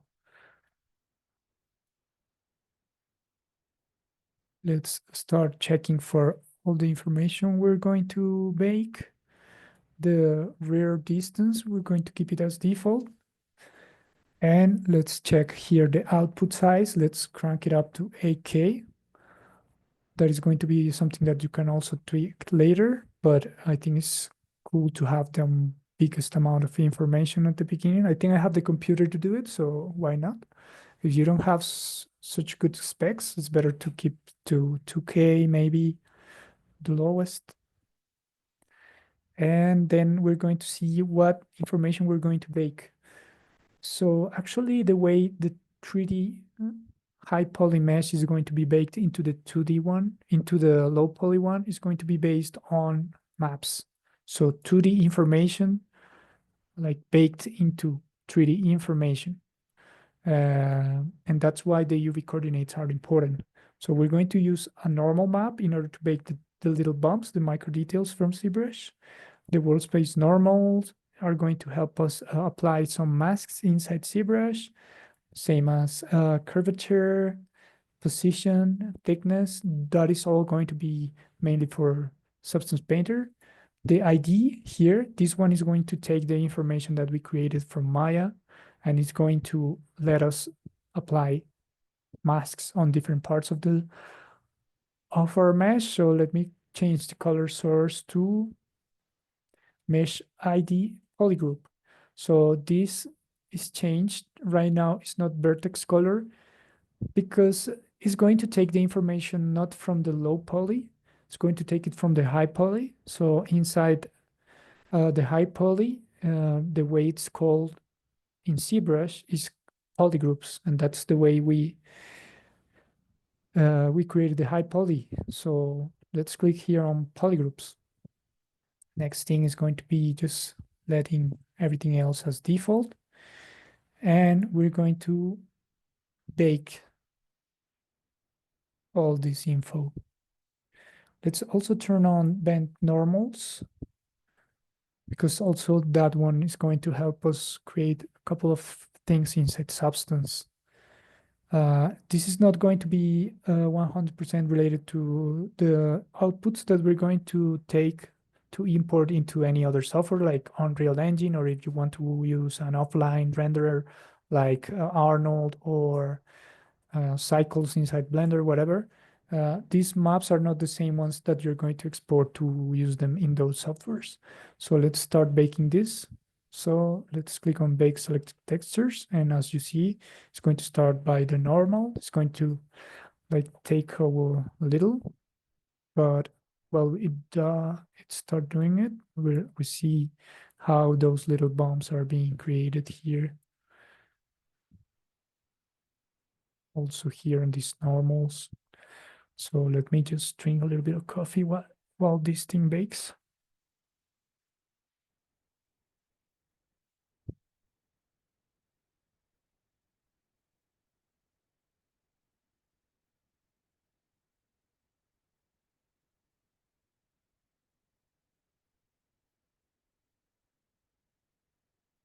Almost there. We're still missing 4 maps.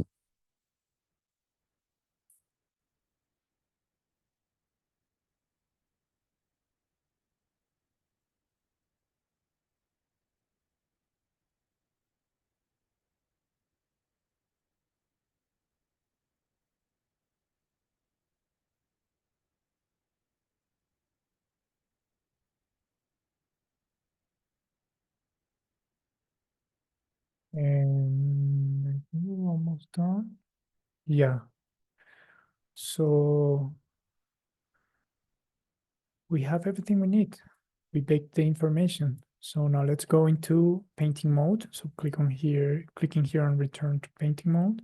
We're going to see now that we're having all those little details that are coming from a ZBrush, but we're seeing also that we're having some misbehaviors, mainly on the ambient occlusion map. That is not something so that is going to affect so much the outputs, but for previewing purposes and also maybe in some cases it's going to transfer information into other maps, it's better to correct some of the misbehaviors. So as I said, here we're having mainly misbehaviors related with the ambient occlusion map. If we go here into this small tab and we go into ambient occlusion, we'll see that that is where we're having the problems. The rest of the maps are just working fine. ID, occlusion again, curvature, all of this is fine. Now, if we want to fix this in like the Guerrero mode way, you can do it directly here inside Substance. If you really want to like make it work, it's going to be a matter of going into the model inside Maya and tweaking the UV coordinates. I think maybe there is something going on here. There is some overlapping happening, or maybe it's because the way the cluster is being created, maybe it's not completely like aligned, completely straight. So a good turnaround for this is just going into the layers, and we're actually going to paint directly into ambient occlusion map. So let me just delete this layer, add a fill layer, and it's going to be called AO fix. Let me quickly do it. I'm going to add to this fill layer something that I don't have, which is the ambient occlusion texture. In order to add it, I'm going to click on texture set settings, and inside channels, I'm going to go into ambient occlusion, and inside the settings of the ambient occlusion, I'm going to use replace in the ambient occlusion mixing. Now, if I go into the layer, I'm going to use here normal, and I'm going to change this only to affect ambient occlusion. So the way to do it is just by pressing Alt click. And now this is only going to affect the ambient occlusion. And I'm going to search the map here in the resources by clicking in the ambient occlusion here. So ambient occlusion, here it is, have it back. And I also don't like so much of the sharpness of the default ambient occlusion map that is created inside Substance. So I'm going to also fix that later. Let me go here and let me add here inside the masks. Let me add, sorry, no, here inside the effects, I'm going to add a paint effect.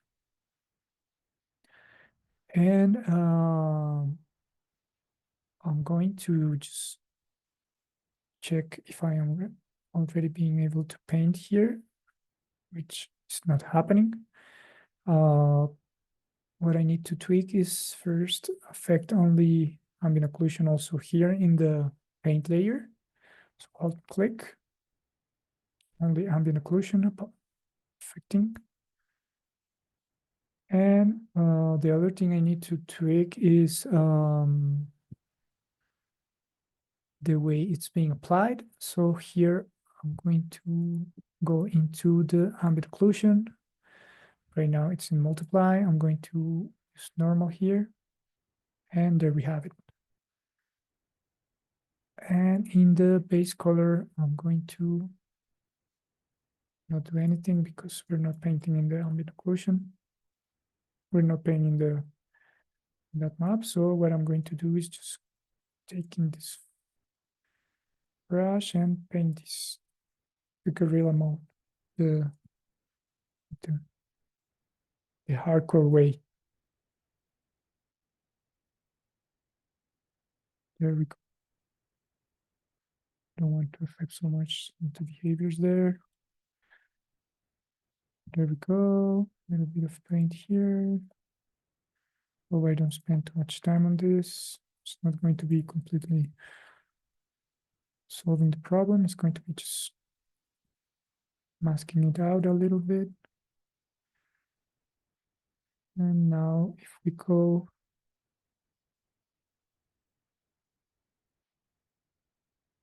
just paint here a little bit.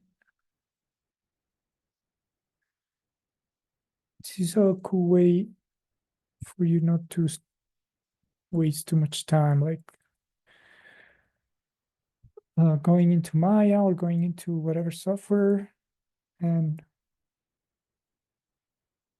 keep testing like things.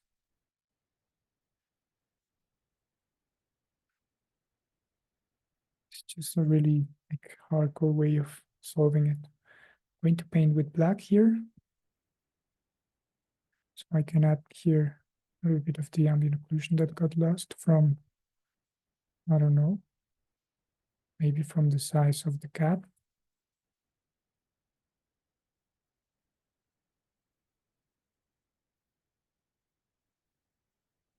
Something like that. Look at that. Look at that ambient occlusion. So beautiful. There we have it. Here we can also increase a little bit the effect. We do it. So like this. There we go. So yeah, it's looking okay. I mean, better than before. You see here. So as I told you, I want to also like blur a little bit the sharpness of this. So I'm going to add here a filter. And in the filter, I'm going to search for the blur. And I'm going to start increasing a little bit the blurriness. So I think something like this is better, even 105.1,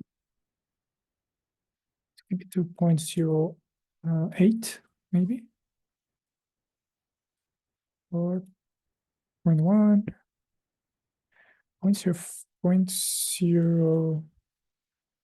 0.1, I think is fine. Let's see. I think 0.1 will be. And now if we turn this off, look, this is the difference between the ambient occlusion map, the before and after, which is cool. Let's see the ambient occlusion directly.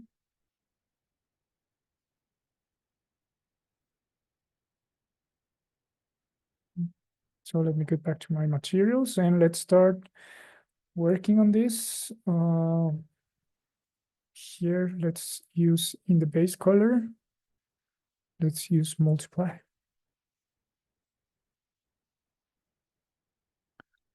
So let me start by thinking about the way to create our materials. So let me bring my reference. Oops. So let me bring my reference and I want to create a couple of materials. The first one is going to be this anodized metal. That is the main material. I'm going to create our ceramic coat metal. That is going to be for these inner parts and a steel painted with some decals here in the guns. I think we have time only to work on the main material, the anodized metal. So I'm going to just work on it.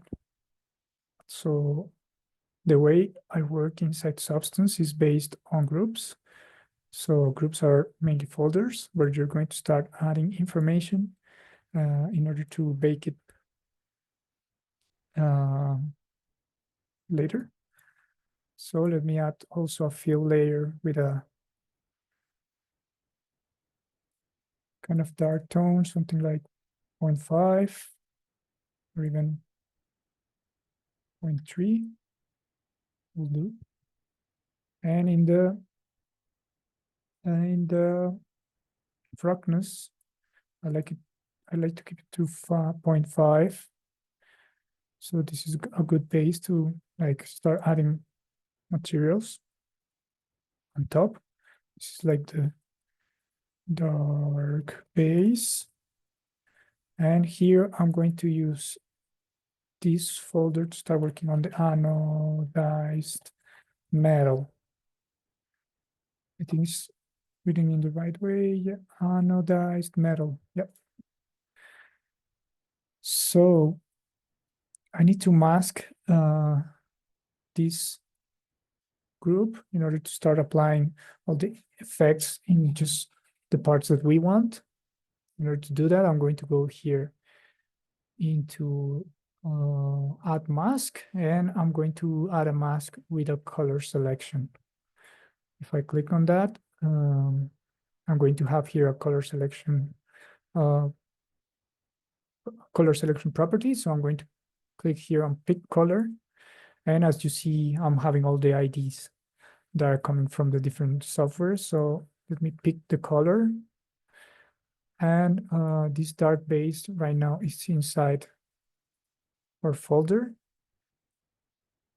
So I just want it to be like the base for everything. And inside the anodized metal, I want to start working on my metal material. So a good way to start working is by just using a procedural material or a base material that is coming from the library. So by default, we're not having anything like that, but I found this rainbow anodized metal that I think is having all the properties that we need. So I'm going to just click on it and drag it to my folder. So as you see, it's kind of cool. I like the way it behaves, but what I actually don't like is the color of it. I don't like the randomness it's creating all around our object. I want a specific behavior on it. I want it to have like a purple behavior in the parts that are pointing downwards, like this word, this one, this one, this one. It's like a fade out that is coming from here, from purple to green. And I also want, let me delete this. And I also want it to be a little bit more rough. I want to have some scratches on it, some dirt, like making it more complex overall. So in order to do that, well, this is a good start. So as I said, I don't want the color that is being generated by it, but that is not something so complicated to tweak. The first thing is going to be just start changing the attributes of this anodized metal that I found. So I was saying I found it inside the 3D assets here in the substance assets, not in my libraries or in the default libraries that you can find in Substance. So let's start tackling this. So the first thing is going to be changing the parameters. So right now, I don't care about the color. So even I can just turn off the color. I think the bumps are okay, but let's see if we can improve the way they're being projected. Let me turn them off because also I think they're having this weird scratch. I don't know if it's because of the roughness or if it's because of the metalness. Yeah. I think it's actually because of, I don't know, let me see. So we can keep the metallic to 1. Maybe the roughness would be cool to decrease a little bit. I mean, increasing it. I don't know if 0.5, but 0.3 maybe, or even 0.2. Something like this. It's more close to our reference. Let me bring my reference here.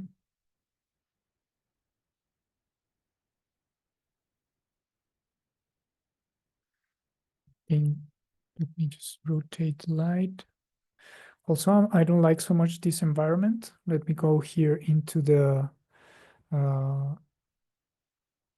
display settings and change the environment here in the panorama to this studio with, I think there's one called with umbrella, studio white umbrella.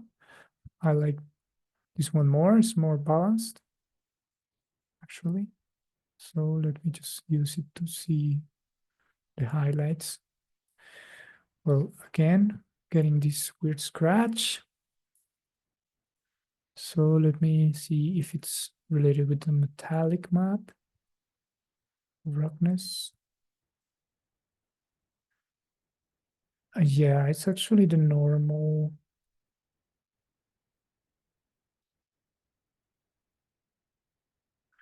But let me just use here in the UV in the projection. Let me change this.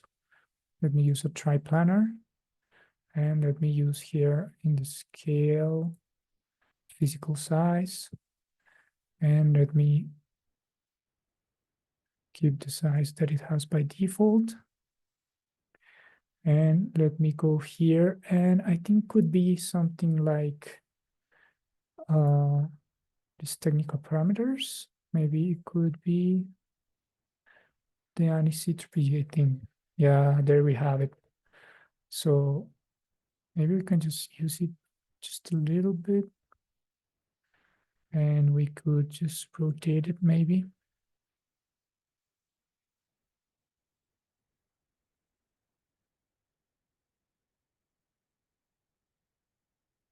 There we have it. Let me see if I increase it a little bit, how it looks. 0.2 maybe, something like that. No, I think 0.1 will be okay. Now let me decrease a little bit more the roughness, because we're actually having a lot of roughness here, 0.15. I think that is okay. And the metallic, let's just keep it as high as possible. And the other values, let's just keep them as they are. Now, next thing I want to start controlling a little bit more the bumps. Well, actually the bumps are pretty cool, but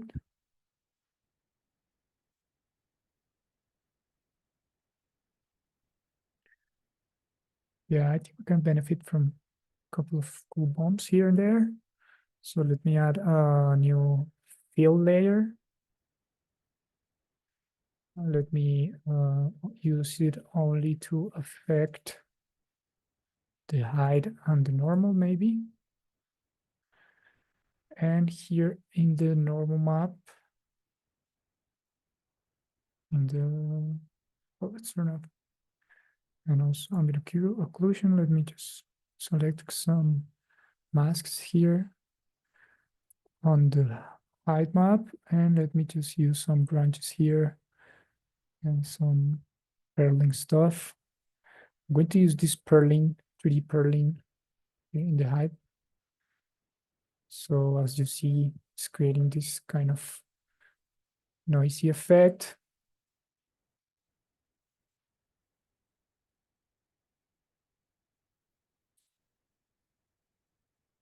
The cool thing about it is that it's procedural, so you can just control it.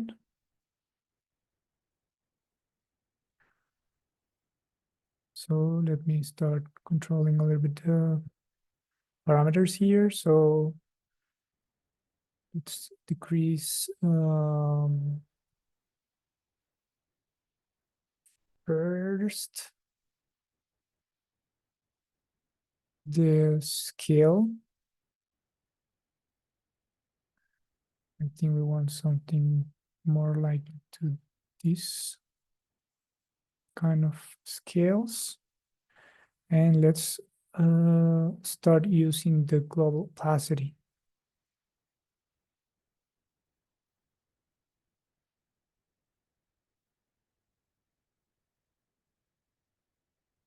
I think something like this could be. And the other thing I want is to tweak a little bit more the parameters here because I think the roughness is actually too low. So like that, better. And let me go into my fill layer. There's going to be some like base bumps. And let me just again, I think these bumps are looking fine, but they're all over the place. So mainly I want them to happen in some specific areas. So I'm going to mask this. The way to do it is by going into adding a fill mask. So I'm going to add a mask and I'm going to use a black mask. So black means no information projected. If we use a white mask, that means like everything is going to have the information from this fill layer. And the idea of it is if you use black, start adding, and if you use white, start subtracting. So in this case, I'm going to add inside this, I'm going to use a generator that is called curvature, I think could work. So right now you see that I'm masking it in some specific areas like this one and this one, but the effect is just too strong. But let's start playing with it.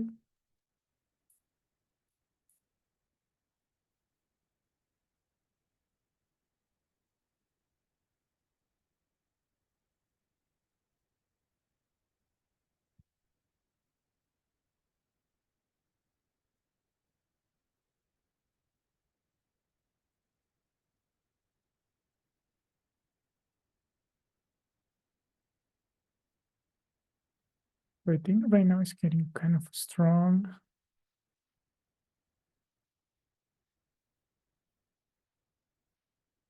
But let me just restart this. If you right click on the setting and you click on restore global blur to default, you're going to get the default values here. But right now I don't want to control this based on these parameters. I want to control them based on the curvature settings. So right now it's working on edges. I want to use it on the cavities. Okay, yeah. Or maybe just could be dual. Processed. I think edges was working better. And now I think we need to start just playing with these values. Let me start increasing the sharp. So I think this one is not the one we want because it's working mainly on the sharper parts of our mesh. So maybe it would be something like soft a little bit of medium, like this. And the larger parts, but very subtle. In the big areas, I don't want it huge. And I can always increase the contrast. I think it's doing a decent job.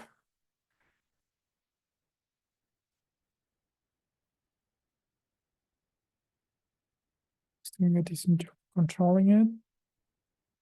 Let me see if I press Alt click, I'm going to be able to see how the mask is affecting everything. I think something like that is okay. I think it's kind of working.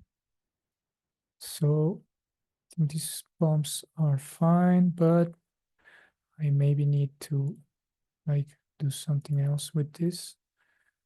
So I'm going to add here another generator that is going to be maybe playing with the levels. Or let's just add a blur filter here and don't waste so much time.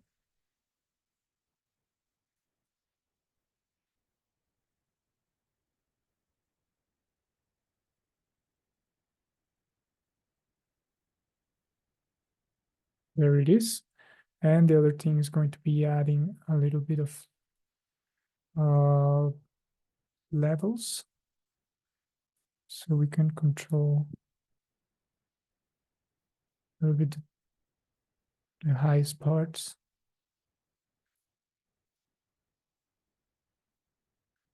And the lowest parts, let's just keep them this. So look here, we're having more control. Look on our initial bumps. That is okay.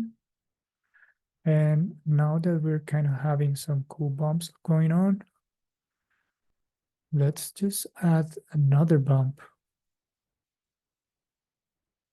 It would be cool to add some scratches.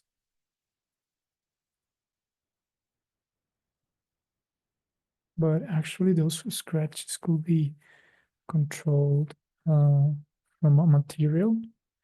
So let's just keep it like this and let's add here the diffuse. Let's control the color of this. So I already have here my color palette. So I'm going to use the green and the purple for it. So let me just add another fill layer. And with this fill layer, I want to control the color. So the color is going to be basically just this property. So right now I want to select the green one.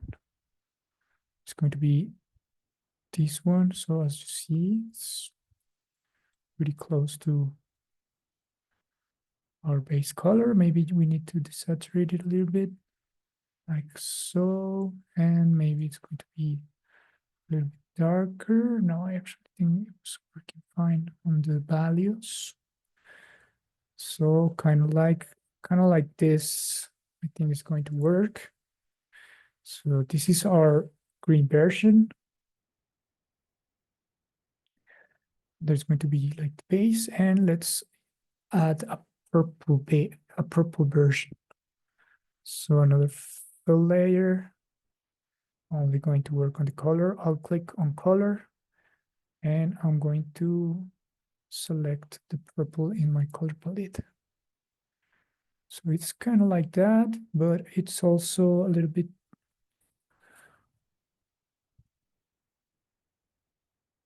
darker. So let me just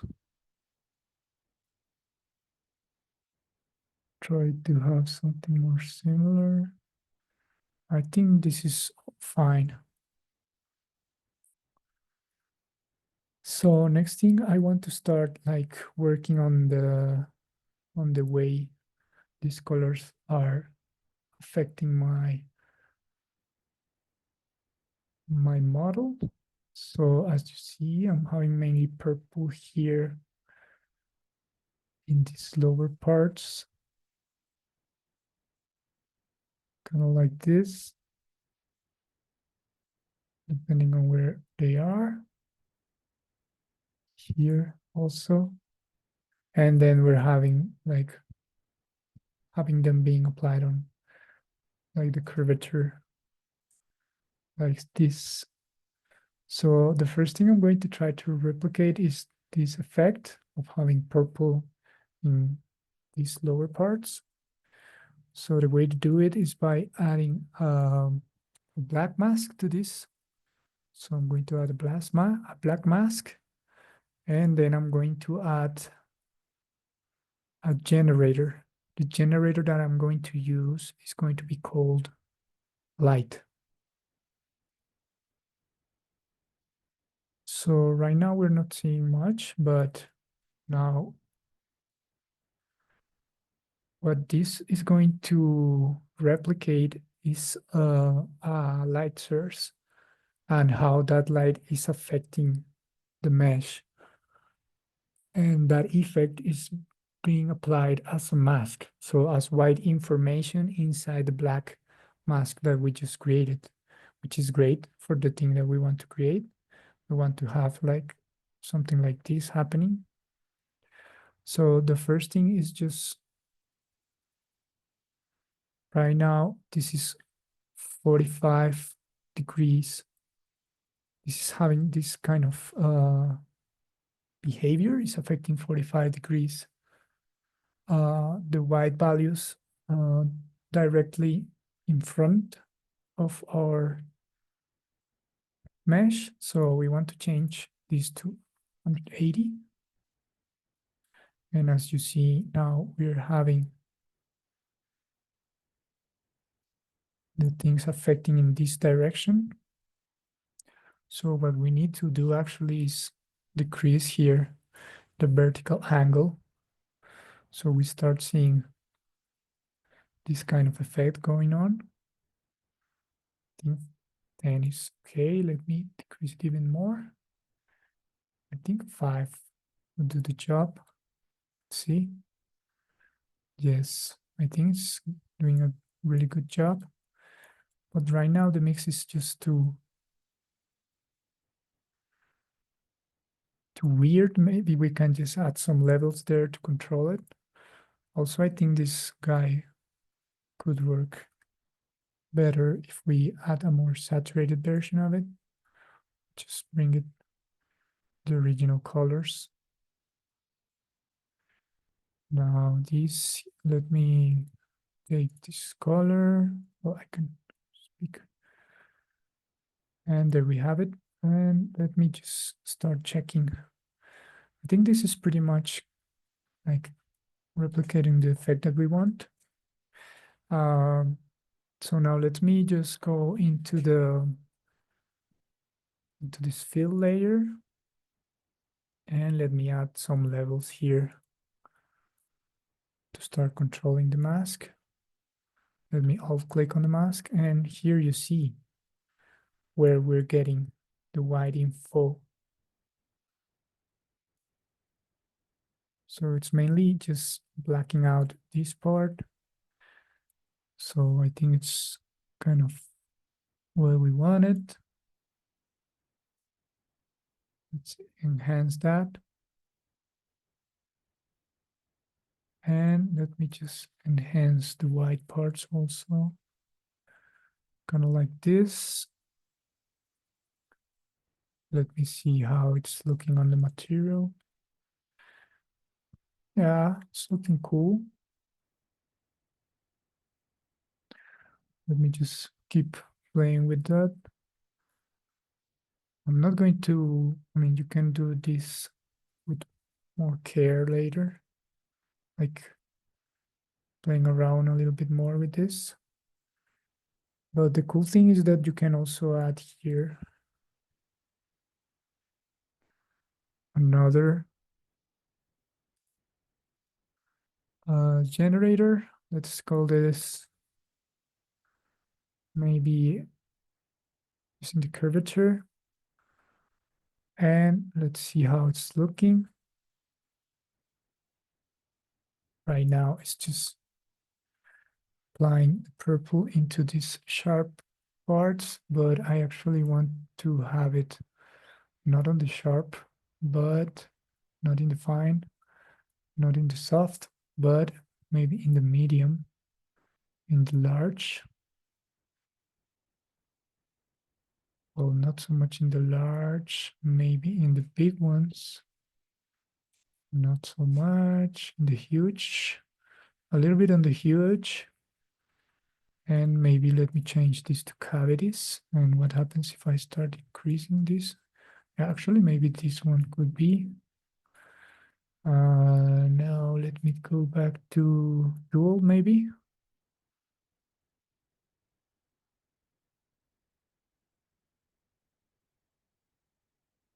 No, I think it's not doing a good job. So the sharp value was not the value I wanted. Increase a little bit.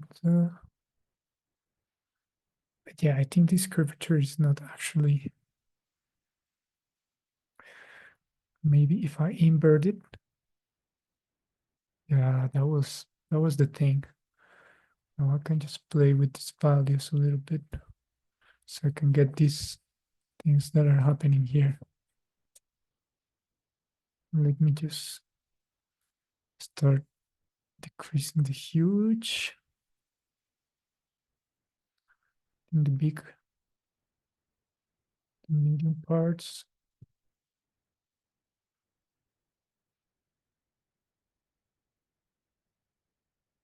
I think kind of like that could be.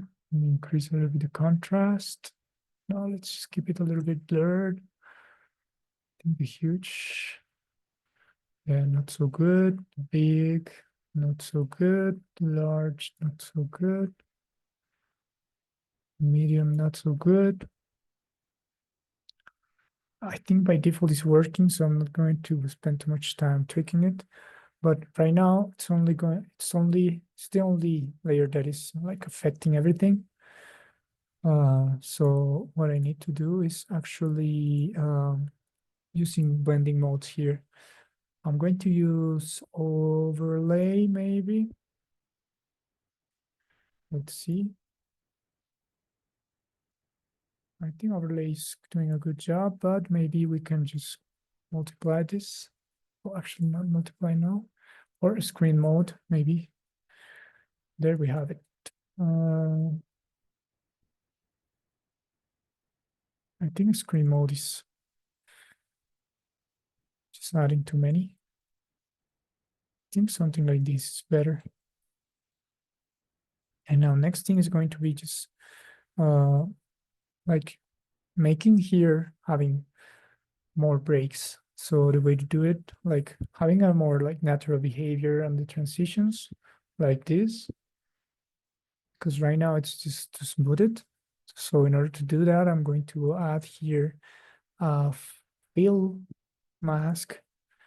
And inside it, I'm going to use this kind of grunges. So look at that. And with these grunges, I want to start just checking the size of it. So I'm going to increase the tiling amount.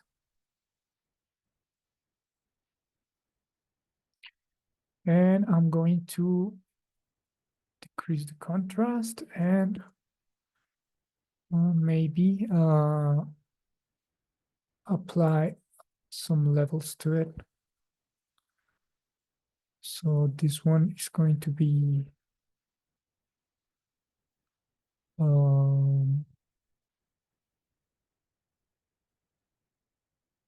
multiplying or maybe overlaying. And there we have it. Now it's looking more like the reference.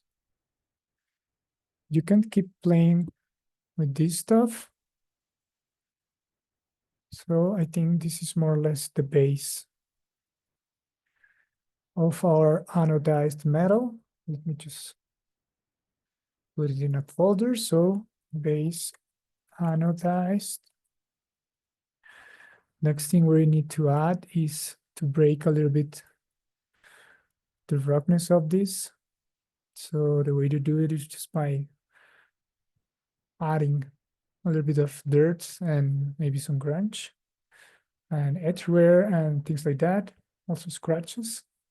So let me add some metal edge wear here. Well, that is not the way you apply it. The way you apply it is by adding here a material. Let me create a fill layer inside our anodized metal. Let's call this metal edge. I'm going to change a little bit the base color. I think it's too strong, something like this, to create a metal that is a little bit more aligned to this kind of metal. I think also I need to increase this a little bit, the base color, and let me play a little bit with the roughness, something like this. I don't want to use like a too complicated metal. I want to just use metal edge. I want to just create a really basic one. So inside this one, I'm going to add a mask with black. And in order to control how this thing is starting to pop out, I'm going to add a generator. And inside this generator, I'm going to use this metal edgeware generator. So now you see that we're getting these kind of things going on. That is pretty cool. Now let's see how it's looking. So the white is where we're having information and the black is where we're not having information. So we can start playing with the scale. I think it's better not playing with the scale here. Let's just inside the parameters. Yeah, actually we need to play it here. So let's use triplanar. Let's decrease or increase the scale. I think it's too big. Let's just decrease it, kind of like this. And let's use the wear level. So if we want it a lot or not, I think the wear is going to be the behavior on the edges. And we can play with the contrast a little bit. I think it's too much. And the grunge are the parts that are going to be appearing here, where we're not having like the corners of the model. I think like this is fine. Let me also play a little bit with the scale. I already did, sorry. And that will be it. Now let's see the weight of the ambient occlusion and how much is being masked. I think something like this will work. I don't want to add any micro details. Now let me see how it's looking on the mesh. I think it's actually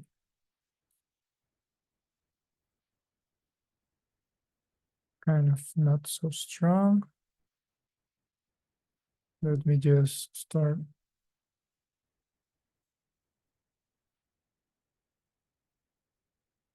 increasing the amount again. And here on the wear level,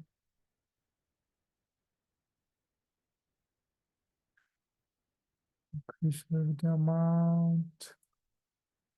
There we have it. We can also add here another third one, another dirt. But I think this is enough, to be honest. So right now, I need to add also a little bit of dirt. So I have a material called flat dirt here. I'm going to add it inside the anodized metal. And for this one, I just want to use it to break a little bit the specularity and also affecting a little bit the colors. So I'm going to keep color, going to turn off the roughness. Oh, sorry, not the roughness, but the normal. And I'm going to keep the metal. Yeah, I think it's controlling something important. And maybe, yeah, turn off the ambient occlusion of it. It's a matter of starting picking the scale of it. Right now we can just use a triplanar projection and we can use physical size here, which is what we want. And I think it's working fine. Now let me go into this based anodized. And let me copy, I think this curvature was kind of cool. Let me paste it here. So I'm going to add a black mask. And I'm going to paste the effect. So I don't see anything.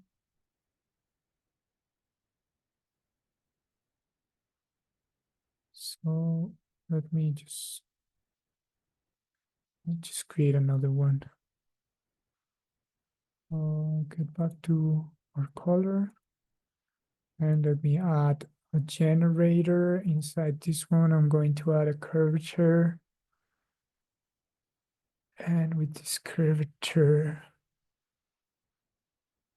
I want to start seeing something happening.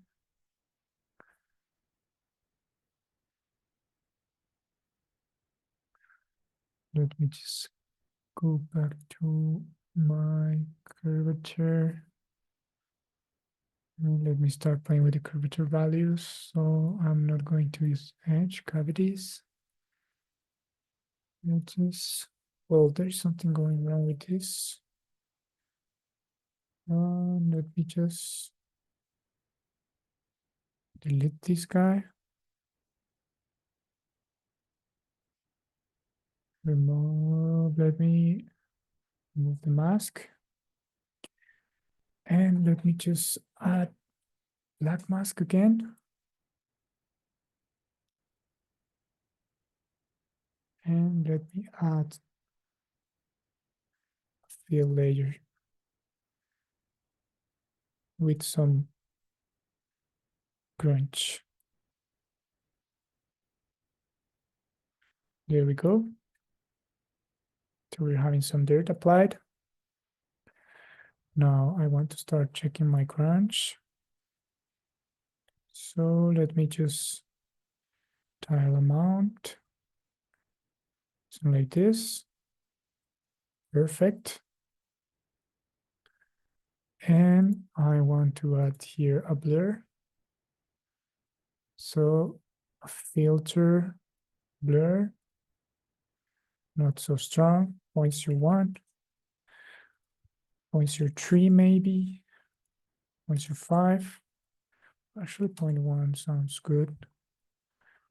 Nice. And I want to add here now our curvature generator. I don't know why it's not working. Curvature. There we have it. Now it's doing something. I don't know what was going wrong. And I want to actually invert it. And playing with the curvature here. I don't want it to happen here. I don't want it to happen here neither.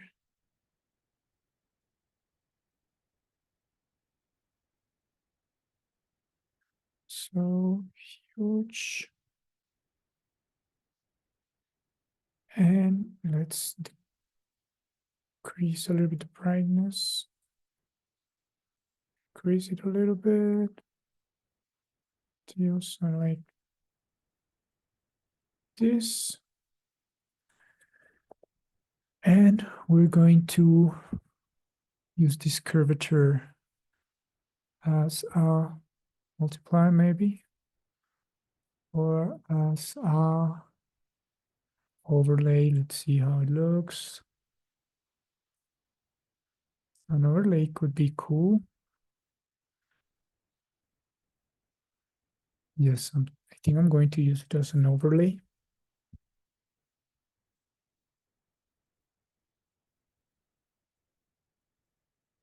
And now what I want to do is just start like decreasing.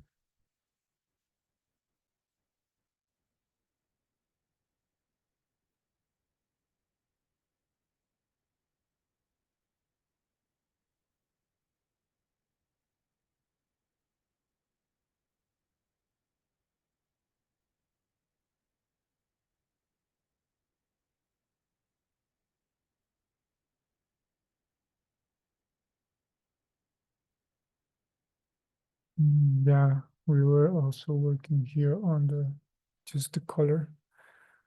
So let me just play with the with the levels here. That would be the way to do it. So I'm going to start just using the gray here.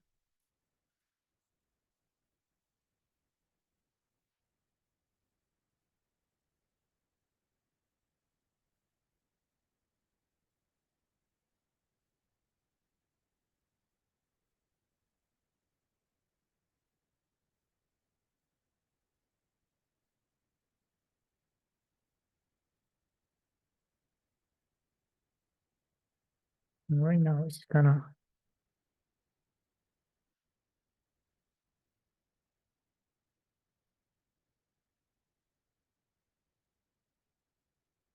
strong, but it's because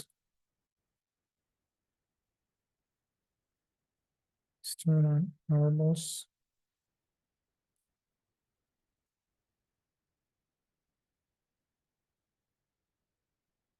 I think something like this could be.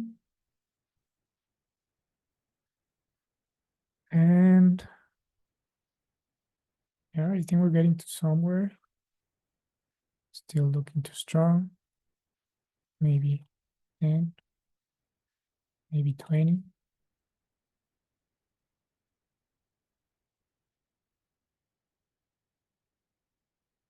Maybe just 10. So the cool thing is that if you see, it's like breaking a little bit with the roughness. Look, it's creating this kind of effect. I think it's too strong, actually.